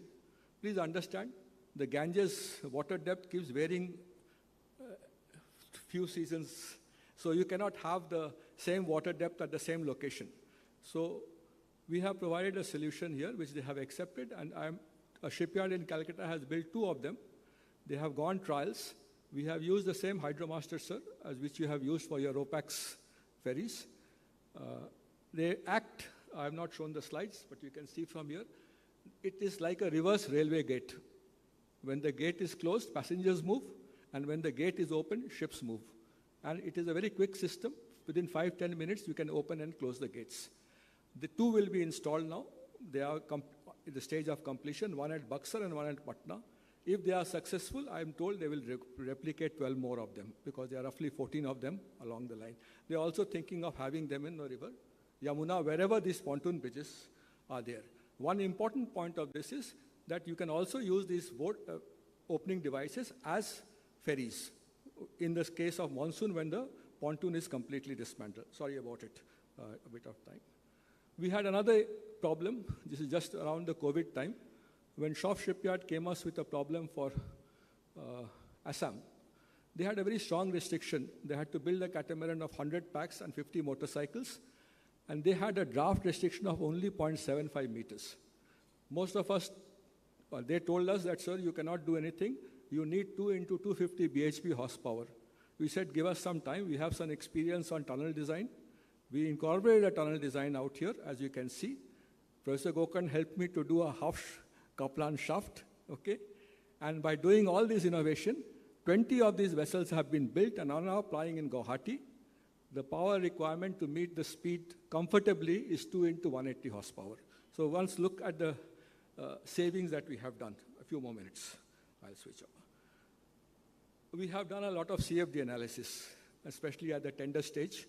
I'm not going through all that, but I can assure you that in some cases, like when we had worked with L&T for their cadet training ship, we have been able to bring down the power by nearly 25% at the CFD stage itself, okay, from their basic hull form. Of course, this requires a close cooperation between the industry and the academia.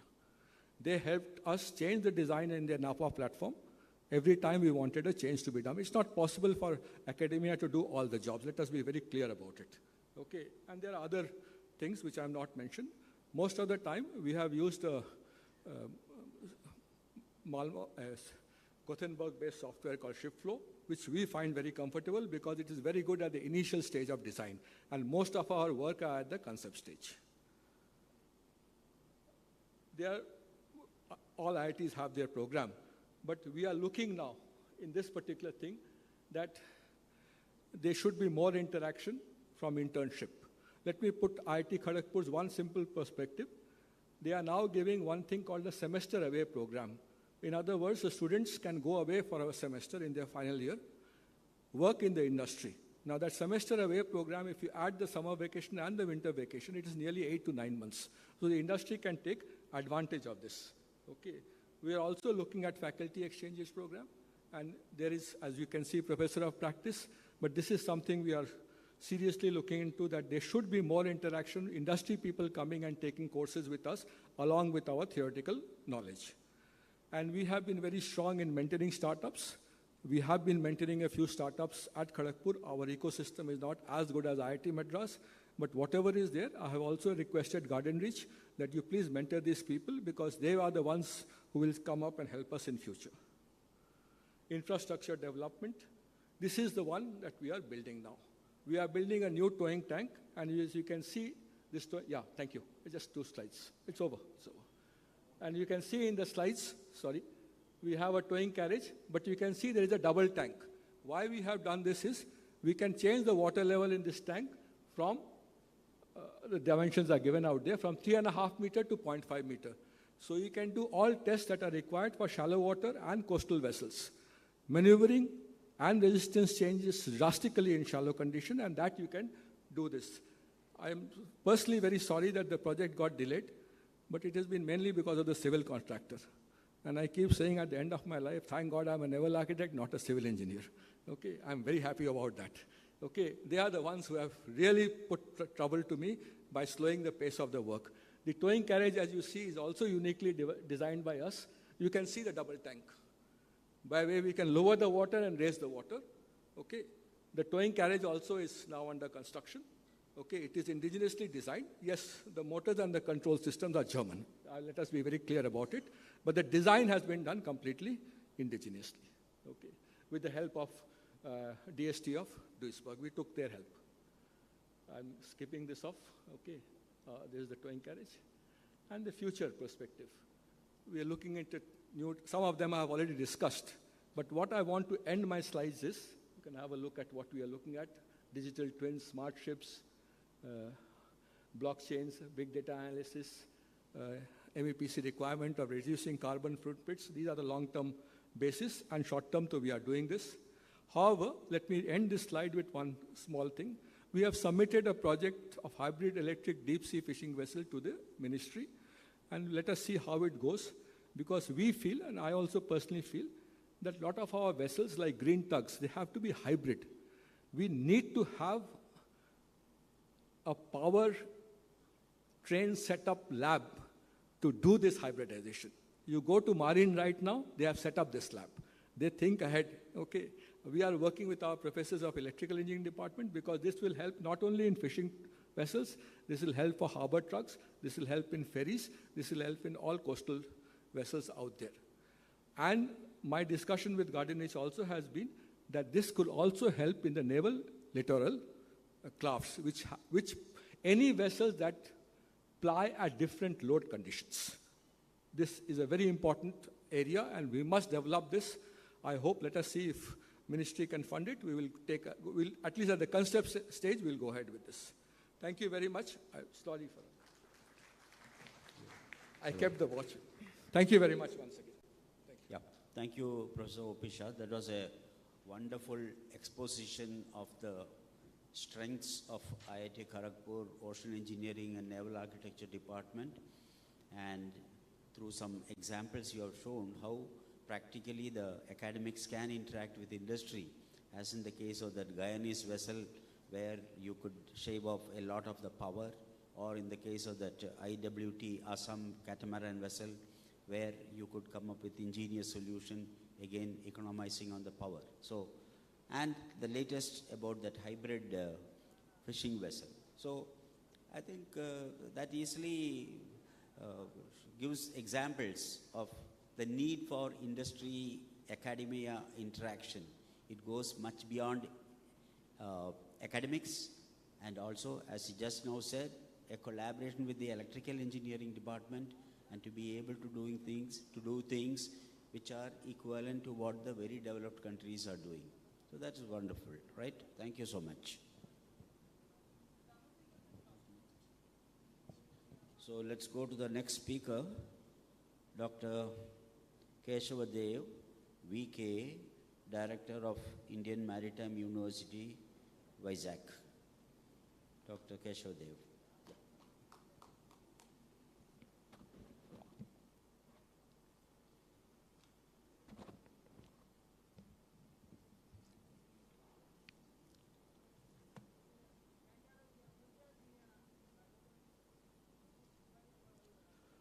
Respected CMD of Cochin Shipyard, Sri Mathus Nair, respected moderator, Professor Anantha Subramaniam sir, my respected professors, respected panelists, and delegates from industry and academia. Good afternoon to one and all. First of all, thank you so much for giving this opportunity. In my presentation, the sequence I'll be starting with the few slides about the IMU and what are the activities carried out by IMU aligning with MIV 2030 and MKV 2030. Then further coming to the design, just give a few words about the evolution of the design methodologies, then come to the softwares used in shipbuilding. Then some examples of industry, academia collaboration, then need for test facilities in India for shipbuilding, then IMU's roles to support the design ecosystem as a proposal, and about the SaaS model, and finally IMU's role in capacity building. First of all, about Indian Maritime University. IMU is a multi-campus university having presence in major port cities of Mumbai, Kolkata, Visakhapatnam, Chennai, and Kochi. The university has 4 schools spread across 6 campuses, and we have those are the Marine Engineering and Technology, then School of Nautical Studies, School of Naval Architecture and Ocean Engineering, and School of Maritime Management. We offer 15 programs at diploma, UG, PG, and PhD levels, and we produce 1,100 graduates every year, apart from students graduating from 18 affiliated maritime training institutes spread across the country. All put together, university serves over 6,000 students annually. Then about Indian Maritime University, Visakhapatnam campus, National Ship Design and Research Center, that's the NSTRC under the Ministry of Shipping, was functioning to provide ship design and construction supervision services to the nation's shipbuilding industry. And in 2008, NSTRC subsumed to IMU, and it was renamed as IMU Visakhapatnam campus. And the courses which are offered in IMU Visakhapatnam are BTech in Naval Architecture and Shipbuilding, with BTech in Naval Architecture and Ocean Engineering, and one BBA in Maritime Logistics, and master programs. Those are the MTech in Naval Architecture and Shipbuilding, MTech in Dredging and Harbor Engineering, and MBA in International Transportation and Logistics. About the IMU's efforts towards Maritime India Vision 2030 and Maritime Amritkal Vision 2047, the studies for ensuring channel stability of Haldia multimodal terminal of IWAI, and studies on underwater radiated noise from port-related activities and its mitigation measures for Visakhapatnam Port Authority, and developments of mathematical model for the maneuverability prediction of inland vessels of IWA, marine archaeological studies in collaboration with the Tamil Nadu State Department of Archaeology, and numerical and experimental investigations on ship turbulent wake for stealth signature, which is a DRDO project. Then next is autonomous survey craft development for IWA, autonomous scavenger for the trash collection within the port for Visakhapatnam Port Authority, and concept design development, contract documentation, and construction supervision for high-speed crafts of Andaman and Nicobar administration.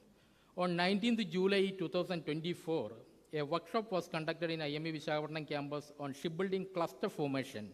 Various stakeholders like Andhra Pradesh Maritime Board, shipyards, design houses, and so on attended the workshop. A follow-up workshop is happening today, and we are thinking that the outcome of this workshop maybe is submitted to Navixel 8.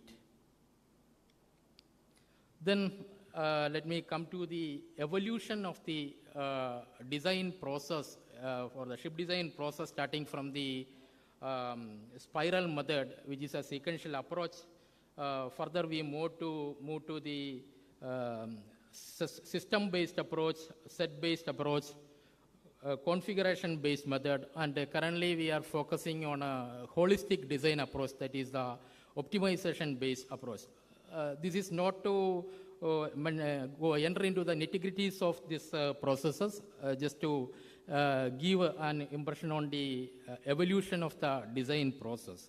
And on the next slide here, in order to realize the design using this method of optimization or a holistic approach, shipyards are using so many softwares, a number of softwares which are listed here, which is known to the ship design firms as well as the shipyards. This is just for information, and today morning's discussions also, from the morning's discussions also, it was understood that lot of expenditure is happening for this software in the shipbuilding industry. Okay, these are some more softwares, and it is just highlighted the involvement of the shipyards in the software development while coming to this Aviva Marine, which was previously Tribone. It was developed by Kokum's shipyard, and while coming to the Napa, which is not mentioned, Napa was developed by another shipyard. Then the MATES is a software which is used by the in-house software used by Mitsubishi Heavy Industries, and Vision is another product modeling software which is used by Kure shipyard in Japan. Therefore, it is clear that in the software development, previously also shipyards were very much involved. Then next, while coming to the softwares, there's a necessity versus affordability. We know our major shipbuilders are in India are using proprietary software for design and production, and it is a necessity to cope up with the customer needs and attract export orders, and to meet the timelines. Also, it becomes a necessity because in-house developed systems and user-friendly open source software are not available. Then while coming to the small, medium-sized shipyards and startups, many of these proprietary software are not affordable. Therefore, it's necessary to adopt a SaaS model for software needs of small and medium-sized shipyards and startups as a short and medium-term measure. But it's advisable to have indigenously developed softwares in the long term. Then next is about the test facilities which are required for in shipbuilding. Those are the towing tacks, maneuverability, maneuvering basins, cavitation tunnel, wind tunnel, rotating arm facilities, circulating water channel, and shallow water facilities. These are some of the facilities to validate the designs we are using. Then, if we see the distribution of the testing facilities all over the world, mainly I have taken the 3 leading shipbuilding nations.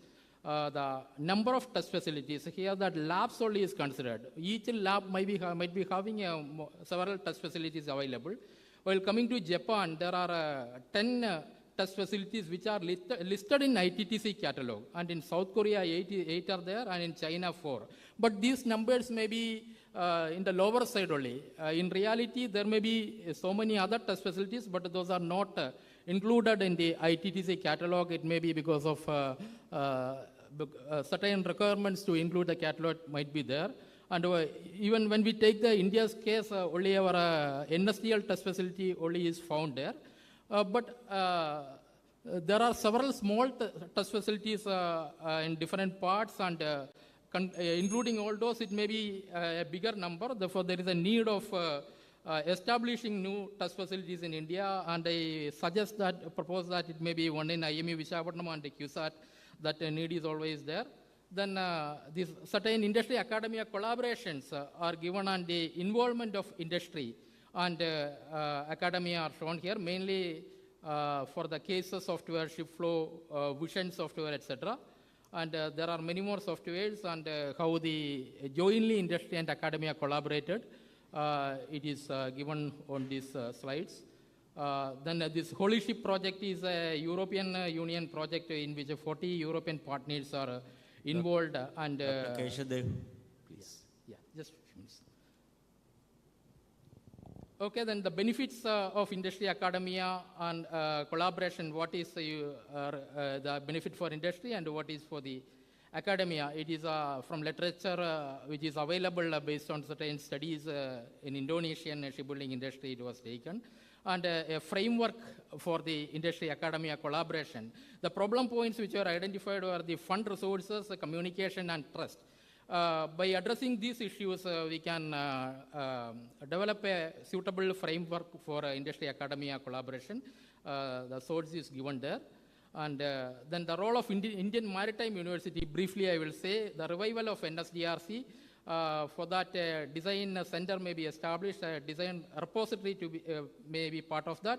Then the SaaS model of design tools also may be included. Then model making facilities, and finally the indigenously developing the software also can come under that, but it is not alone IMU, it is in collaboration with the shipyards and other higher education institutions, including IITs. And this was a proposal for the SaaS model. In 2019, it was proposed, which may be established in the previous, that is in the IMU campus. Just showing this, and for the other, please capacity building, the IMU's roles are given on this slide. That is various programs which are offered by IMU, and upskilling, reskilling, etc., and consultancy programs. That's all. Thank you so much. Thank you. Hello. Thank you. Yeah, I'm sorry. The next two speakers will have only 6.5 minutes each. Please come. Dr. Satish.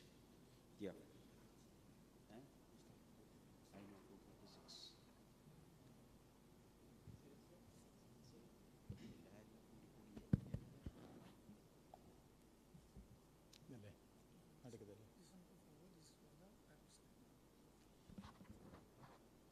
Satish Babu, Head of the Department of Ship Technology at the Cochin University of Science and Technology.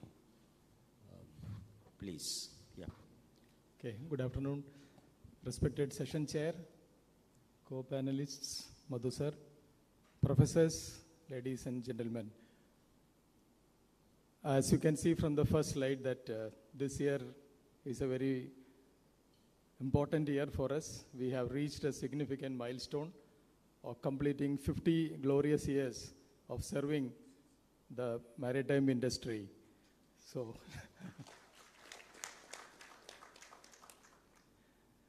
there has been a lot of comments in the morning that, though IITs are doing a lot of research, but very few people come and do work in the core companies.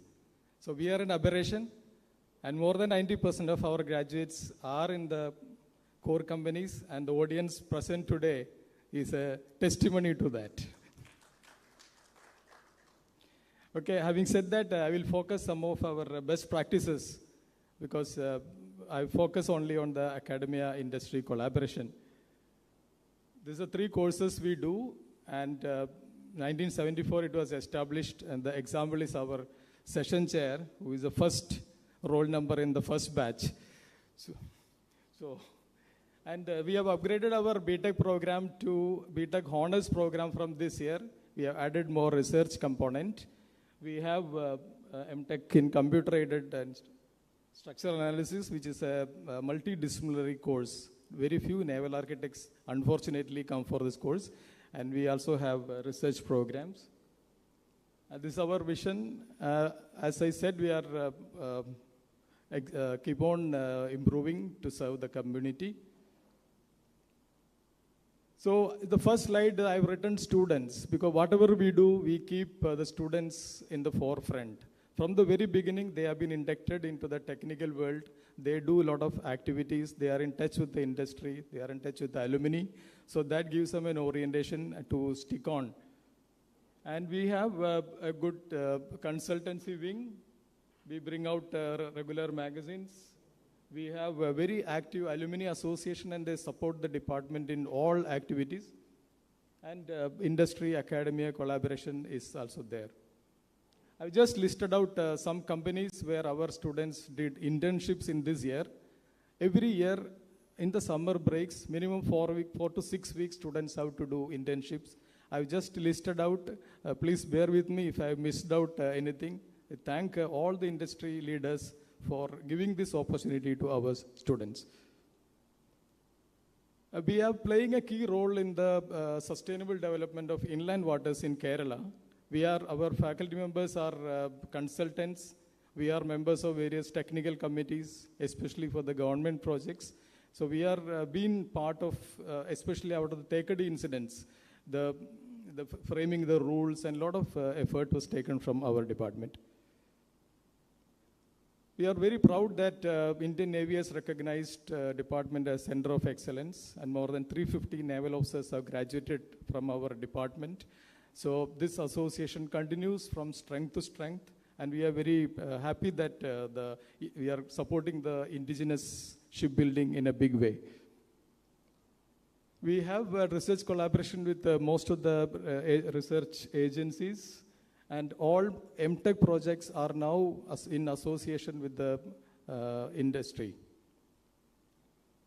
These are our thrust areas of interest. Our faculty includes a combination of naval architects, electrical, electronics, mechanical, civil. So we are able to take research projects in various fields, and many of them are in collaboration with other departments in the university. This is just a slide. We have developed the capability to do finite element analysis. We are doing many projects now. We also have capability to do CFD analysis, hull form optimization, propeller studies, and various things. And we are also doing many consultancy works in this field. Our placements been 100%. We only place them in core companies, and most of them remain there. And you can see that in the last year, almost 32% got placed overseas. Same is the case with our MTech program. And this is statistics of the last year. And we again thank the companies for that. And we have developed some new facilities. One is a static tank where we can do some experiments. One is a wave flume. And these are the projects ongoing with the collaboration of the industry. We have now funded projects by Ministry of Electronics and Information Technology, NPOIL. There are 2 projects going on. We have a project with Kerala State Council for Science and Technology Education and with Cochin Shipyard. So these are our future plans. We want to take the next leap. We want to establish Center of Excellence in Ship Design and Shipbuilding in the department, in the collaboration with industry. And we have CUSAT has got a number of departments: electronics, instrumentation, electrical, computer science. So there is a right place where in Cochin there is a lot of activity happening. And CUSAT is a right candidate to establish a center of excellence in shipbuilding.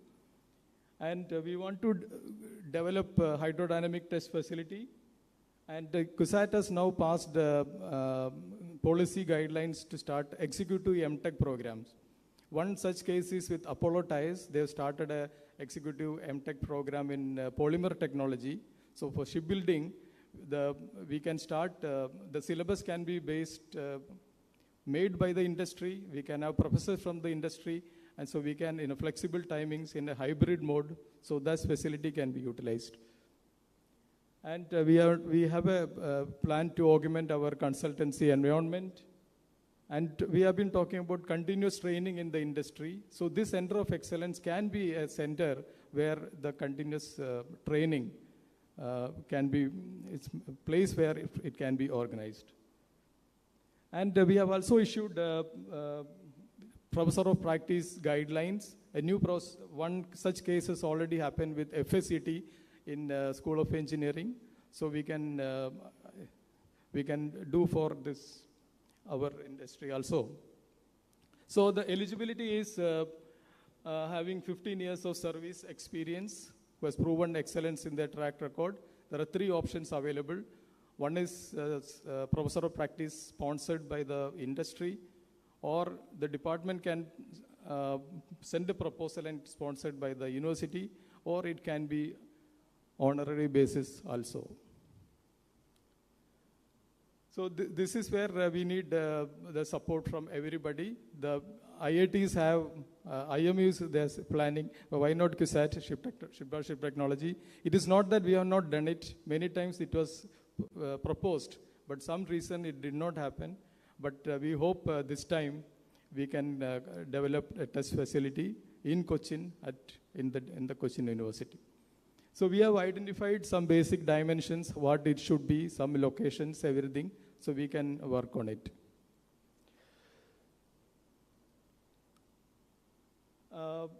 We also have a lot of softwares, and we are doing a lot of prediction of resistance, the radar performance, the maneuvering calculations. So in a way, a numerical towing tank is there, and we want to augment it and be ready for the industry because it will take some time for the towing tank to come in. So these are the few things from Department of Ship Technology side. Once again, thank you very much for the support, and please lock your date. We look forward to we invite you to join the celebrations on 21st December. Thank you. Thank you, Dr. Satish Babu. You get the prize for managing within your time. Okay. And now let's have Mr. Ramesh from Indian Register of Shipping. Please. So you get your time. Yeah, you get it.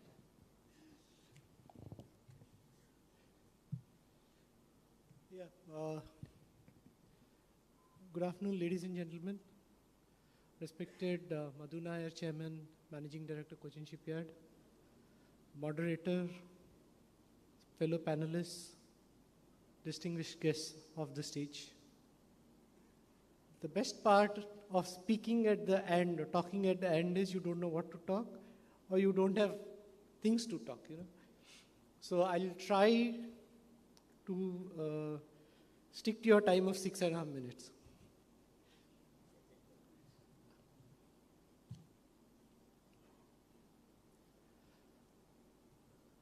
This is a slide which we all have seen, heard many times. Ship design is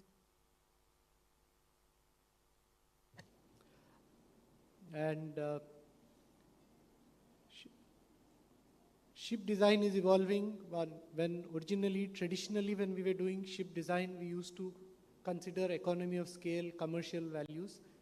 Now the thing has changed.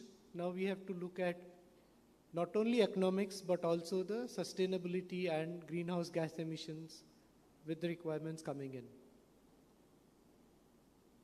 If we go back to the transition which we had from sail to steam and from steam to diesel, we had probably a linear choice of things to do, but today with the various options of fuels that are available, it becomes a little more complex, availability of fuels, localized requirements, and such things that come in. so are the regulatory things. Sometimes the regulations are ahead of the design and the technology that is available. So these are the challenges. And this is where class can come in. This is where class can support the designers, the shipyards, and the industry. I'm talking about the ancillary industries that are there for machinery development and equipment.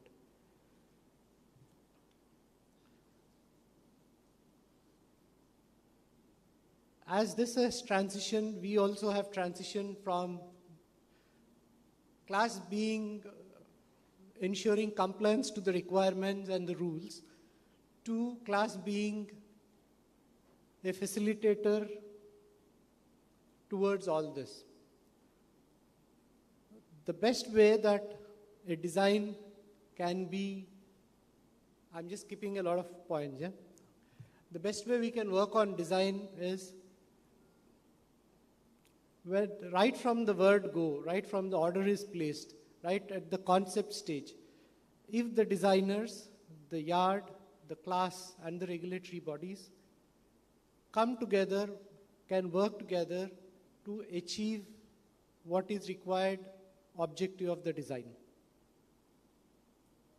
This collaboration enhances efficiency, reduces delays, and ensures that ships meet both regulatory requirements and operational standards more effectively. Not only this, if we work, as in the morning session somebody mentioned, ship designer is not a vendor. Yep. And the profits are made on the drawing board. So if you look at it from that angle, if at the concept design stage itself we involve all the people, including the local ecosystem available at the shipyard and the easy availability of materials and the equipment that the yard has, and tailor-make, the custom-make the design. With all together, we can not only talk about efficient ship operations, we can also talk about efficient construction in terms of time, in terms of cost, in terms of reworks and approvals. If we work together, we can look at accelerating innovation in ship design and use of alternative fuels while promoting the development of robust domestic supply chain. Through joint initiatives, skill development, research, and implementation of cutting-edge technologies, this collaboration can help India build world-class ships and boosts nations' self-reliance and global competence in the shipbuilding industry. And this is a little different from shipbuilding, ship design. To have a Vikasit ship design, building, and repair sectors, we need an Atmanirbhar ancillary industry. While we all talk about ship design, we also should probably look at designing and supporting the ancillary industries towards the new technologies that are coming in, and help them manufacture components, machinery in India. Towards this, a vibrant ecosystem of startups, academia, and other stakeholders, we all need to sit down together and engage to develop this ecosystem. We at IRS are committed to supporting this vision by collaborating with the industry stakeholders and academic institutes. These partnerships aim to foster cutting-edge research, optimize ship design, and enhance the manufacturing of critical components, paving the way for self-reliant shipbuilding ecosystem in India. Thank you. Thank you, Ramesh. That is a record. But most important, you have put some very important points for discussion, which I hope it will come up either now or in the summing up stage. So, one of it is that instead of the traditional ship design approach, today we can have an optimized ship design approach with the collaboration of the classification societies. So that is definitely a new radical point. And what you put last there, the Atmanirbhar for ancillary industry. In fact, I am a little surprised that that did not come up for discussion here in any of the sessions, because what prevents Indian shipbuilding from growing bigger is the one factor of cost, and that is because we import most of the things to be put into a ship. If I'm wrong, please correct me from the industry, and that itself should raise quite a lot of concern, and we should look for solutions. So anyway, thank you so much. You made it very brief, but you presented very important points there, and I hope that will come up for discussion. So now, Professor Opisha, how much time we have? 10 minutes? So we started late. I think we have 10 minutes for questions and answers, and after that we will sum up, please. May I, Professor?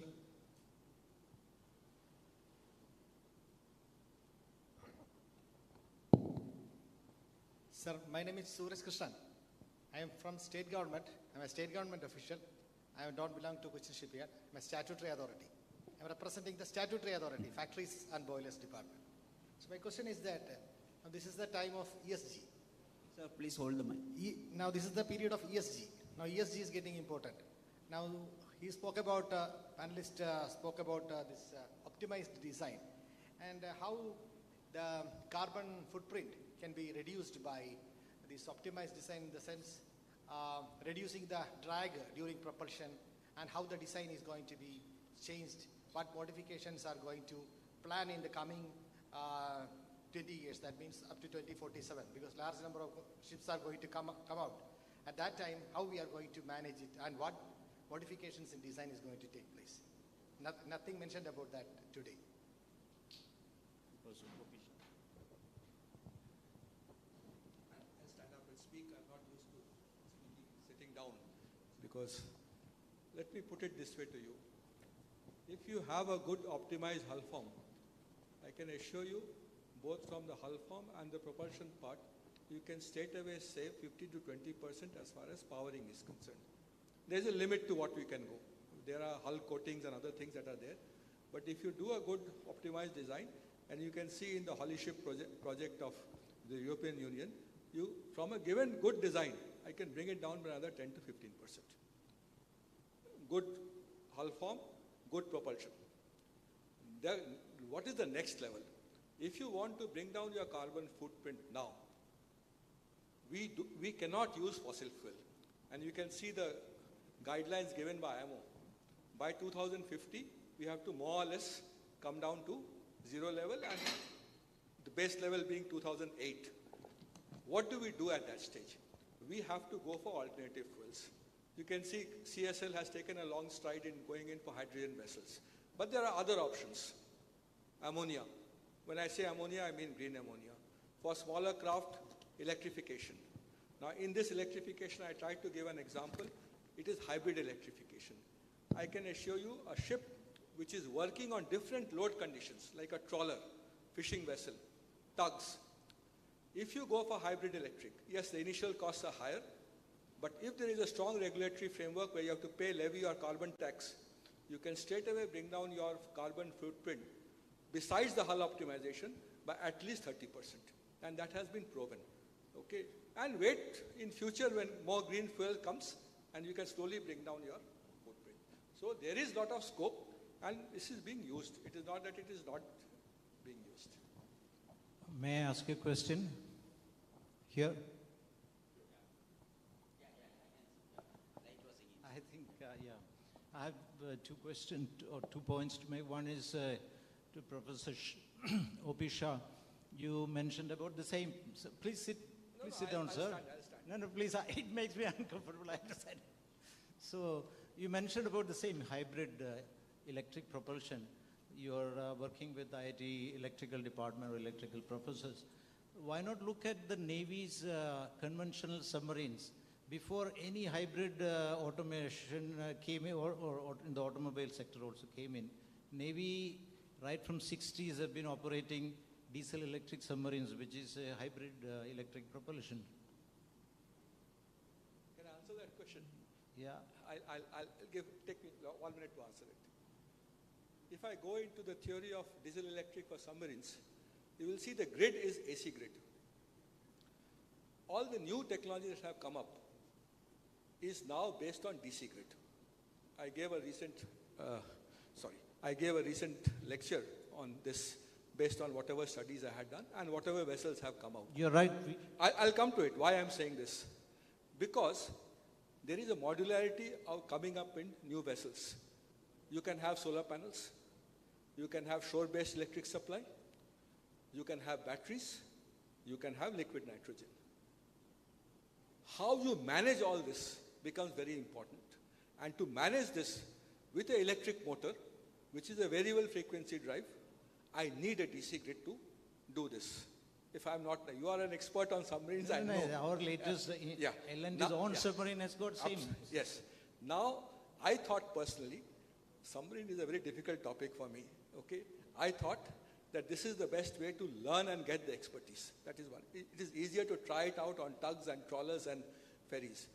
I had talked with Garden Rich, whom I keep talking to, with Commodore Rajiv Sridharan, and he also was of the impression that the littoral vessels that are there in the country of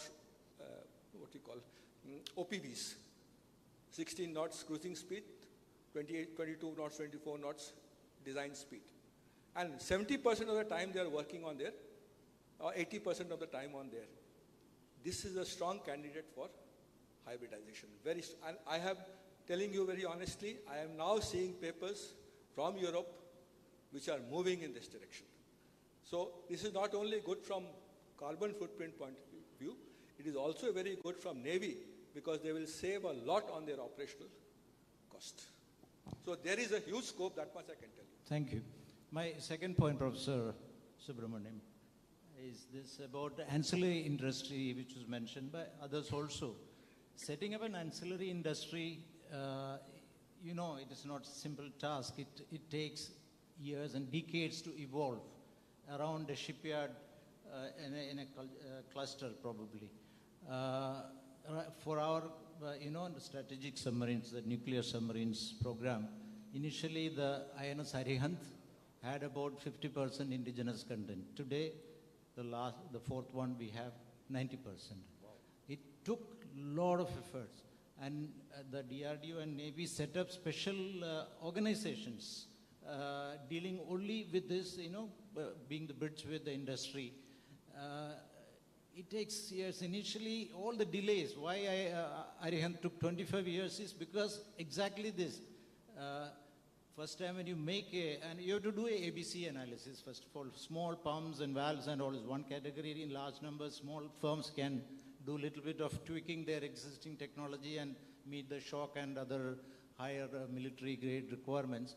But when it comes to the major equipment like the propulsion machinery or the propulsion motor, it takes years to refine that design. And not many people are willing for this L&T's own submarine, in-house submarine design we have done. We went to this, Metha in Hyderabad. For that propulsion motor, they asked for 16 crores for development, and after that 4 crores per unit. The one piece costs 4 crores, but developmental cost is 16 crores. Yes. So they have to do a lot of fixturing, a lot of testing, and they have to do a lot of other things. They're not interested in doing it. It digresses from the main business. So it is a big task. I think it happened in our case because it was customer driven. Navy and DRDO, put in a lot of money and, influence. But otherwise, it is just a wish that we have a good ancillary industry. I don't know how it will just come up. I'm happy you brought it out, and it's wonderful to know that the submarine achieved such a high degree of indigenous content. Wonderful. Of course, there will be so many more examples, but you from the industry are more competent. I'm sure Mr. Madhu Nair himself,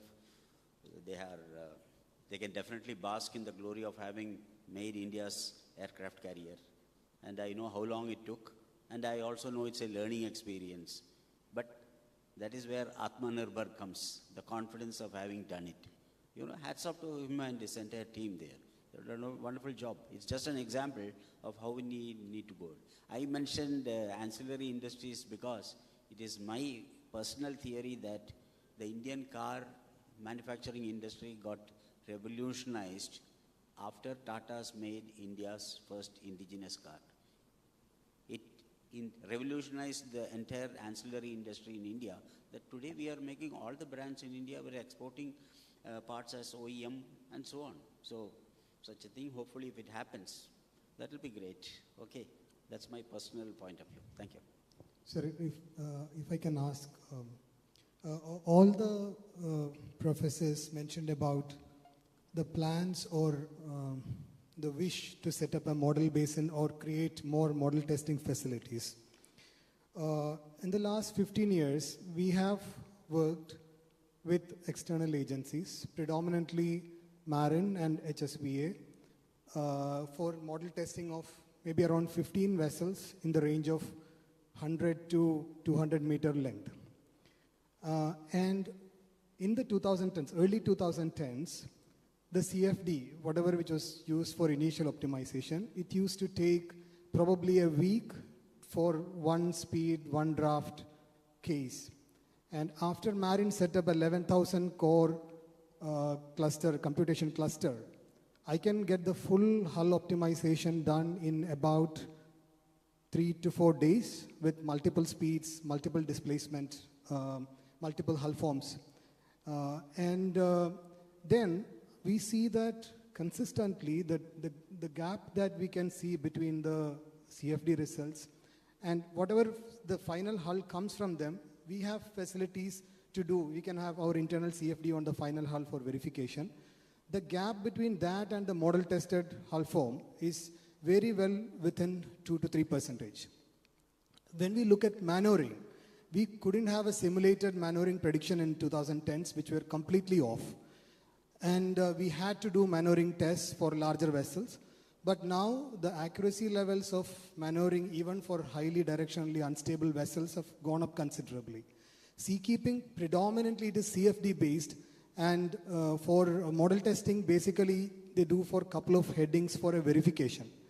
Now, when we look at, with the Amritkal vision in mind, for the next 20 or 15 or 20 years, if we want to develop, shouldn't we be focusing on computer clusters and computational capacity?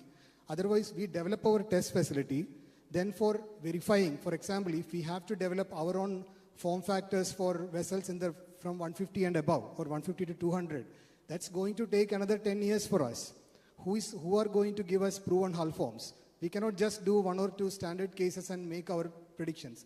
So this whole energy, money, and effort, shouldn't we be focusing on numerical prediction methodologies? A good question.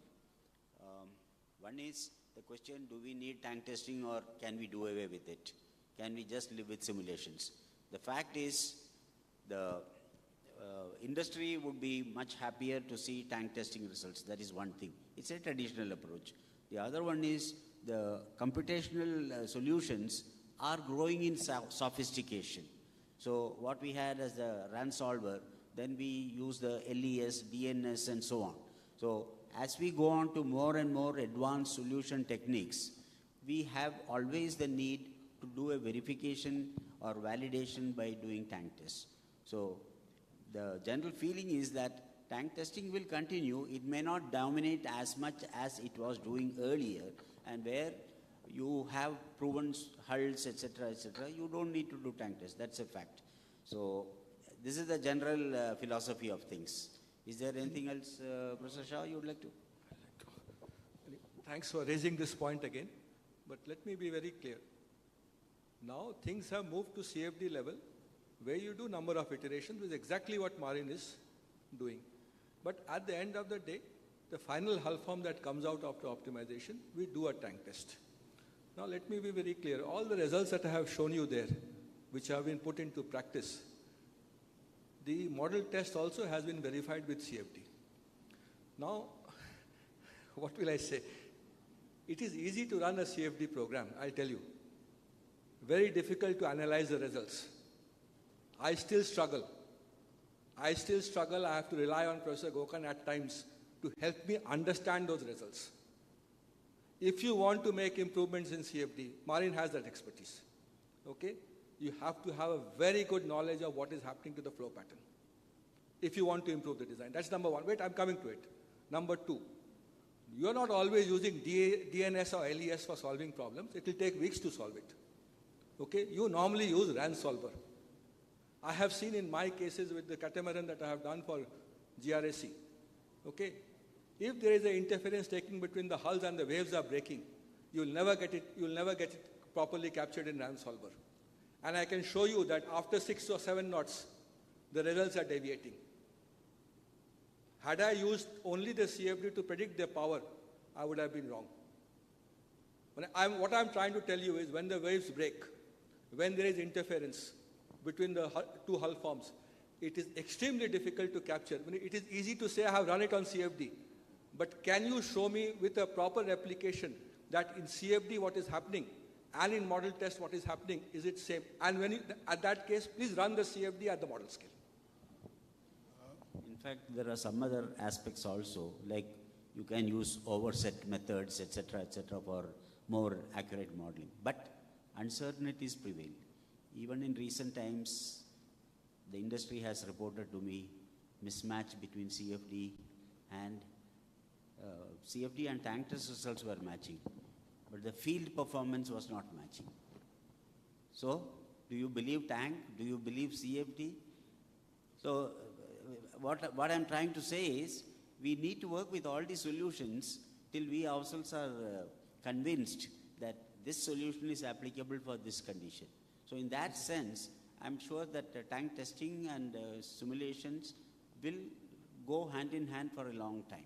They will complement each other. Yeah, that's true. Sure, sir. But of course, I take this answer. But 10 years down the line, if you really see the trajectory of improvement, I still feel the accuracy is just limited by the capacity of computation, which is drastically changing. True. So, agree. Unless we really prepare for what is going to come 5 years down the line, and we still try to develop hardware facilities, probably we will be still left behind. So maybe we should really think about it, what we are going to develop. So Okay, yeah. With the permission of the moderator, may I make a point, sir? Of course, CFD we can always talk about. For 2 decades, I've been doing EFD, the towing tank and this thing. But when it comes to CFD, one of the underrated things, which is exactly what you told, 11,000 cores and this thing, is the capital expenditure required for you to set the computational facility. And in the morning talks by many, the cost of software. These two are very high intense capital expenditure. So when you look, even in terms of cost on this thing, yes, whether we should invest, certainly we should. But what I'm telling is, I'm not telling about research here. The second thing is, yes, which both Professor Anand Subramanian and Professor Upish have brought, is that how much of performance guarantee can CFD give? Will be very roughly similar in a few cases, but when you go to off-design conditions, because essentially you're not going to solve Navier-Stokes equation, that's a reality. That's a mathematical reality. So you're going to get some constants which are essentially derived from experiments and databases, which is somewhere put in the whole model, which is exactly indirectly what Professor Shah was referring as, we have to do this. And that Marin has got. That as experience builds up, others will have. Otherwise, your CFD predictions, particularly for non-traditional designs, are going to go very much divergent, and which is what we're aiming at in future. That much should be understood when we understand the CFD result. Can I ask you? Sir, so there's a very interesting discussion that Hari has brought out. And Hari is, I think, he's pointing at the future. He's talking 10 years down the line. And this Sankalap discussions we are doing here is looking at a potential India shipbuilding, ship design in the top league in the next 25 years. So the way I understand it, between IIT Kharagpur, IIT Madras, and NSTL, this is where our competence are largely now. Interactions with the other IITs in certain slightly different fields, with the IASCs, and a little bit into the aviation side is what we can borrow in a little bit more. But is this good when we are moving forward? We are talking about Marin. Marin, let's be very clear, Marin is Marin. But there is a Maric which came in much later. My question is, do we at least aspire to have a marine-like or a MARIC-like institution in the country? Do we set the seeds for it now so that 25 years later, somebody sitting on a stage like this will talk back saying that things like this evolved in this country?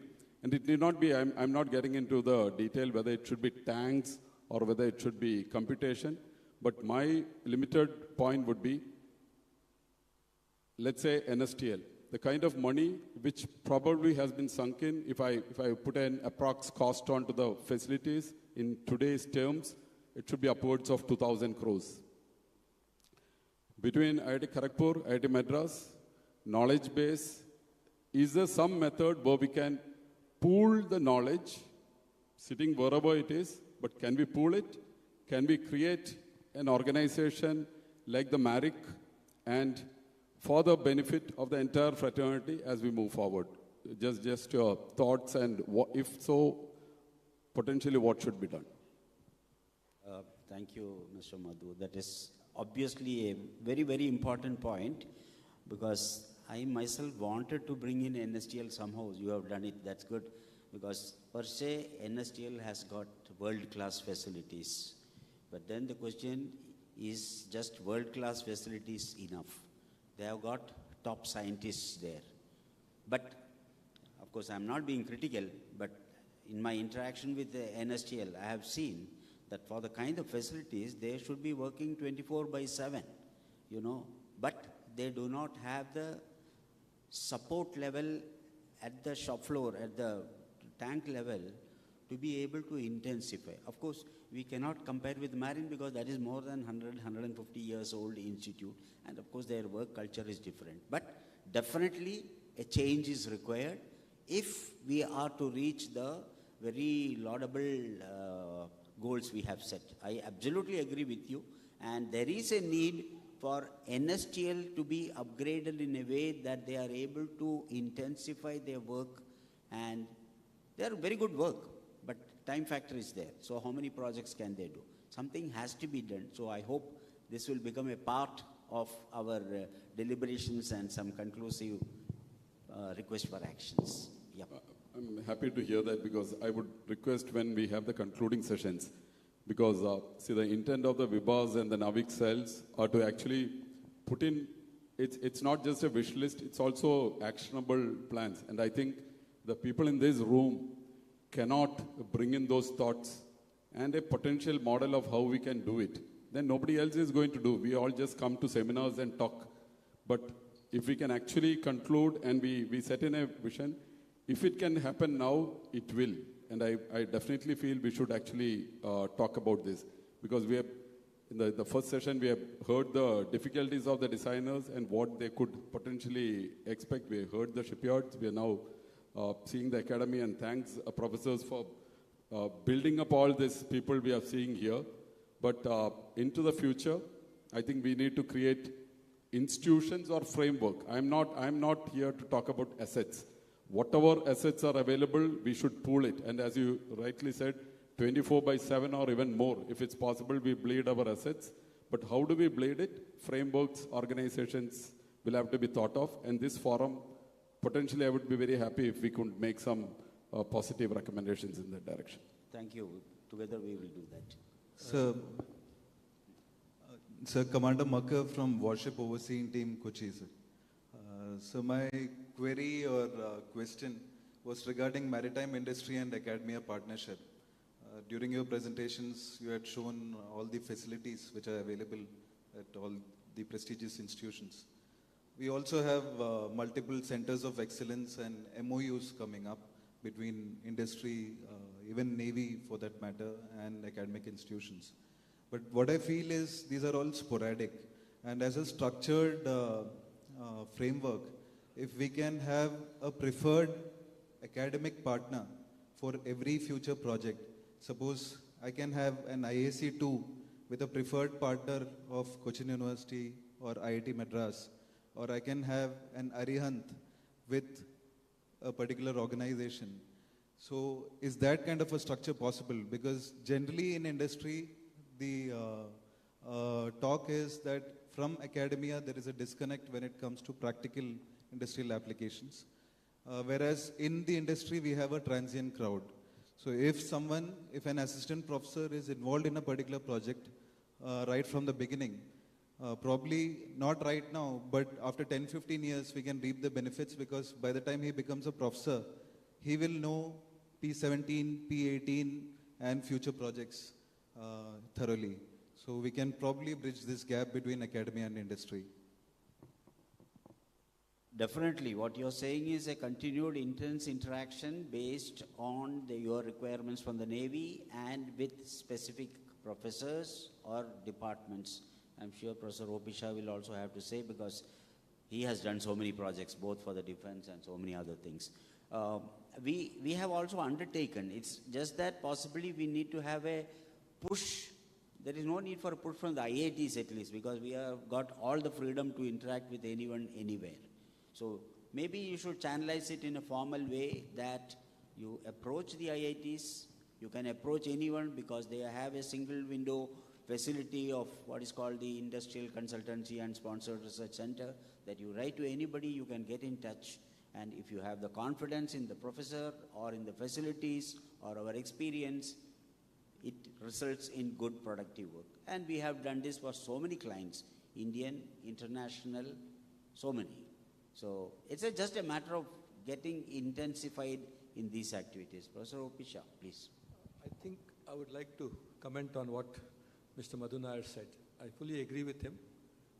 There has to be a structure.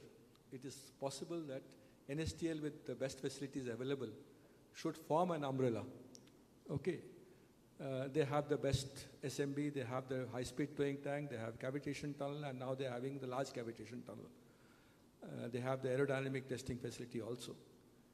And within this, IIT Madras, QSAT, if they have the facility, IIT Kharagpur, can also provide the support, because there are certain work at the concept stage which we can do the testing and provide the solution.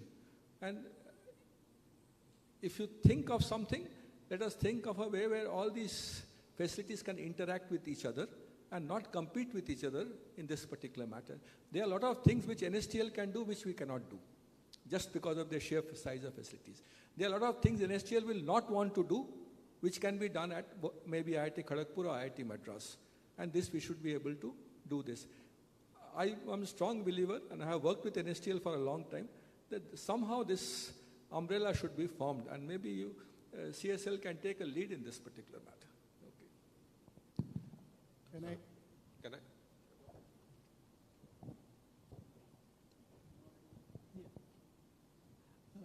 Just to add to this, the industry collaboration between the industry, that is, I'm talking about a ship designer, classification society, and a shipyard, along with the manufacturer. One of the classic example is the hydrogen fuel cell ferry that is operating now. So there are interactions happening. As you said, it is sporadic, but I think wherever it is required, everybody works together, including the academia. I think it works fine. We all can bring in knowledge together and deliver what we dream of. Thank you, sir. Just a short point, sir. So while the interaction is happening, my suggestion was if we can formally put it in the contract. So the way we have class in a particular contract, in a naval contract, if we can have the preferred partner of academic agency having that as part of the contract as a formal framework, then as part of every naval framework, every naval contract, if that is possible, then probably in the long run it might be beneficial, sir. Definitely, no doubt. You can have an MOU long term. Anyway, yeah. Yeah, Professor Krishnankuti, yeah. Yep, it's a nice discussions going on here, particularly referring to the academia-industry interaction. A few points which come to my mind, just observation. The things, including academics for the research and development activities, and initiatives required from industry. One is coming to we are thinking of automation of ships, which is going to take, development of sensor technology, sensor networks and all that, collecting data and use the data for machine learning, deep learning, and then to artificial intelligence and leading to an autonomous ship. So that is one of the area where we need research and development for which the industry and academia should interact. That's one of the area. Another thing which we look forward is to come up with a technology to reduce emission, such as going for low carbon fuels or renewable energy to use. And we are looking to 2030 and 2047 development of shipbuilding, where the current technology may get outdated, and we have to move to this level, which needs a lot of research and development, where again industry and academia should interact. And another point which I've noticed during the discussion is the exorbitant pricing of the softwares which are available for the industry. So we have the potential to develop the softwares indigenously, matched with the available commercial softwares, including CFD packages or design packages. We have to start somewhere so that the technology or this development of softwares will keep developing over the period and it will reach a matured level. Unless we start, we know that it's not going to progress and reach a matured level, which may become equal to the available softwares or maybe better than that. And we will have the indigenous, the knowledge of the software and modifications to that become possible. Nowadays, we use only the softwares as a toolbox, where we use some inputs and outputs, and we depend on that. We are using the software. We are not developing the software. So there are IITs and other institutions which are capable of developing softwares for all these analyses.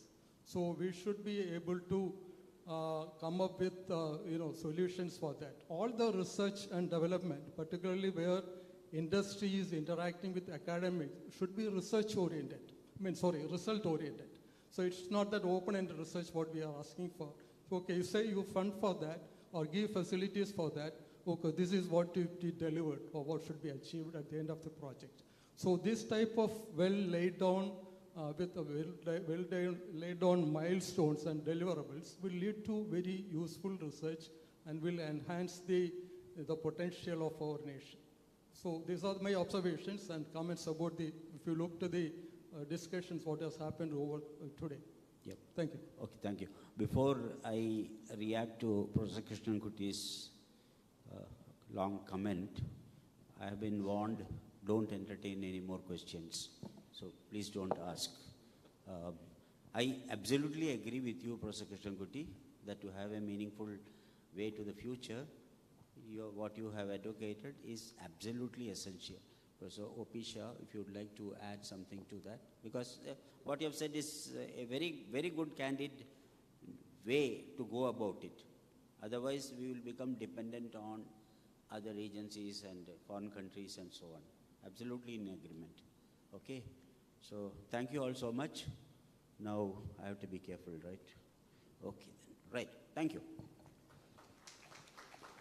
Thank you, Dr. V. Ananthasubramanian, for leading this insightful discussion, and to all the panelists and delegates offering their valuable input.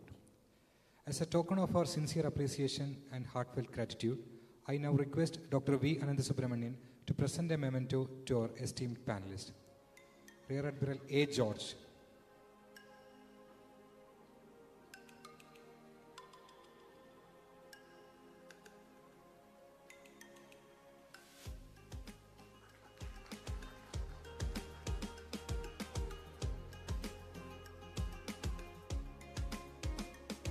Sri Gopi Krishna Shiva.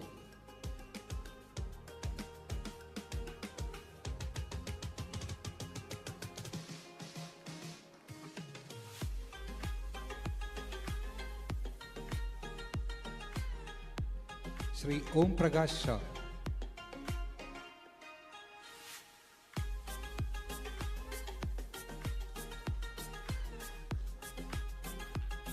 Sri Keshavdev V.K.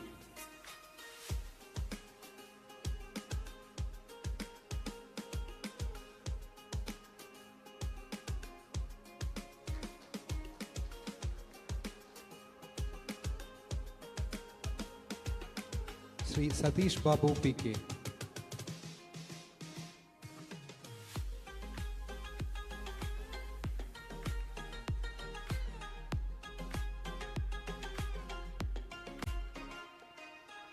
Sri H.V. Ramesh.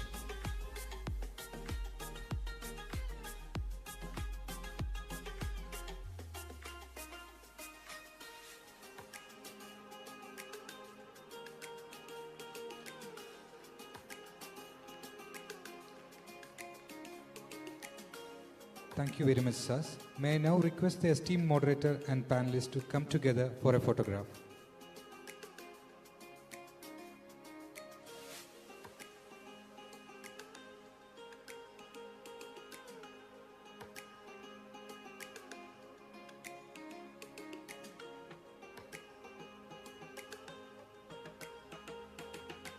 I now invite on stage Sri Madhu S. Nair, Chairman and Managing Director, Cochin Shipyard Limited, to present a memento to our esteemed moderator, Dr. V. Anandasubramanian.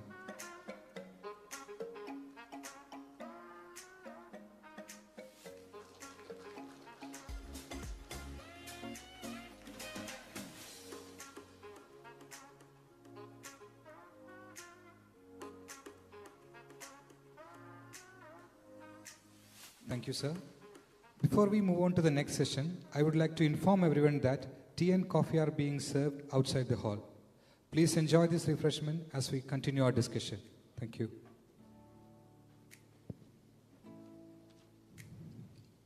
We now arrive at the concluding session of today's Ship Design Conclave, and it's time to reflect on the key takeaways and outline our way forward. In our first session, we examined the challenges faced in the Indian ship design ecosystem with panelists from prominent Indian design houses identifying obstacles and proposing innovative solutions.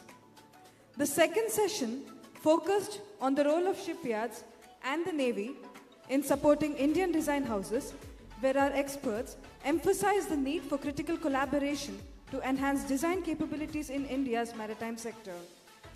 In our third session, we explored the role of class and academia in enhancing Indian design house capabilities through research, training, and highlighting the importance of bridging the gap between industry and academia.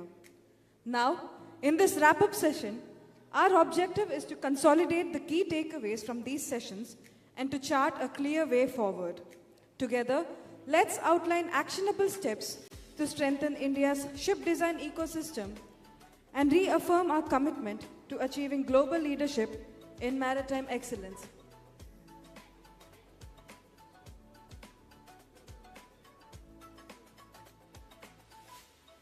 Our concluding session will start in a short time. May I request everyone to remain seated.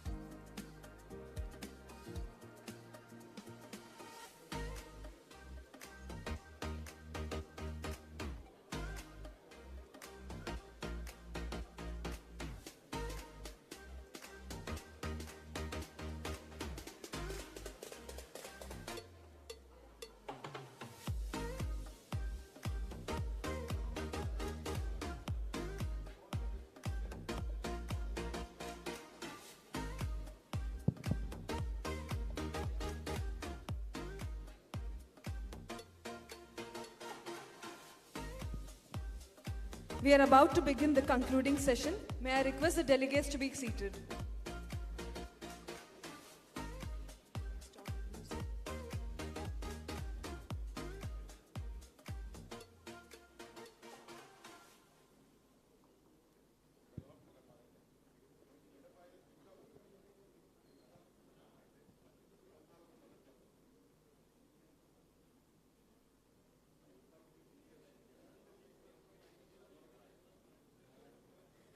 We are about to begin the concluding session. May I request all the delegates to be seated.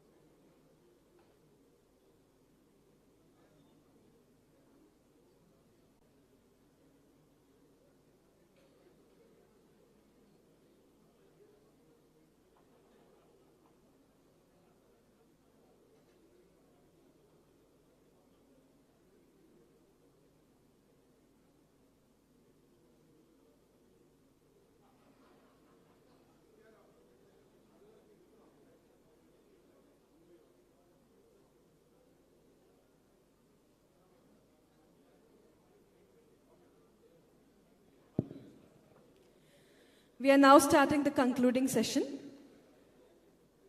I request all the delegates to be seated.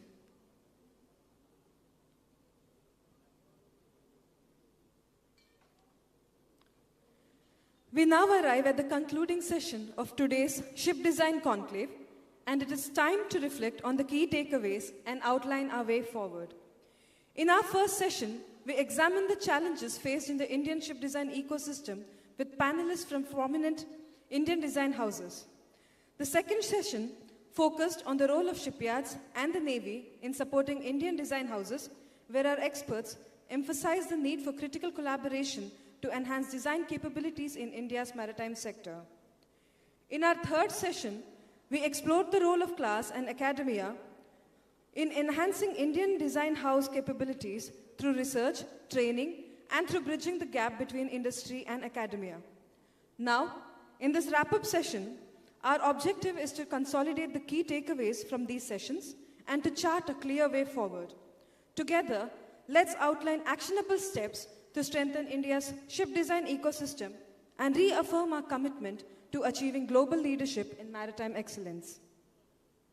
To steer the concluding session, we have an elite panel with us today.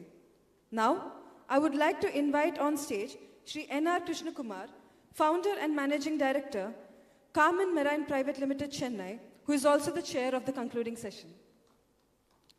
Shri N.R. Krishnakumar is a naval architect by education from CUSAT. He has extensive experience in ship construction, ship surveying, and providing independent third-party services to the offshore oil and gas industries. He is also the co-founder and managing director of Carmen Marine Private Limited, specializing in green transition within the shipping, ports, and shipbuilding sectors.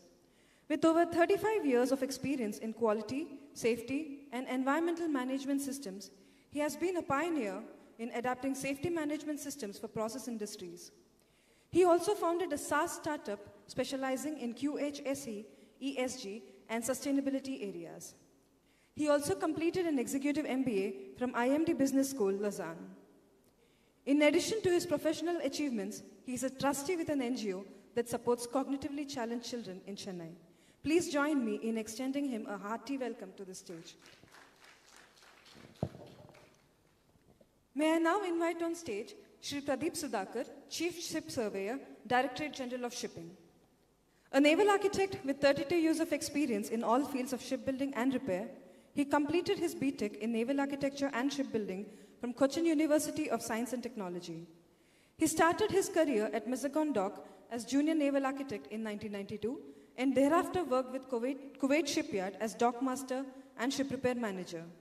He then worked in the Government Shipyard of Malaysia, heading the engineering division on shipbuilding and offshore installations, then as Principal Surveyor in Class NK. He later worked in Cochin Shipyard as Assistant General Manager and then joined the Directorate in 2016.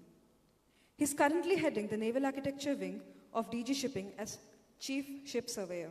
Let's join together in warmly welcoming him on stage. Next, I would like to invite on stage Shri Nebu Uman, Ship Surveyor cum Deputy Director General Technical, Directorate General of Shipping. Shri Nebu Uman holds a B.Tech in Naval Architecture and Shipbuilding from Cochin University of Science and Technology and has 19 years of experience in fields of shipbuilding, repair, survey, certification, safety management system audits, and policy development. He has started his career at Indian Register of Shipping as Ship Surveyor in 2004 for 4 years and later worked with American Bureau of Shipping at Kochi till 2010, undertaking survey and certification. He joined the Directorate thereafter as Junior Ship Surveyor cum Assistant Director General Technical and got appointed through UPSC as Ship Surveyor cum Deputy Director General Technical in 2016. During the tenure in Directorate General of Shipping and Mercantile Marine Department, he has handled various matters regarding survey, certification, policy development, IMO matters, RO monitoring, and safety management audits. He is an approved auditor of IMO to undertake audits of other flag and administrations under IMO Instruments Implementation Code. Let us extend him a warm welcome onto the stage.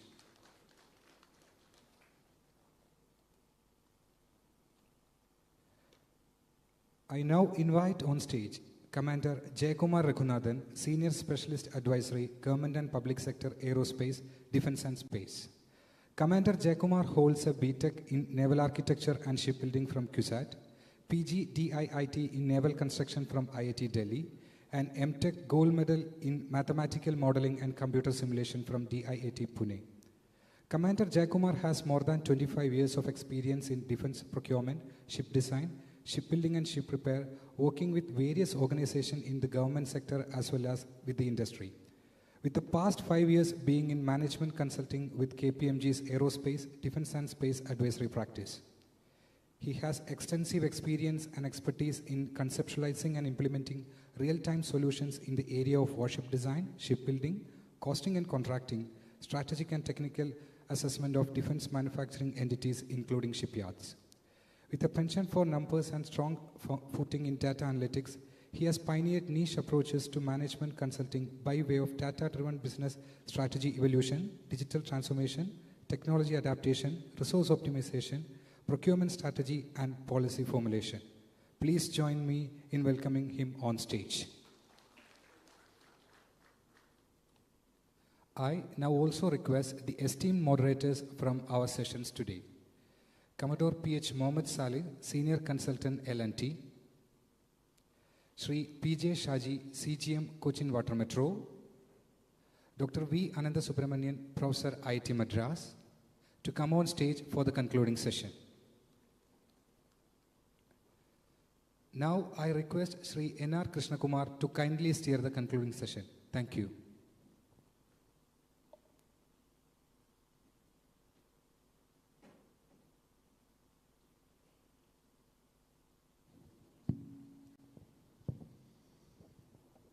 So, very good afternoon. First of all, let me express my thanks to Cochin Shipyard for organizing this wonderful session, which I have been intently listening since morning. And thanks, Madhu, for including me. And I for sure, this wrap-up session, I must make it very efficient because there is no bell. But I've got many people involved because I felt the moderators never had the chance in each of their session to bring the nuggets out of what they understood. So it's more than a wrap-up by me leading the session. I'm again another moderator for another session. So that's a way. So on this side are people who have already moderated the session and understood the pulse of what's going on with the various stakeholders. And here we have a new set of people who represent policy, the policy level statements. So what I feel is that we are at an inflection point. And I don't think such a point ever happened in India's history. Because it's a global phenomenon, it's a local phenomenon, it is everything. So this opportunity is significant. And though we spoke about this being the design conclave, but it is much more than that. Just design ecosystem alone will not. This is a value chain of shipbuilding, ports, everything, so it is a basis. But design is I liked one of the comments which one of the first session somebody made was, design is not a vendor. He shouldn't be looked at, a design firm should not be looked as a vendor. He should be looked as a partner, very much so. Because in design is where, from a ship perspective, not only a ship, anything, the designer plays such an important role. Somehow this has not come out in the way it should have come out. So that is the general context.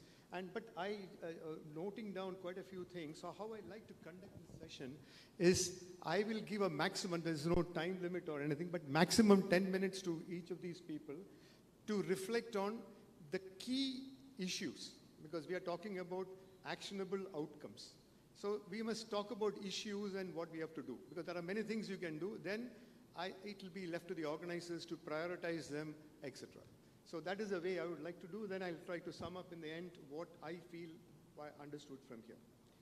Because now we have, what I understood is I would like to place this construct to look at the supply and demand side. So if you look at the global demand for green shipping or whatever new demands are there in the Navy and other places, there is a supply and demand side. Unfortunately, we are mainly the shipyard building supply side people, most of us. There are no charterers here, there are no ship owners here, there are no people who really understand the global. Now we are talking about a global need, designing for the world.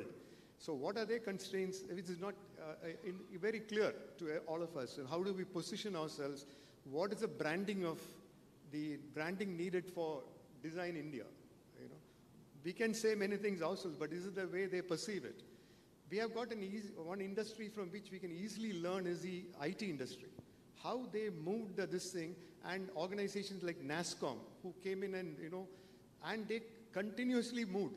They never remained static because the industry changed, they also changed. So there's a lot to learn from other successful other industries. And with this kind of a broad framework, and it is not only decarbonization, the digital technology is also very big. And it is a big opportunity for us not to feel isolated or not to see the software supplier as a vendor. The software supplier can as well be a partner, because it is not that they take the maximum money. It is a question of join together and go and take over the world through this design collaboration, because at the bottom of it, you need people with understanding of the marine industry. It's not only the marine industry, shipping industry, it is the naval industry, the blue economy, which we have not even touched. There's so many aspects, so many possibilities over there. So we have to get together and collaborate, because there's no point being in isolation, looking at each other. So that is a broad context on which I would like to put this, this thing. So what I would suggest is, what I will do first is give, maximum 10 minutes to each of these gentlemen to highlight from their perspective, what were the key issues which came up during these deliberations, and what could be the solutions. So this might help the organizers to prioritize what is to be done. So I think that's the way I will go. I'll start with Mohammed Salih, because he was chairing the first session, which took the designers' issues. Thank you, Anna.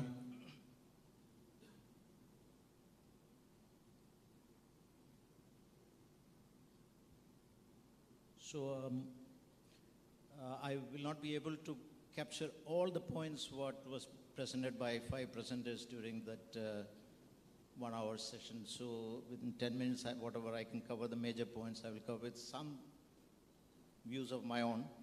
So first and foremost is the ecosystem, what we are talking about. What should be its structure, form, contour.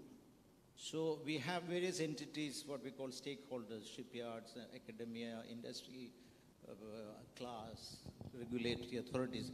But we all agree that there is a need for a central agency to coordinate between all these stakeholders. That is because that strategy is to foster collaboration, bring together various agencies with their own objectives, align those objectives with this central one objective.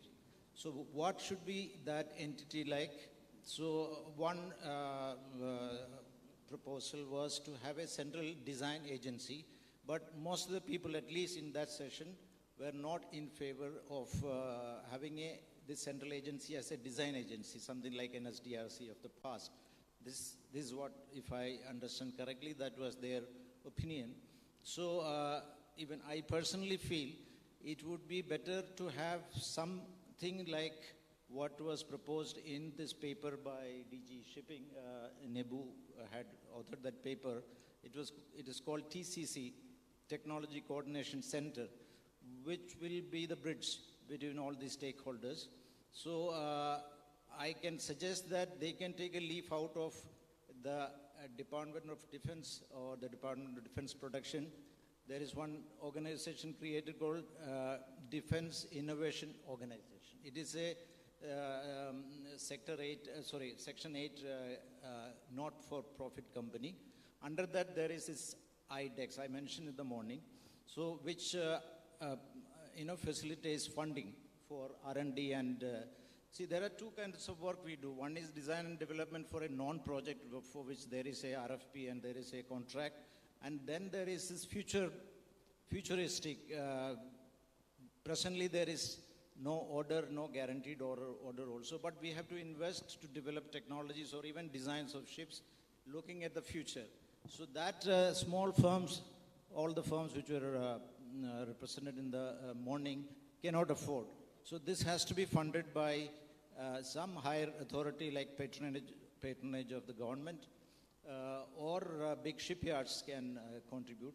So this is TCC. I feel we think that's a good idea. It will be the enabler, not a designer. And they can have capability centers at maritime clusters, which was another point came out for the sessions. Should be reimagined Nirdesh and NSDRC, which means that we should not make the same mistakes. We should learn the lessons, and so that whatever purpose for which this organization will be set up will not deviate from that. It will be the knowledge repository for common use. It would have a database of proven designs, in the sense reference designs which can be accessed by these design houses. It may also have a database of marine equipment manufacturers. So this is something which we can propose. Second is creation of centers of excellence in academic institutions in core areas of maritime field. Just like Admiral George mentioned in IIT Madras, there is Army Research Center, or Professor Shah mentioned CICMT in Kharagpur. So we can have maritime research centers, but each of these IIT Madras or IIT Delhi or whichever or ISC, they should take up certain core niche areas, like I would say noise and vibration, for example, as a field, or physical fields like signatures, like acoustic signature, thermal signature, magnetic signature. I'm talking this from our own experience right now at L&T. When we want to go to some expert in India seeking advice on the design we are doing, how to go about predicting this underwater radiated noise, for example. There is no one person or one small department where everything is available. It is the best in this. This will be a good idea, which is already working in IIT Madras. I would also propose that somebody else proposed there should be R&D cluster of OEMs. I'm not sure what it meant, but something like this Korean KOMIA, this Korean Marine Equipment Manufacturers Association, they had visited HSL when I was there. So they have some lot of,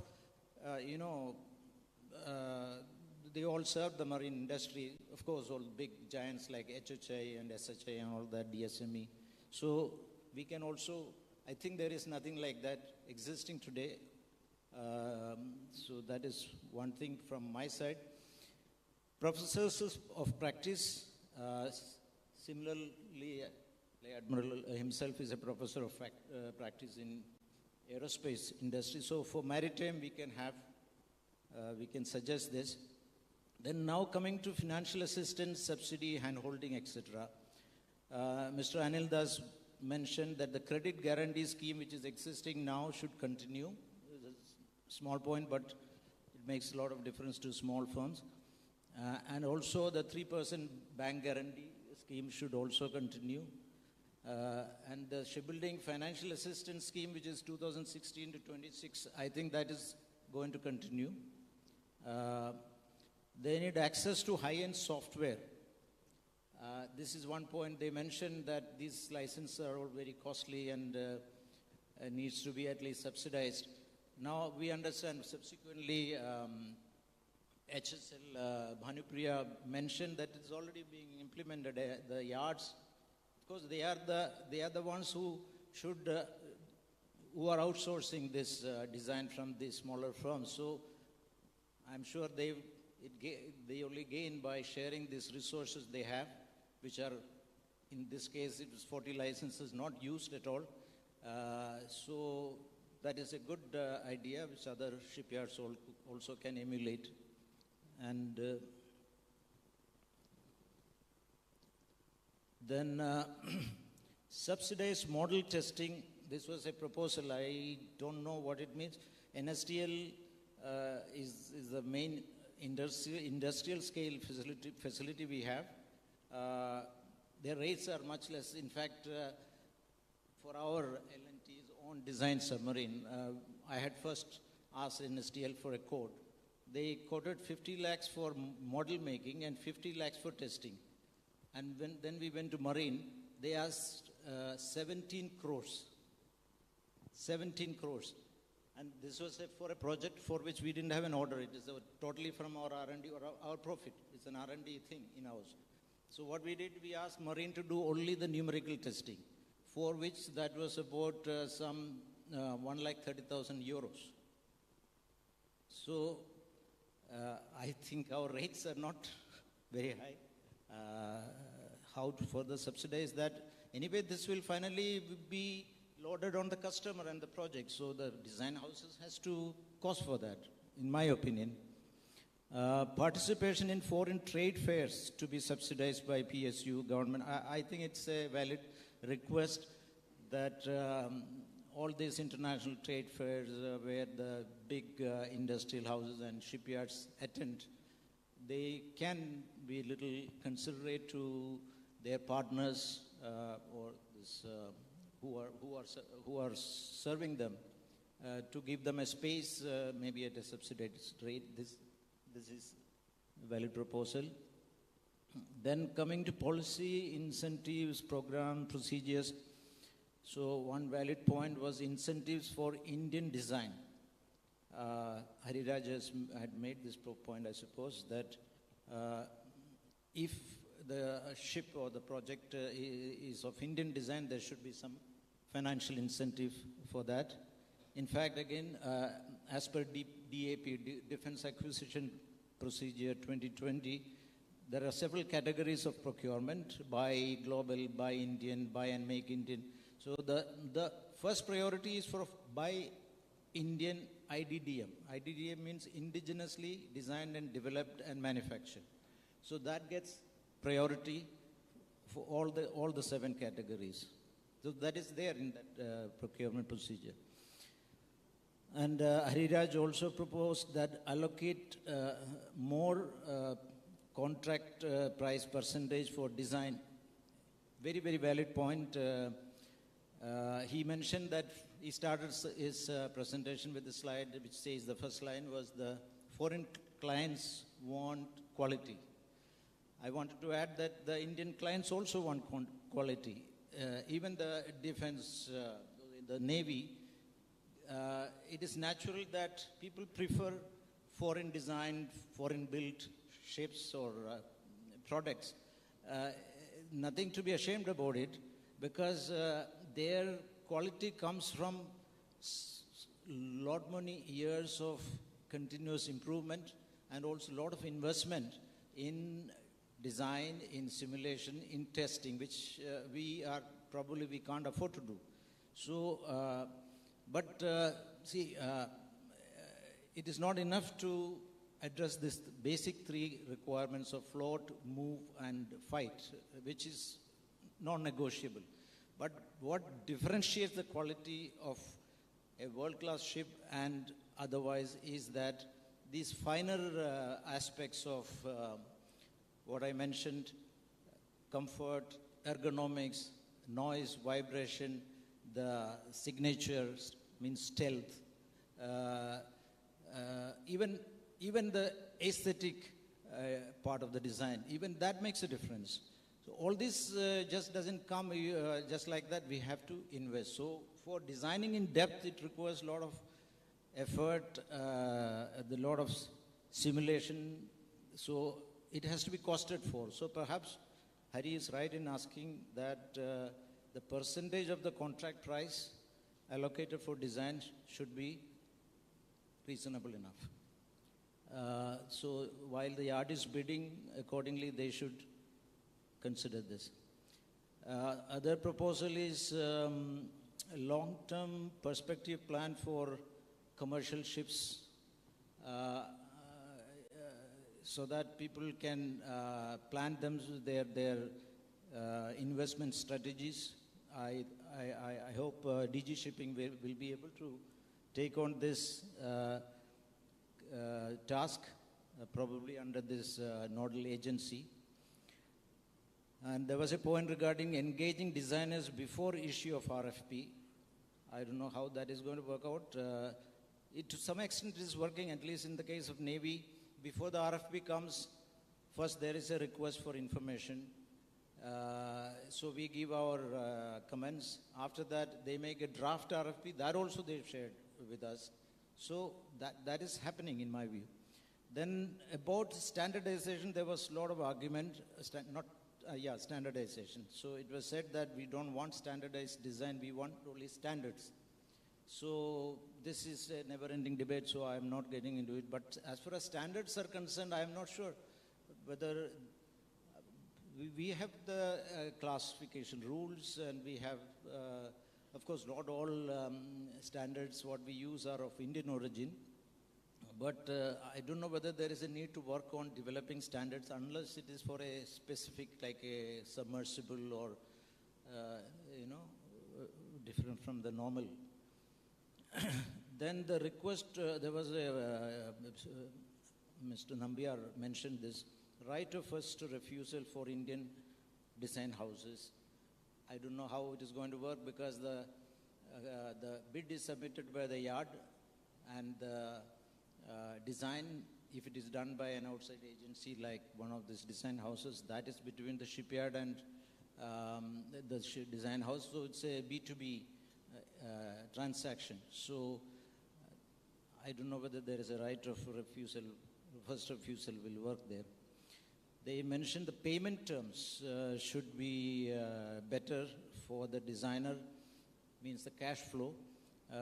They also said that the elastic schedule and there are delays in the project, reasons not attributable to them, but due to extraneous reasons or, equipment delayed or a binding data not available. Those said that they should not be penalized for this delay. It was mentioned by Hariraj that every month delay costs them so much money.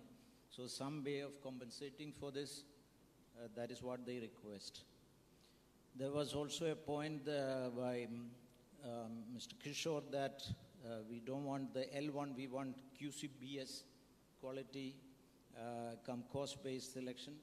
This is again, we can discuss or debate this till cows come home, but I'm not sure whether it will work. L1 is going to stay in my view. Remove proven design requirement. That also we heard they don't like the word proven design, or at least it has to be very well defined what it means. Coming to shipyard infrastructure, very clearly brought out by Hariraj in his presentation that if we have to meet our aspirations of becoming the top 5 or at least top 10 by 2030, how much of tonnage we have to produce, and that should be in the large and very large vessels segment, and do we have the infrastructure? Maybe Cochin Shipyard only has, maybe Pipavav also has got some, but now who will take the initiative of investing money in expanding existing infrastructure or creating greenfield shipyard? At least I know L&T shipyard is one of the latest greenfield shipyard, having spent I think 3,000 crores or so. There was a rethinking whether we should sell it off, because immediately afterward there was this recession and all that. Then the depreciation cost was so high that they were not able to, they were always on the red till recently. Now, of course, it has turned green. So only the government can do this kind of investment. I don't think any private entity will be able to create huge shipyards with large dry docks and all that to meet this. This is something I would request Mr. Madhu Nair to ponder about and advise as how to address this issue. So it was also mentioned, build in India first, then think of designing in India or designing for India, then only we can think of designing for the world. This was so in this, I feel that there is a need to do little more of study by some committee who will work out the details and then put up a white paper or something, how to move, go ahead on this. Test facilities, there was a view, some people said it's not adequate. But the other side, we have NSTL with the world-class facilities but underutilized. So is there a need to create more such facilities? I think the consensus is that we should be able to use it more effectively and fully before thinking of expanding. I finished. Indigenous shipbuilding software, and there's a case for document lifecycle management software to be developed by NIC. This is from Mr. Nambiar. Skill development, I think I will leave it to others. This is the last point I had noted down.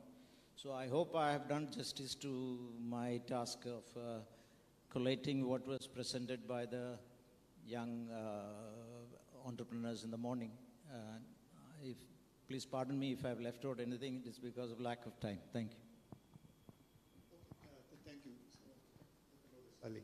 So So I think you've done a reasonable, because that was a core session, because it's from the designers' constituency. But then now I think I would request Shaji to not to repeat what he has said, to go on to the other aspects of what you gathered. I think Thank we you. will go the same way the whole way. We will not repeat those same things. Thank you very much, Mr. Krishna Kumar. Yeah, let me try to be as crisp as possible. I've heard the Navy's presentation. They were just demanding for, it was basically my topic was role of shipyards and Navy in the design aspects. The first speaker in Indian Navy related issues, they were talking about a parallel organization under the GG shipping. If possible, it could be set up to bring all in the same framework. That was one of the suggestions I heard. Then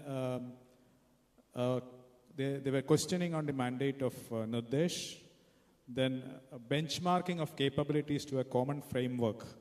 That has been spoken by many people, like bringing the human resources and the skill sets under one framework, which was one of the suggestions came forward. Then I saw there was another suggestion talking about bringing in 3 separate categories of designs for 3 different kind of ships. Like in the case of Daman and Oldes, they have ships to be sold. For specific kind of ships are available to be sold. So similar kind of designs can be made by the shipyard, and then that can be sold. That was one of the suggestions I could see. The other thing came out is where do people train was another question that has come up. Can there be a centralized training center, and can the shipyard be one of the such training centers? This was a question that came up in one of the discussions, one of the talks. Along with other shipyard ports also, along with the shipyard aspects, the ports also have to be given importance and the education is to be given for the port development as well, for bringing all this port-related infrastructure development also is an important factor to be considered. Then education on the specific focus on the designs in even short-term courses like the 3D modeling or the specific training on the software, and specifically trained personnel availability all to be ensured. Then there was some concern on the dependency on the foreign firms on the designs, which they felt could be, in the long run it could be removed. And there was kind of a wish for having the indigenous software built so that it can be taken by the Indian designers. The government shipyards to put bids together for foreign projects by sharing resources. This was one of the points that has come out in the discussions from HSL, I think. Then a center of excellence in maintaining shipbuilding clusters. Again, it's a kind of repetition of the other one, so I'm not going into elaborate it. The few things that has been set by the HSL and others have not told us for augmenting the designers' cash flow enhancement by proper payment terms with the design firms. That is going to be enhancing the operation of the design firms.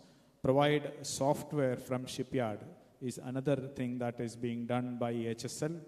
Then training of software with the association of the academic agencies, and where people are giving train the people with the association of the academic centers, and where design centers, etc., and get a pool of people available around the shipyard. Another suggestion came out is there was one concern that says is that people come to the shipyard and train in certain field, and they cannot retain the skilled manpower. They come, train, and go abroad and work elsewhere. This is a problem that has been raised by L&T, I suppose, and that is a concern still remaining, and how to retain the people is a question that has been posed. Supply chain issues are another major concern as far as the design centers are concerned. That is one of the opinions came out. Then shipyard to collaborate with the supply chain in association with we need to have the association of the supply chain team as well for getting a proper design output because we are designing based on their inputs. So the supply chain and the original equipment manufacturers are all important stakeholders to be considered for the design element. There should be associations or consortium to be made with that. Then consortium with educational institutions and the class in bringing the design, improving the designs. Then shipbuilding financial assistance to be linked to the indigenous designs. That was one of the suggestions to improve the design aspect. The government can put on some conditions on indigenous designs. If they do the indigenous design, they can get some additional financial assistance. The other thing is the human resource of stakeholders. So that means it is kind of all the parties associated can be brought under one umbrella and keep them available to the shipyard for doing the design. That was what it is meant, I suppose.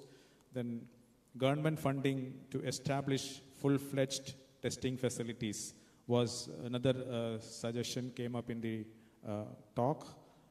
So that's a huge funding, but then like it was again come up in the last session about the testing facilities to be established indigenously for in line with the or at par with the marine towing tanks. Then industry ready manpower was another thing because the people who are coming out of the college are not ready for the industry and they don't know that a lot of expenses are being put on the people who are coming out. Even the academia can put some efforts to engage them with the industry, or shipyard can adopt certain projects directly, and also shipyard could give associate with the researchers and other things with the academia and get these staff and the students involved so that they can be associated.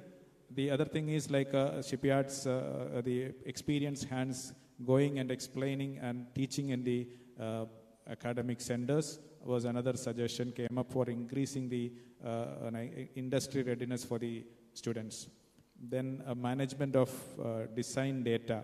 That is another thing. There was many opinions, and one of the things that came up is by protecting the IP, it could be having a centralized agency in the cloud or something provided by the central agency, and only with segregation of individual shipyards, the total data is available as an archive in the centralized agency. But each shipyard also can keep a separate one, so it is not been people-based. It will be system-based data available in the entire network.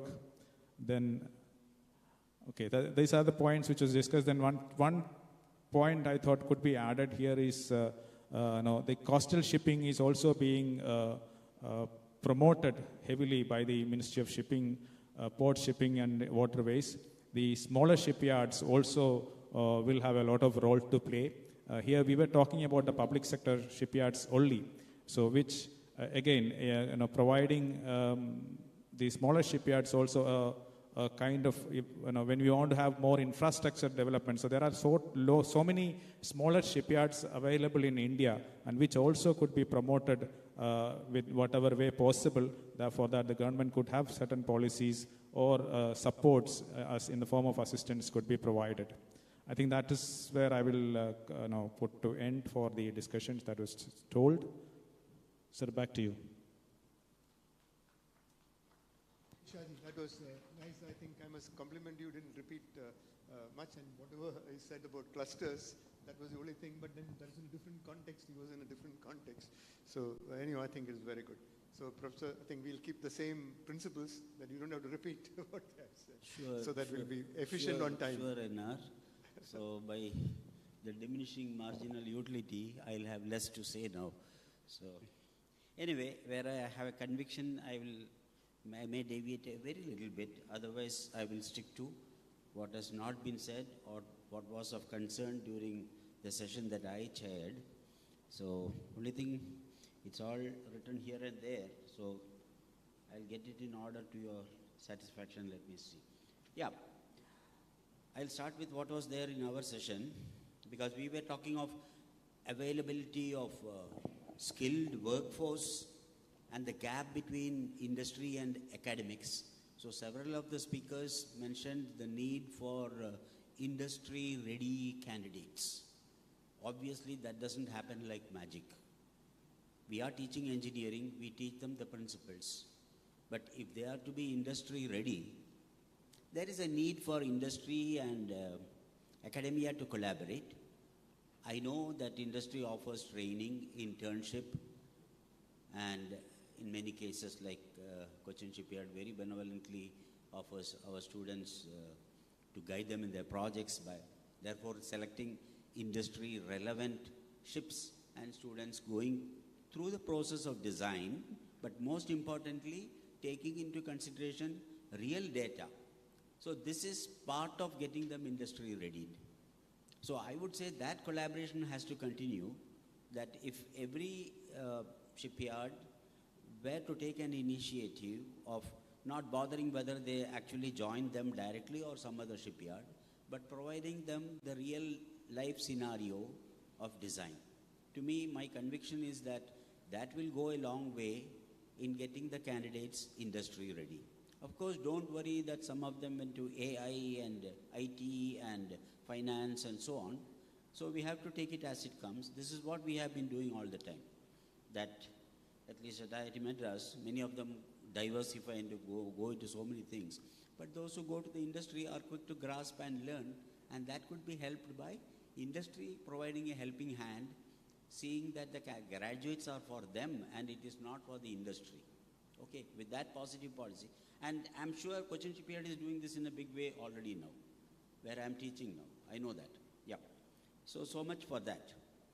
Now, we also talked of another aspect that is, it did not come so much into focus, but there was a mention that when a design is made and a tender goes to the shipyard, of course through the competitive bidding and so on, so what happens is, although it is a mature design, it is not really a mature design, that there is a lot of changes coming in.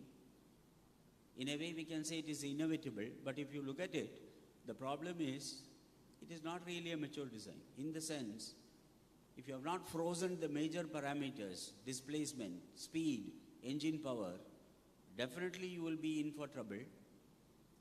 For example, if you are going to do tank testing, and if you see the weight has increased, definitely the draft will increase, the speed will come down, and the onus is on the shipyard. This is a real problem.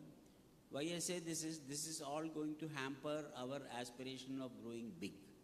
So it is most essential that ideally the owner, either let's say the Navy or the Defense or whoever, or the Coast Guard, should ideally do a full design process. Ideally, I would say even tank testing, so that the major parameters are chosen and then it goes for tender. Otherwise, the shipyard is grappling with these problems, the owner is not happy, and you are in a tough situation. So all these will cause delays. So that again means delay in the project execution. So this is another point, my conviction. Next,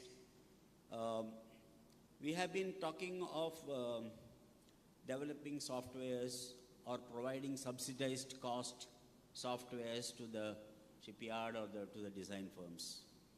Yep, there are a lot of commercial codes available and prices are not cheap and we have no choice. It's high time, although we are doing it in many places, that we go for the open source codes, such as if you take computational fluid dynamics, there are so many free open source codes such as OpenFOAM, Gerris, Duns, FreeShip. So OpenFOAM is obviously more popular. Definitely we should encourage them. And here again, I know in Cochin Shipyard there are groups working on OpenFOAM. In academics, there are people working on OpenFOAM. So it's only when you want a shortcut solution, you go to the commercial software. Definitely this has to be encouraged. So this is also another point for being independent of the commercial codes and the high licenses that you have to pay for that. Yeah, it doesn't work in all cases, but we should strive for that. Again, we were bringing in some points related to at least vertical specialization for some of the graduates. This was mentioned, I think, by Bhanupriya. So that some of them should be trained and should be capable of vertical specialization. Now, such things are usually need-based. So if there is a need, the shipyard can offer a sponsored course to the academics.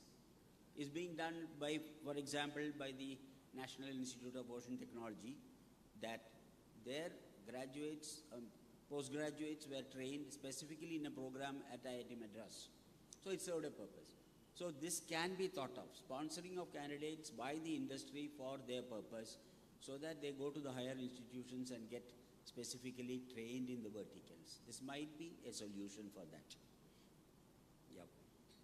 Now, the last one I wanted to mention was, we touched upon NSTL and the perceived underutilization. I have already mentioned during my answer to one of the questions that definitely NSTL is a fantastic facility. They have got very good committed top scientists.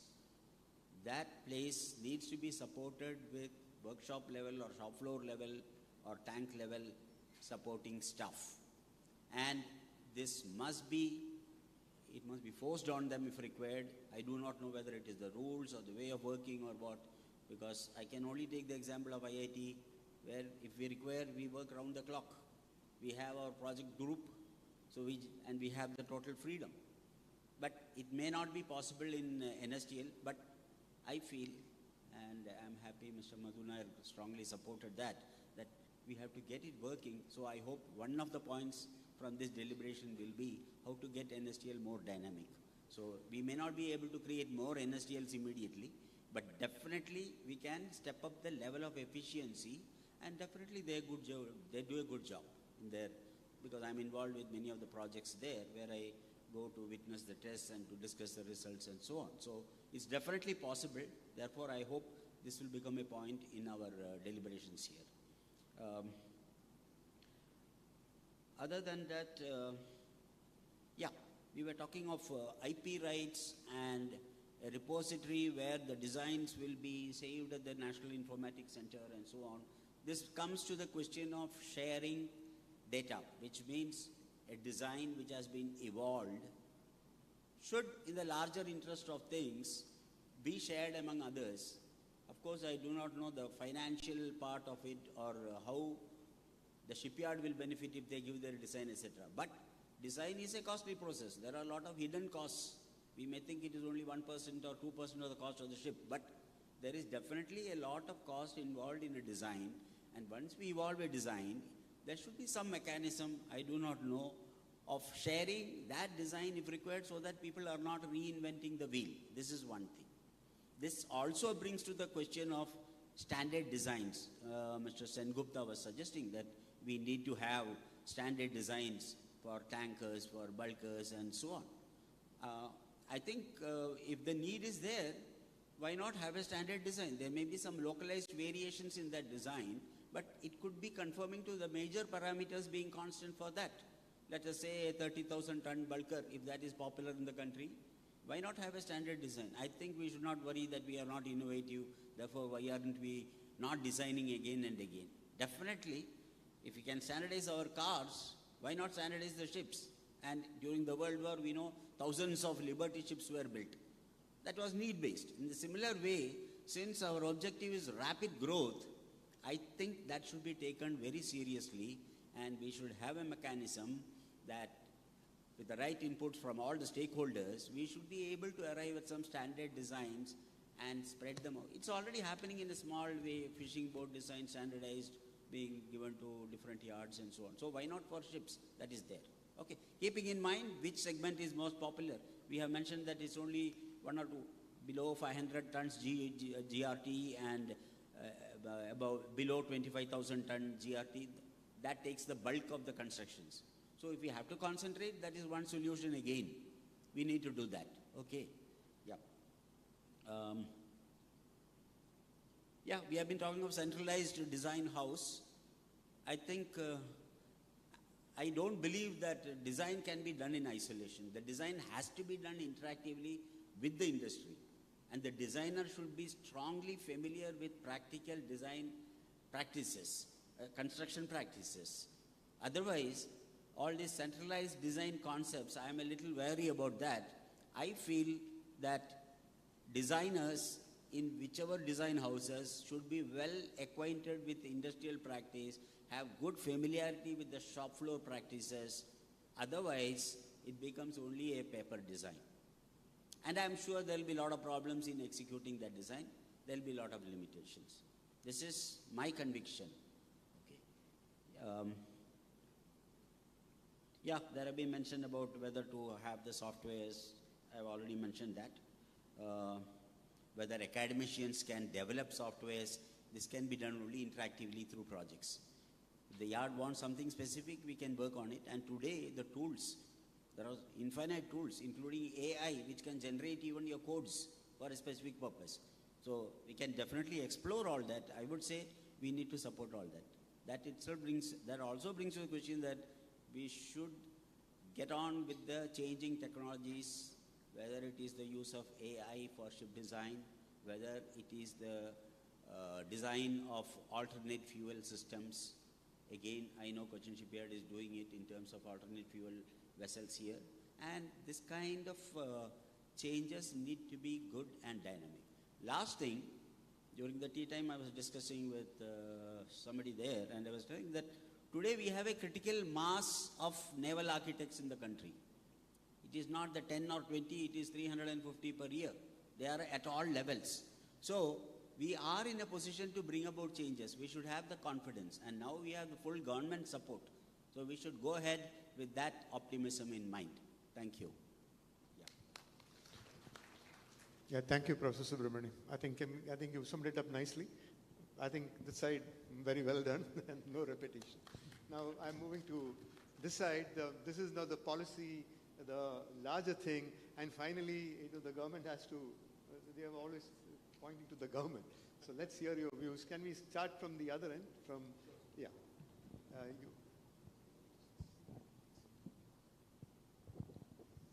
You.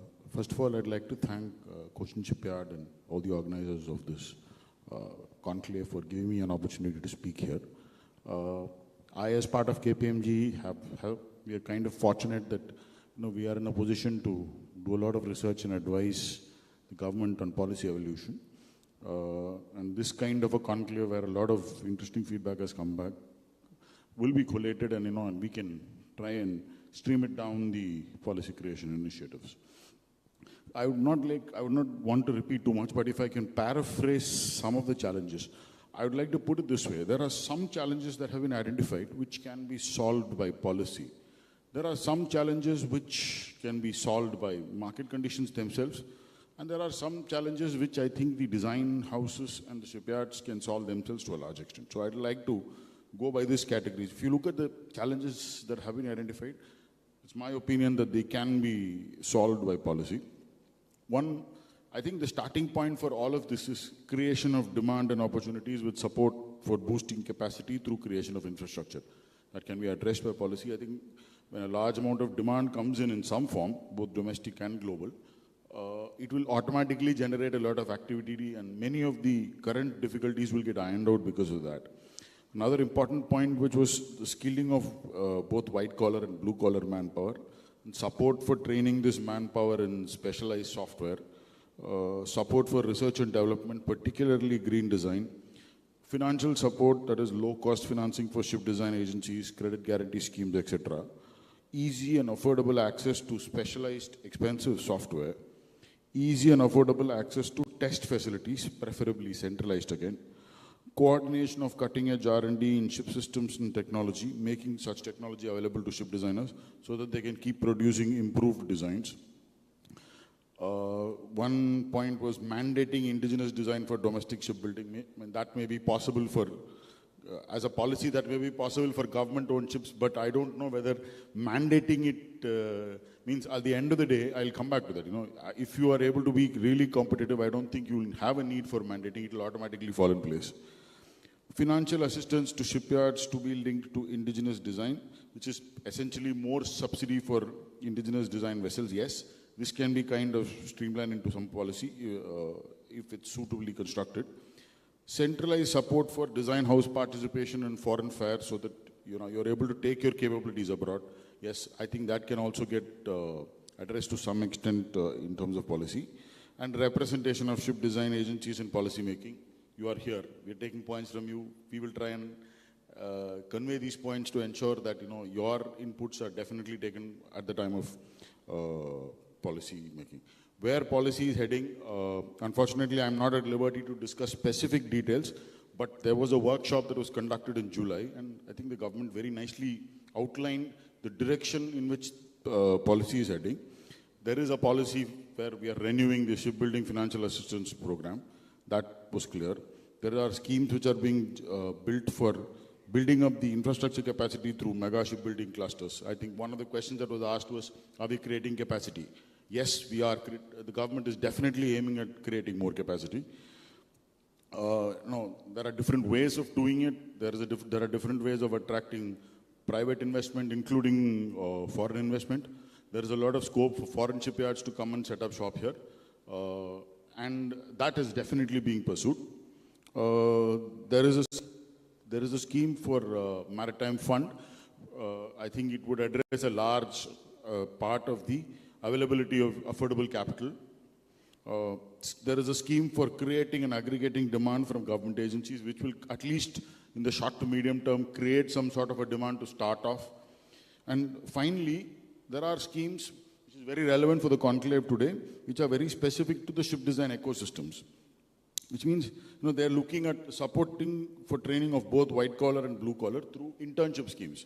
Centralized coordination of internship schemes where government aids in putting together the scheme and implementing it through internships in shipyards and ship design houses. So when the manpower comes out of the academic institute, that gap that was being talked about, that gets addressed through these internship and apprenticeship programs. There is already a national apprenticeship promotion scheme where the government pays part of the stipend of the interns and apprentices. A scheme, something similar to that, is being envisaged, where government will support, but very, very specific to the sector. Interestingly, out of the 181 trades that is listed with the Apprenticeship Act, 44 are directly relevant for shipbuilding. So the government has really understood the importance of this upskilling and trying to create a scheme very specifically to address this. Centralized common design facilities and software. I think all this, one of the thought processes that is being thought about is to create a centralized agency, which is not going to be a design agency, but rather a facilitating agency that would provide access to these high-end software and design facilities, as well as coordinating the test facilities. There are different facilities that are existing in different places. I think a large part of it can be solved by centrally coordinating it and making that facility available, where capabilities can be made complementary rather than competing. Just for example, NSTL has a certain facility. There are certain facilities available in IIT Kharagpur and IIT Madras and QSAT, for example. I think with the resources that are available can be pooled in such a manner that, at the end of the day, the designer who's looking for these kind of test facilities is available. And there is also thought process of setting up some of the other facilities. The thought process being not to replicate something that is already existing, but trying to create some sort of test facilities where there is nothing available currently. Then, of course, the scheme also envisages supporting the R&D and innovation. So, like I said, it will be more in a role of a centralized facilitating agency rather than replicating the design capabilities, with participation of public sector as well as private entities. And that's the thought process. It is still being deliberated. What form it will take, only time will tell. But having been part of the, the research that is going into evolving the policy, I can very much assure you that the government is very much seized of the fact that this capability development is an important factor and schemes are specifically being designed in that direction. Some policy related points that were raised, I think they need some clarification. See, one thing you must remember is MIV and MAKV were actually vision documents. They're not policy per se. They have envisaged a certain vision for us to reach. Like for example, one class policy. I don't think the government is at any point suggesting that, or mandating such a policy. It is more an assignment of responsibility for certain tasks rather than a mandating a policy. Similarly, the question of standardization. I don't think it is being mandated as a policy. It is more a sort of an encouraging standardized designs wherever feasible. You will appreciate that particularly certain aspects of design has its advantages. Standardization has its advantages because there is economy of scale. You can reduce the gestation period by large time. And standardized scalable designs can be pursued where necessary without impacting innovation or the work content of the design agencies. There is an example in the Navy that I always, Commodore Manoj Joseph is here. P-15 Alpha, P-15 Bravo, large part of the design was standard design was adopted, but a significant amount of value addition in terms of design was also necessary. Similar is the case for Project 17 and Project 17 Alpha. We literally expanded the hull to make it larger to accommodate a far more volume of equipment and weapon systems. So that kind of scalable design models and standardization, and Professor Anantha Subramaniam very nicely quoted the Liberty class. Now, I think in commercial shipbuilding, there is still a lot of value for this kind of standardization, particularly in this inflection point where you are trying to boost your industry into a growth spurt. So in such a scenario, that it makes a lot of sense to adopt standardization wherever feasible. See, then there are some of the other challenges which I think the market, industry and shipyards can address inherently. One point that was brought out was the design fee benchmarking and the lowballing of prices. Currently, I would presume that because of low demand and a sort of an over-reliance on defense shipbuilding, the market is somewhat monopsonistic, which means you don't have too much control of the prices. The monopsonistic nature tends to drive the price down. But I think once more demand, especially commercial demand, comes in, this problem will get solved. I will say have faith in Adam Smith because free market usually has a very good way of solving this problem, particularly when demand starts picking up. To quote Benjamin Franklin, the bitterness of poor quality remains long after the sweetness of low price is forgotten. I think it's equally relevant for shipyards and ship design agencies. And trust the market. When more demand comes in, price discovery, fair and true price discovery will automatically happen. The rest of the issues, I think the stakeholders in the value chain are kind of empowered to solve it themselves. Like things like redefining the meaning of proven design and removal of restrictive pre-qualification criteria. I think over a period of time, when more confidence comes in the capabilities, all of this will automatically start falling in place. Standardization of contracts, more friendly contract terms and payment terms, QCBS rather than L1.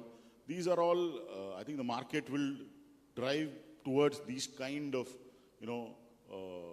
contracting methods and price discovery methods which will make it more suitable for people to participate. Right of refusal for first design, class to extend. I think these are problems which policy cannot solve. I think this can be solved largely by market players and stakeholders getting together. And I'm sure that, like I said, everything finally is traced back to how much demand is being created. Currently, everything is coming from defense shipbuilding. The more commercial shipbuilding demand comes in, I think a lot of these problems will automatically solve themselves. And as a management consultant, I'm supposed to give Gyan. Otherwise, they will start doubting my credentials. So I will end with giving a little bit of Gyan. But for giving Gyan, I think I want to switch to the role, from the role of a consultant to my original role as a shipbuilder. There are some focus areas where, in design, where I think there needs to be a very specific attention. Propulsion system integration is one. The fact that even today we are compelled to keep going to some foreign agency to provide that support for propulsion system integration. I think we have to start looking at developing complete in-house capability for that. probably with foreign collaboration in the initial stages, but subsequently settling down to be able to do it all by yourself. And this is something that is common to both naval shipbuilding and commercial shipbuilding. Particularly in naval shipbuilding, I think there is a lot of that should be focused on creating capabilities for shock, noise, and vibration. There is some capability, but there is still some dependence. I think there is a lot more that can be done indigenously. Maintainability, accessibility, and ergonomics. I think that's another focus area where, you know, as you do more and more designs, you will get better and better. But I think that needs to be a very specific focus area. A large part of it shipyards themselves drive. But sometimes, you know, in our effort to optimize the rest of the design, the maintainability issues and all sometimes take a backseat. I think that is where, that is one of the areas where if you step up, you can really start becoming competitive globally. There is, you know, developing capabilities of very, very specialized niche vessels is another area, because at least, you know, in places where you have medium capacity already existing, medium to slightly large capacity already existing, before the rest of the capacity comes up, I think one core focus area would be to try to capture this sort of a market, at least in the medium to long term, in the time that the larger capacity comes up. There is a strong case for developing modular designs and facilitating modular multi-location construction, which would involve the smaller shipyards to participate in larger shipbuilding, which means you're able to distribute and utilize your capacity more gainfully, but the designs have to be made suitable. The detailed design particularly has to be made suitable for this modular multi-location construction. I think there is a very strong need for a collaborative creation of a growing body of knowledge. There is a lot that was discussed, but I think one of the tasks of this centralized agency, in whichever way it comes up, would be to facilitate this collaborative creation of a growing body of knowledge.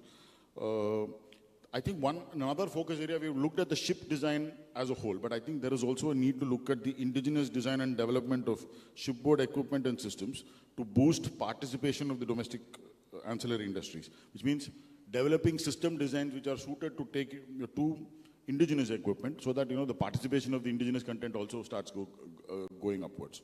I would like to conclude with a mantra of sorts that the shipbuilding ecosystem in India can pursue.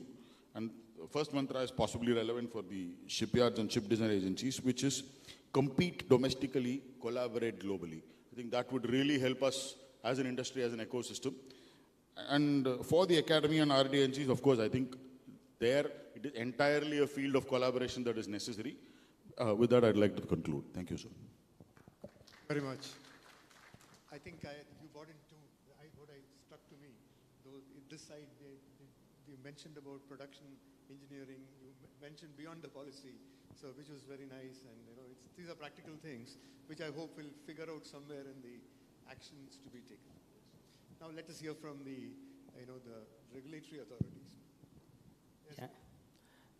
Good evening to all. It's already late, so I will not take much time, and I will keep it simple. I like Krishnamar sir's approach, starting with the policy advocacy and then to the DG shipping, where I try to develop the policy and put it up to the chief ship surveyor, who will be framing it properly and then putting it up to the government. So it's a right approach to pitch in, where I may be talking a bit on what we are trying to do, and the CSS can conclude by saying how it will look like. So for the last a few months or maybe a year, DG Shipping has been working on a few of the concept papers and also on the policy papers, what is required to promote this industry. So after understanding and talking to all the stakeholders, continuously coordinating with a lot of stakeholders in this arena, because to be frank, that was made on our own. We have not appointed any consultants. This is purely based on the experience gained by the practical experience and also while interacting with the industry. We tried to reach out and then put out on paper as to what are the problems which the industry is facing, including the design aspects or the domestic demands what is not there available now, or how we develop our infrastructure capabilities to cater to the demands of the world. Because for the Make in India for the world and our today's motto, design in India and for the world, for it to succeed, you need volumes.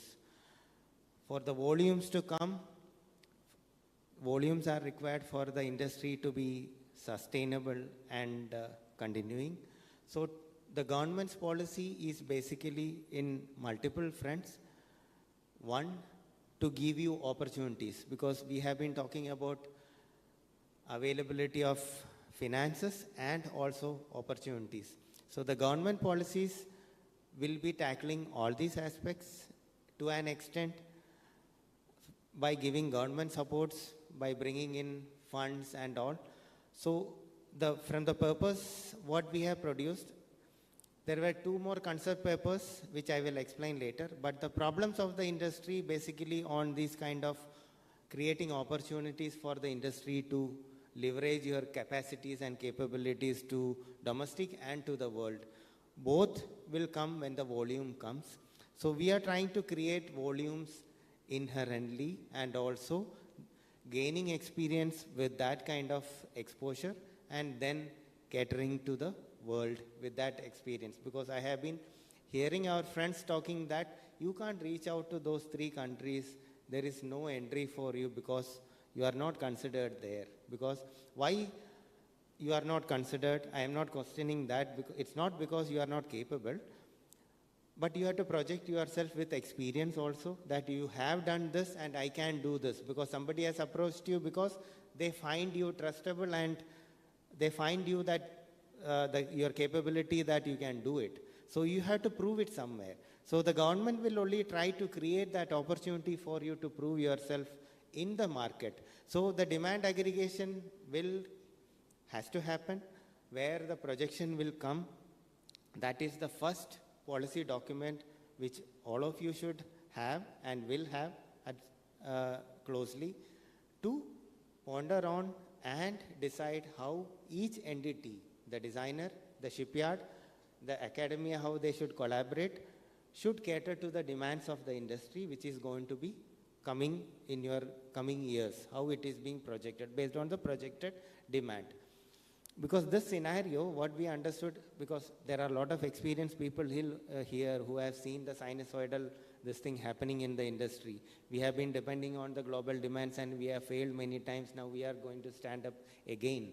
So we don't want to fail in the future. So have your domestic demands projected, cater to it, and also cater to the world, because this scenario will continue for a few many years maybe.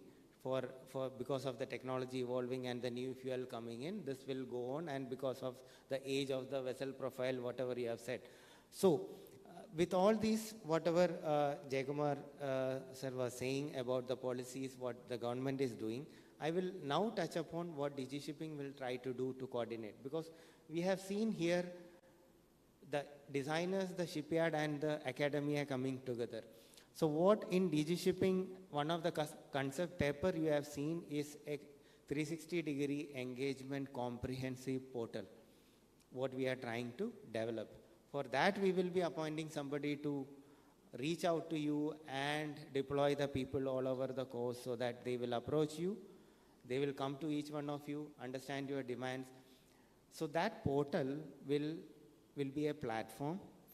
What we are doing here is interacting between the 3 agencies, but that portal will cater to interaction between you 3 plus the cargo owners, the ship owners, the financiers, the insurers, and I'm missing something.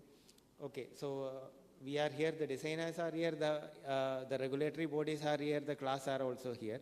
So, and the academia is also here, the designer, the shipyard, everybody will be interacting together towards a common cause, because you will be able to project, through the portal we will be able to project the capacity and the capability of us, the Indian, the ancillary industry, yes, That was what, thank you, sir.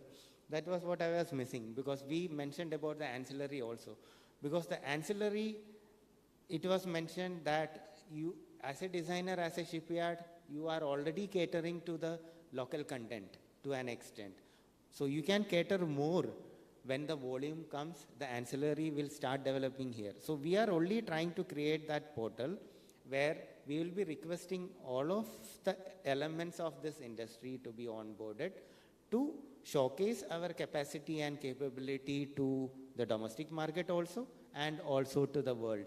So that portal will cater an interaction platform where the world and India will understand what is our capability, who is available, who can do what. And I am not saying it will be a free portal.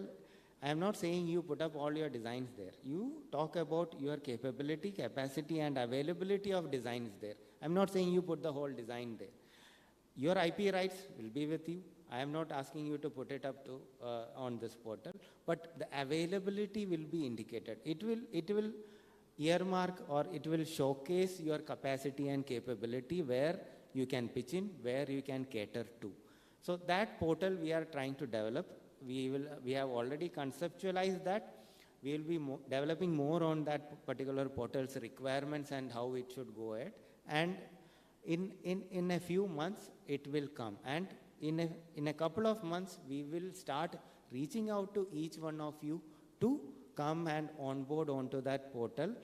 We will be sensitizing you how we will be projecting your requirements. We will reach out to you what you want to put on that portal. That will be very transparent and a free portal what is going to be. Plus, one of the points which I want to cover is the software as a service was a proposal which has come from you, because you have been mentioning about the cost of the software and all. I would request you to, the design agencies and the association, to please continue working on it. The ministry even now keeps asking what is the status of that. We are waiting for your comments to come. So please work on it based on all these inputs on a solution what can be brought in. Some queries were asked, so which you can cater to, and how we can basically contribute to the cause of this policy advocacy and development what is happening as a design entity, so that the government will support you with those funding or the availability of what you are asking for, so that you can return back what is needed for this country to go ahead. So that was one of the things. And for the shipyard part of it, there is a lot of things happening policy level, Jagomar has been saying. So the shipbuilding financial assistance with more impetus to the new technology is proposed to be continued, and it should happen. The ministry is doing a lot with going ahead with those policy to be continued. So that will come. Even we are looking forward to, through that policy, how to create demand locally also we are trying to see, with a small tweaking in that policy, which we will come out to you later on. So that is also happening. And another concept note on the Technology Coordination Center is actually a concept note where you can, even in this, our comprehensive portal, what we talked about, there also we have participation from academia, collaborating with the other industry partners for the need. That means any research or any study requirements required for the industry will come up.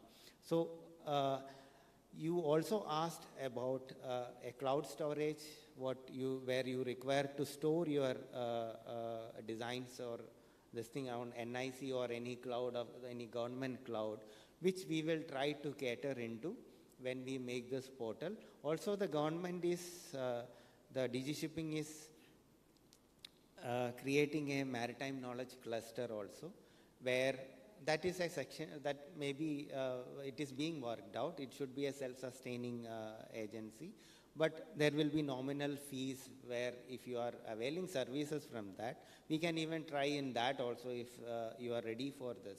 A small kind of a payment for storing your cloud, your designs or anything on the government cloud. So that also we can see. To an extent, we can see that how we can cater to in the comprehensive portal also. So, so that is another part of it. And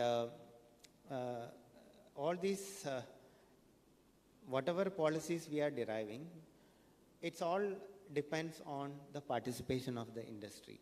We can only, I would like to conclude here by saying we can only succeed with your participation. Government is trying to facilitate you by giving you opportunities and funding.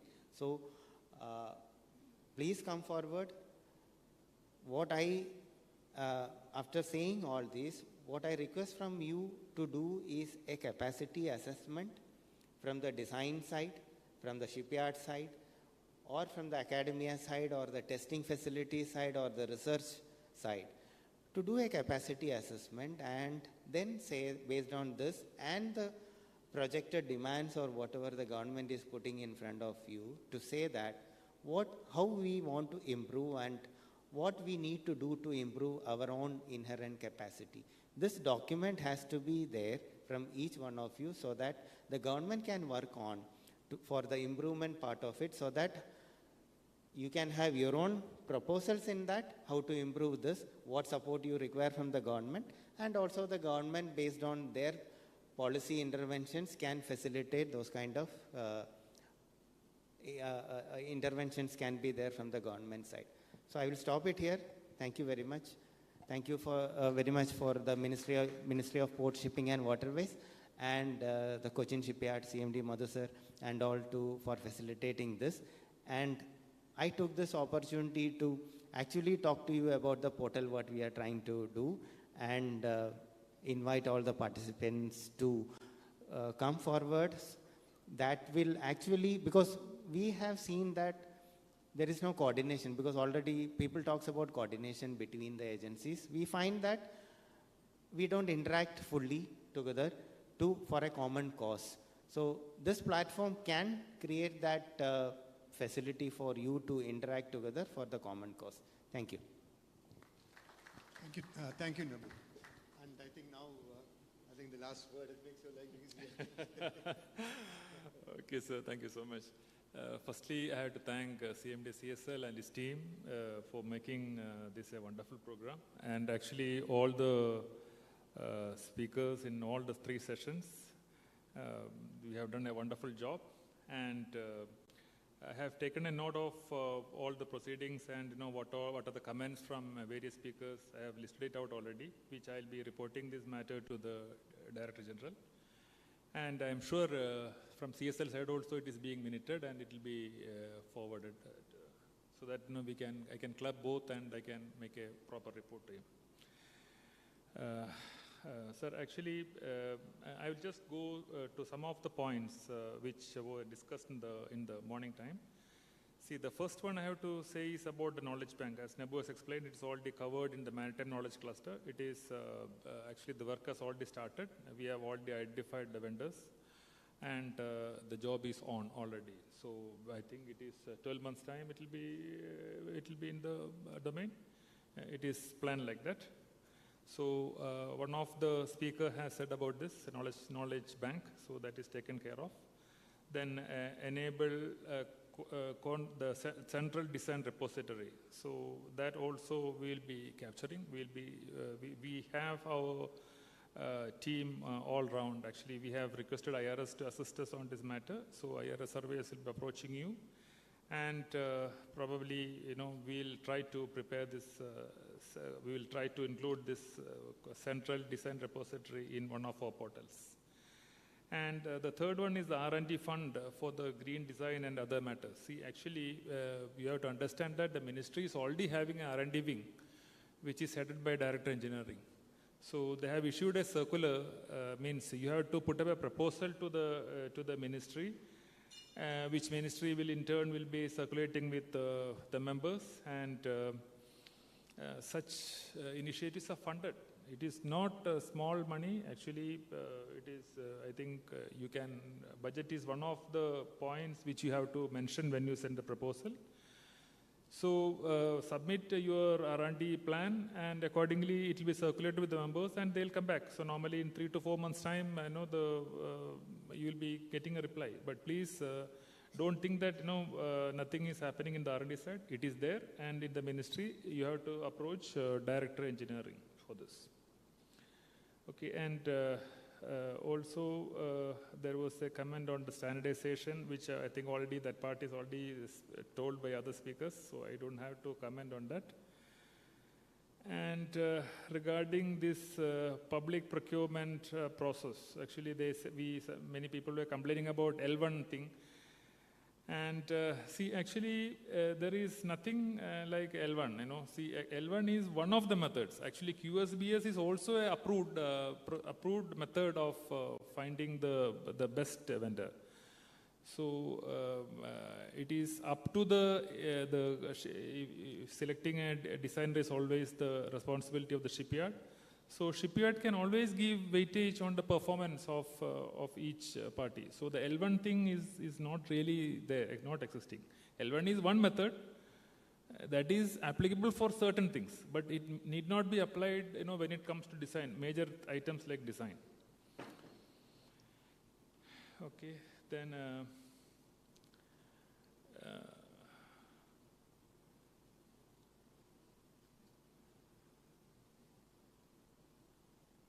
and one class policy to IRS, anyway, that I don't want to discuss it now. This, of course, can be discussed if the person who has made a comment, you know, if he has got any concern, we can discuss privately about this. This is not anything secret, but of course, there are some reasons why they go to the IRS for certain things. But again, as Mr. Jayakumar has explained, this is a vision document, and this is nothing like, you know, we have to follow, no rules, nothing. And showcase to larger audience. Okay, all these things are coming in this in the portal. So actually, when we come to the portal also, we have already started. I think we have international cooperation room for yes.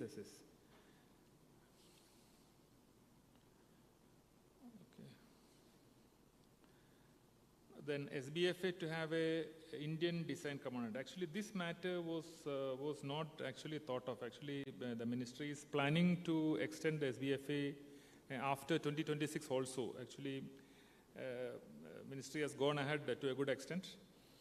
And this particular point is not considered as of now, the Indian design component. Probably, if it can be made a proper paper, you know, how it has to be done, if we can have a proposal done by IMDA and forward to the ministry and copy to us, probably we can also vouch for this cause. But as you know, this VFA is something which the ministry is paying directly to the shipyard. You know, it is not to the designer. So, so that aspect also has to be clarified, you know, when you make the proposal.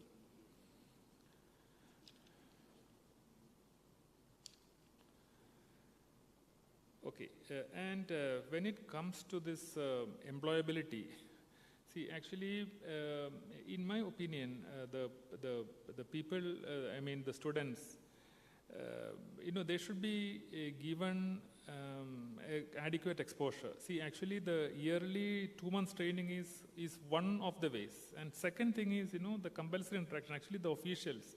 It is not only government officials, but also the people from the class societies and other technical agencies. They can have some kind of interaction with the students. See, actually, I can tell you, if you ask a student who has just passed out, if you ask him what are the different kinds of surveys to be done on a ship, probably he may not be knowing this. And what is looked at on during surveys, he may not be knowing.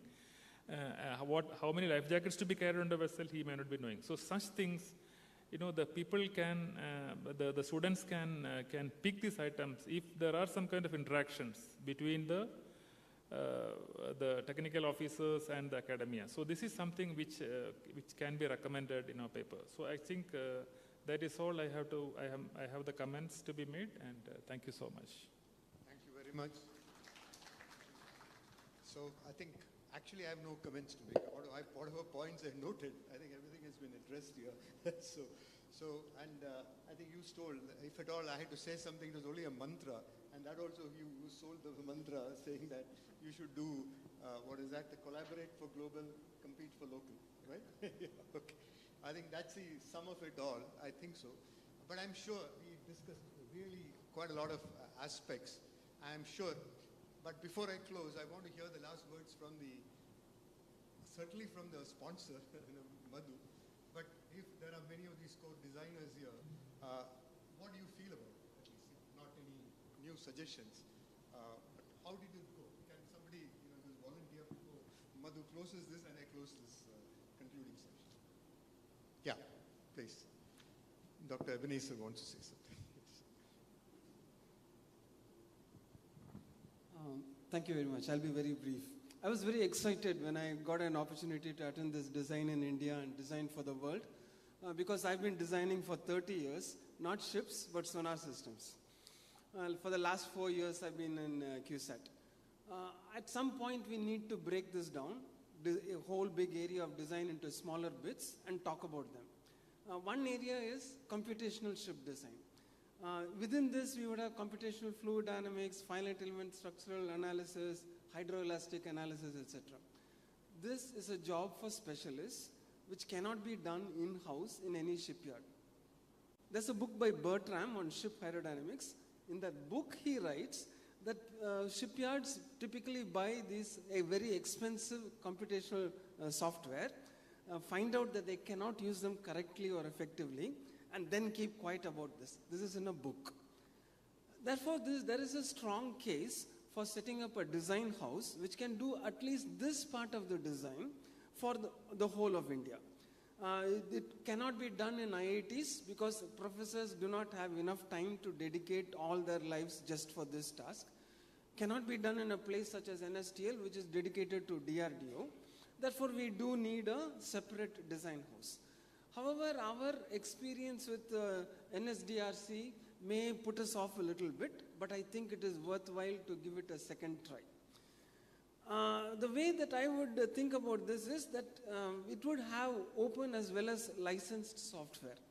Shipyards have been saying that the software is very expensive, but if one house can buy the software for the whole of India, it will not be prohibitively expensive. They can afford it. Shipyards, especially small ones, can't afford this, and the larger ones will have problems. Shipyards can buy the design and build it. To start off, this design house can be set up by the government. It can pay the salaries, etc. But maybe after 5 years, the design house can be expected to generate its own income. So for 5 years, it can be supported, and afterwards, it can be expected to run on its own. Thank you very much. I wanted to be brief. Thank you so much. I think Mr. Kishore, I think you wanted to say something. Thank you, gentlemen, for all the summary. It's very well done, actually. Thanks for all the organizers and also for CSU for doing this. But I'm very well happy the way it is summarized, this session, actually, by all the experts in the field. Initially, I've been very honest.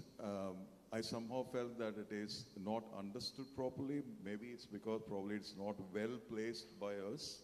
There are some sort of maybe misunderstanding, sir, on terms of the standardization and also the model testing support, which I think probably what we're looking just to on the model testing itself. We are not saying that you fund the model testing there when we take the projects. What we are trying to say is, if we have to continuously look forward for the development of the technology, where the design officers themselves want to optimize the designs, we may need to have a facility like the IIT, NSTL and all, where for us, it could be that the cost is so high that to continue changing the models and do the designs continuously, it is not easy to bear the cost. And that's where we request to step in for those type of things. And that can be worked out in detail in there. On the standardization, we still have, still feel it is arguable, but we hear your story. That's very well placed. Probably our understanding is slightly different. Our main request is quite simple. When you have developed the standardization, what we are expecting is, please, if it can be developed by the Indian firms themselves, wherein you actually take all the designs for the Indian firms and pay for the concept design phase, because everybody has already mentioned to you how expensive the software is and to maintain the resource. If all the design firms participate in this and then probably provide you the design, pick the most effective design or the most efficient optimized design, then you can look into the standardization. Currently, what we understood as standardization is you're bringing the design from abroad. And that is exactly what we are trying to focus on my presentation is, there is a part for which the small designs we are capable of. It's very clearly stated in the MIB 2030. But then the design is coming from outside. And that is, we were a little bit confused, and that's why I just want to put that forward to you. And lastly, I just want to say that because there are various thought process happening in this thing, probably there might be some gaps in the understanding. We would want to summarize from the design houses side and put forward to you, as rightly pointed you, sir, to have the bullets, minutes of meeting to be pointed out. I think that will actually clarify a lot of things. Thank you very much for giving the opportunity. Thank you very much for your comments. Anybody else from the designers before I ask Madhu to hear his reflections?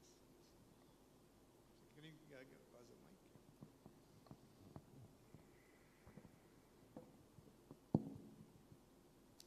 Thank you, Enal. And first of all, thanks everyone for wonderful day. I think it's been, as I said in the morning, can't ask for more. The kind of people in the industry that's come together. I think we have discussed quite a lot. It's already late. A few points. NR, when you started this session, you were talking about not just design, you talked about larger part, you talked about the charterers are not here, the owners are not here, what is that feedback kind of a thing.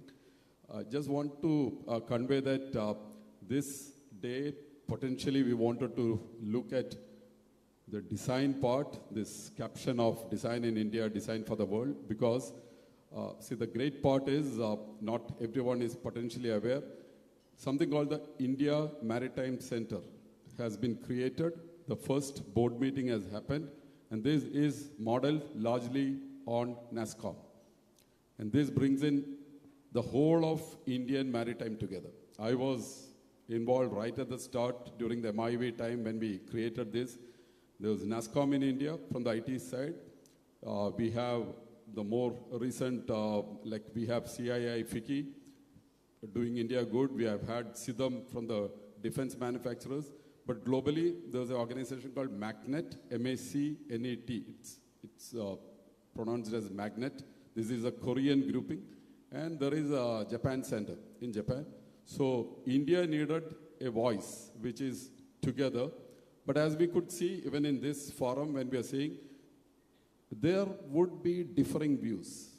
That's quite natural. But as a country, at the end of the day, when we move outside, we need largely one voice. And that one voice, hopefully, India Maritime Center. And the India Maritime Center is not government. It was very clear that NASSCOM is not government.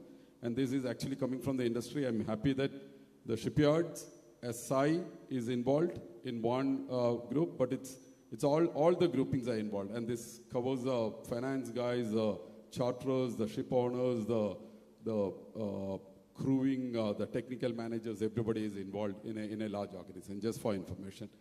But a few other points which I felt, I somehow got the feeling, and especially it was well articulated, and I'm happy that the design firms came in, because in fact that really was something which we all wanted to see.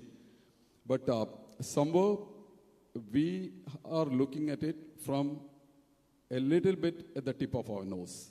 And I would want this entire group to look at into the future. We can't afford to look at the tip of our nose. We will miss a lot of things into the future. And since we are looked at, probably it's that we are all having our problems. And the feeler was, most of the thought process was coming in a little bit from the defense shipbuilding which we are doing in the company, in the country. It was all looked at from a shipyard perspective. The shipyards are largely defense, and Cochin Shipyard is a PSU. There's only one, Larsen & Toubro in the large one, and large reflections on the mid-sized shipyards was not coming in. So there was a lot of talk that was coming in from a public procurement, L1 tender, all this is, we are perceiving it that one side is the government. There is a large opportunity where it's not the government. There are the Adanis, there are the Tatas, the ArcelorMittals. They all need vessels, they all need ships. None of them goes through tenders or QCBS or L1s. And at the end of the day, those ships, see, I'm running a shipyard, and within the shipyards also, I may have my difference of opinion with the defense PSUs. I may have the difference of opinion with an L&T. That is quite natural. But at the end of the day, we all have our problems. The design houses have their problems. So there is somehow the feeling that a PSU shipyard has got. Let us be very clear. A defense PSU or a PSU shipyard is, as in today's market, we may be able to do a little bit more, but otherwise we are all in the commercial space. We are all in business. We are not just in economic growth. We are in commercial space. So let us very clearly differentiate between what is commercial and what is economic. When Pradeep Sudhagar talks, or when Nabu talks, and when DG Shipping talks and the Government of India talks, it's economic. But when Cochin Shipyard talks, let me put it very clearly, I'm largely commercial. I can, of course, do a little bit economic. This part is very clear. But within this whole space, it is my vested interest that I have strong ship design firms in India, private enterprises. And if I can very openly say, an organization like SEDS, Hariraj, when SEDS set it up in Cochin, 6 projects is what we have supported, where the experiences were not there. And we have gone through difficulties. There have been problems. I'm telling you, there have been problems, there have been issues, and people take it in the stride, and that is how it should be. So we would be, even today, as Cochin Shipyard, we are very happy that we are able to conduct our business better, because there are able friends like Anil Das or Vedam in the business who are able to help us. And this is what I want, that grouping should be very clear. Nabu brought that very clearly. He's talking about a large portal, and he's saying, please come in, please participate in this. I would wish we should actually participate in it with full throttle. We have our problems of today. We have our commercial reasons of today. But a little bit, we should bat very clearly for the future, and I think we can actually do this. A few other points. We were talking about industry-ready people. I beg to disagree. I'm with Professor Ananda Subramaniam there. Universities are not to build technicians. Universities, I've talked with Professor Kamakoti. He tells me very clearly, Madhu, you won't get this from an IIT. We are here for basics. After basics, if you want to align, we can do specialist programs, or you do specialist programs. You want us to do, we can do. You want to do yourself. That is where, if we are expecting universities to churn out graduates who will straight away on day one come and do some work, because a naval architect or a mechanical engineer, electrical engineer coming from a university, he is not for a job. He is for many things. He could get into umpteen areas. So let us not get back and ask our universities to change track. Probably the universities are doing the right thing. They're actually here to create belief, and they're here to create some good fine talent into the future. There have been some very, very excellent suggestions that's come in, and I think that we should take all of this strongly forward. My personal belief is, as a country, we definitely need a large central design organization. Let me mince no words in this, design organization. But is it that the design organization competes with the private design houses or a shipyard's design house? No. These are complementary, and together we can actually do wonders, because it is a private design house can actually ride on top of such a central agency. And as was briefly mentioned by Professor Ebenezer, that central design agency should not get into the run-of-the-mill commercial thing. That is not what they are talking. They should be at a high-end thing. I was actually saying, just to a case in point, Akar Yards have designed a top-end bulbous bow design. And that bulbous bow design costs, just that design initiative for them costs 10 million euro. How many of us can do that? And that design has taken the world. So these are not things which shipyard or a design house will be able to do. There would be, now what would happen is all our private design firms, and I wish they should all thrive, all shipyards must support, as HSL has said, cash flow management. We are ready, cash flow management, software support, software should be rolled out. Software as a service, DG Shipping can play the role. All these must be done, but that strong ecosystem, mutually, I won't use the word support, I will use the word respect. And I think in all of these, all our interactions, we must have mutually respectful relationship. I see strong potential. Commodore Sally asked me, will we see, we have all talked about the existing shipyards and what we'll do into the future. What can the existing shipyards do? All of us together, head over heels, will we take India into 2047 top 5? No. If that is to happen, you will see another 10 shipyards in this country. Where will that come from? I do not know. But I am a strong votary. But given a chance, Cochin Shipyard will have something big. That I can tell you. But if Cochin Shipyard has to have something big, this cycle must rotate. Otherwise, getting into that high orbit, high risk business, it's not going to be easy. But if we all stick together, and if the whole of the government approach which we are seeing, for a change, what we are seeing is this country has realized that shipping as a mother and shipbuilding, ship repair as children are strategic in nature. Till today, it was only the naval part of this industry which was strategic in nature. But once the Houthis started firing at us and Ukraine and Russia had this, we have clearly realized that this is strategic.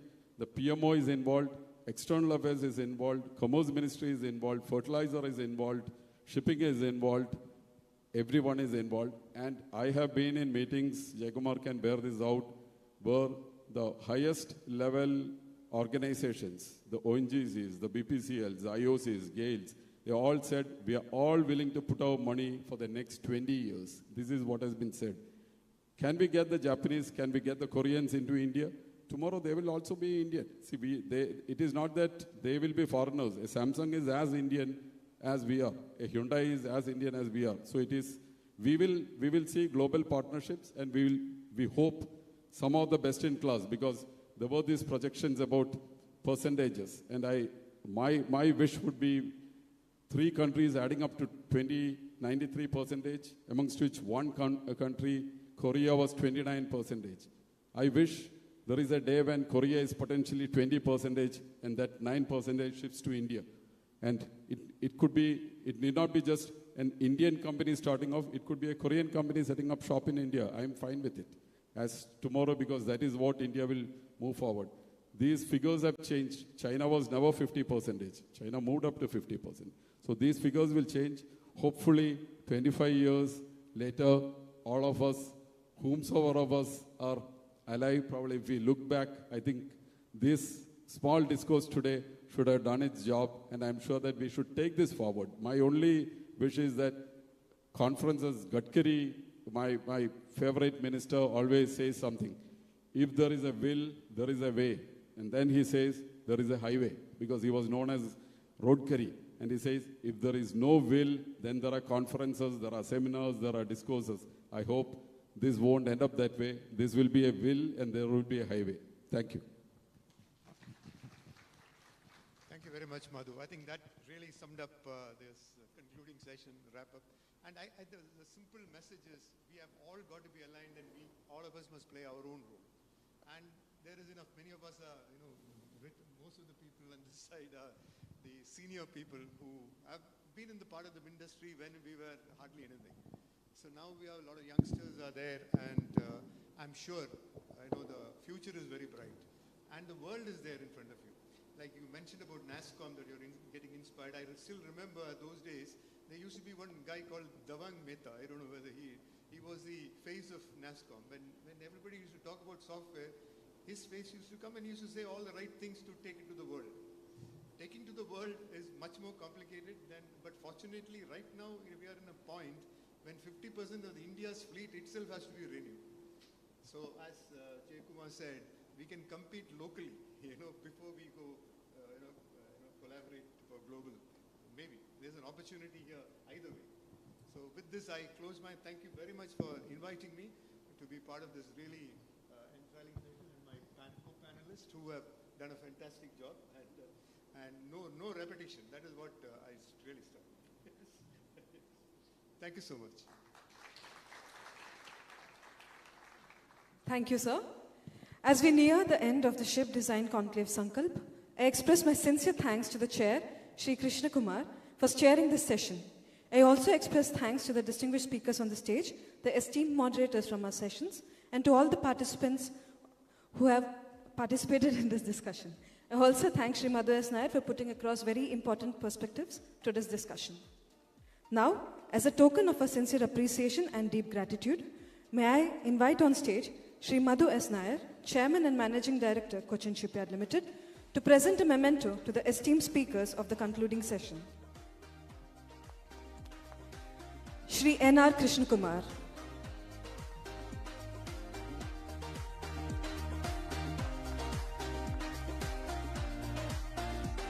Shri Pradeep Sudhakar.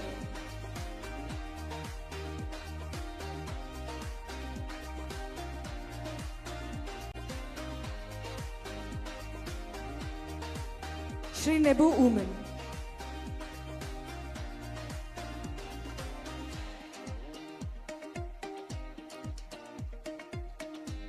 Commander Jaikumar R.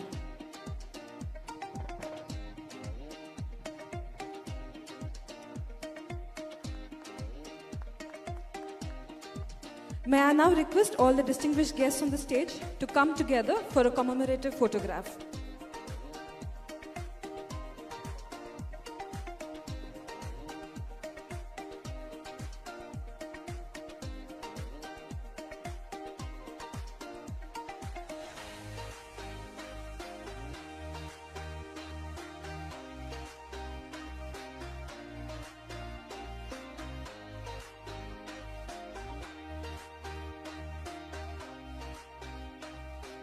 Thank you, sirs. Thank you, everyone.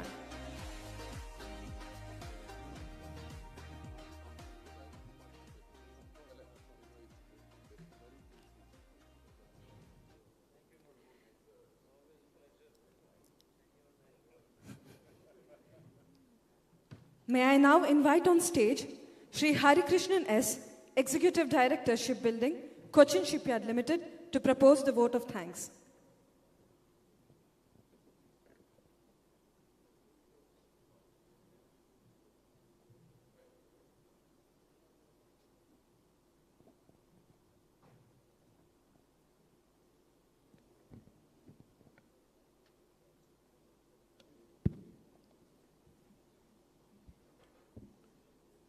Respected Chairman and Managing Director, Director Operations, Chief Vigilance Officer, dignitaries from Indian Navy, Director General of Shipping, representatives from various design houses, senior officials from KPMG, KMRL, SEMS, Classification Society officials, and distinguished professors from institutes of eminence such as IIT, IMU, and CUSAT. My dear colleagues and friends, a warm good evening to all. It gives me immense pleasure to stand here today as we conclude a resourceful day, exchanging immense knowledge, expertise, and insights. I'm sure that the sessions have been the most fruitful canvas for us to paint the future for India's ship design landscape. At this juncture, I am bestowed with the duty of extending a word of gratitude to all who have made this conclave possible. It is my pleasure to extend heartfelt thanks to Secretary, Ministry of Port, Shipping and Waterways, T.K. Ramachandran IAS, for his presence and time in inaugurating the conclave and the support extended for this conclave. Let me express my deep gratitude to our CMD, Sri Madhu S. Nair, the visionary and leader driving CSL in all might, and who has been our pillar of support in conducting this conclave. Thank you, sir, for your guidance, support, and presence.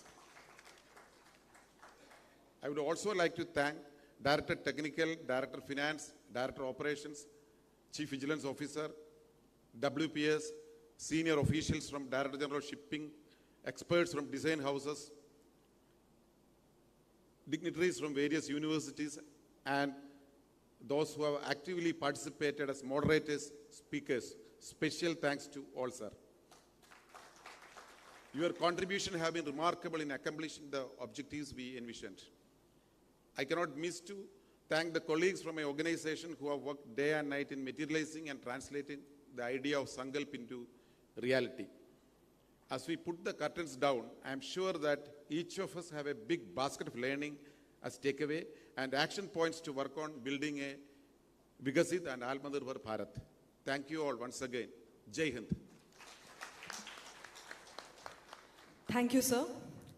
Throughout our sessions today, we have explored the pressing challenges within the Indian ship design ecosystem and highlighted the vital role that each stakeholder plays in fostering a self-reliant design environment. As we move forward, let's take these discussions and, more importantly, the momentum from today back to our organizations, and let us together take actionable steps to overcome these challenges and build a robust, thriving, indigenous ship design ecosystem ready to compete on the global stage.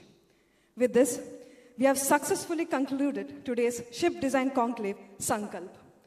Thank you all once again for being a part of today's conclave, and we look forward to seeing you all in future initiatives. May I now request everyone to rise for the national anthem. Janagana mana adhinayaka jaya he, Bharat bhagya vidhata.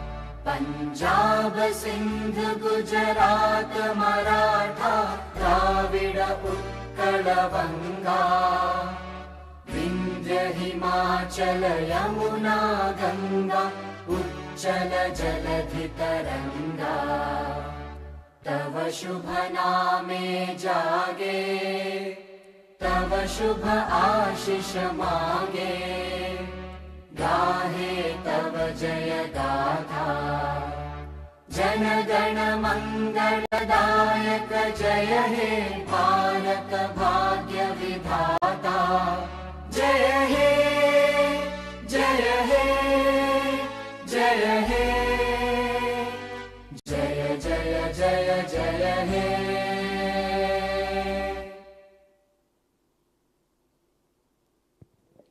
Thank you all and have a good evening.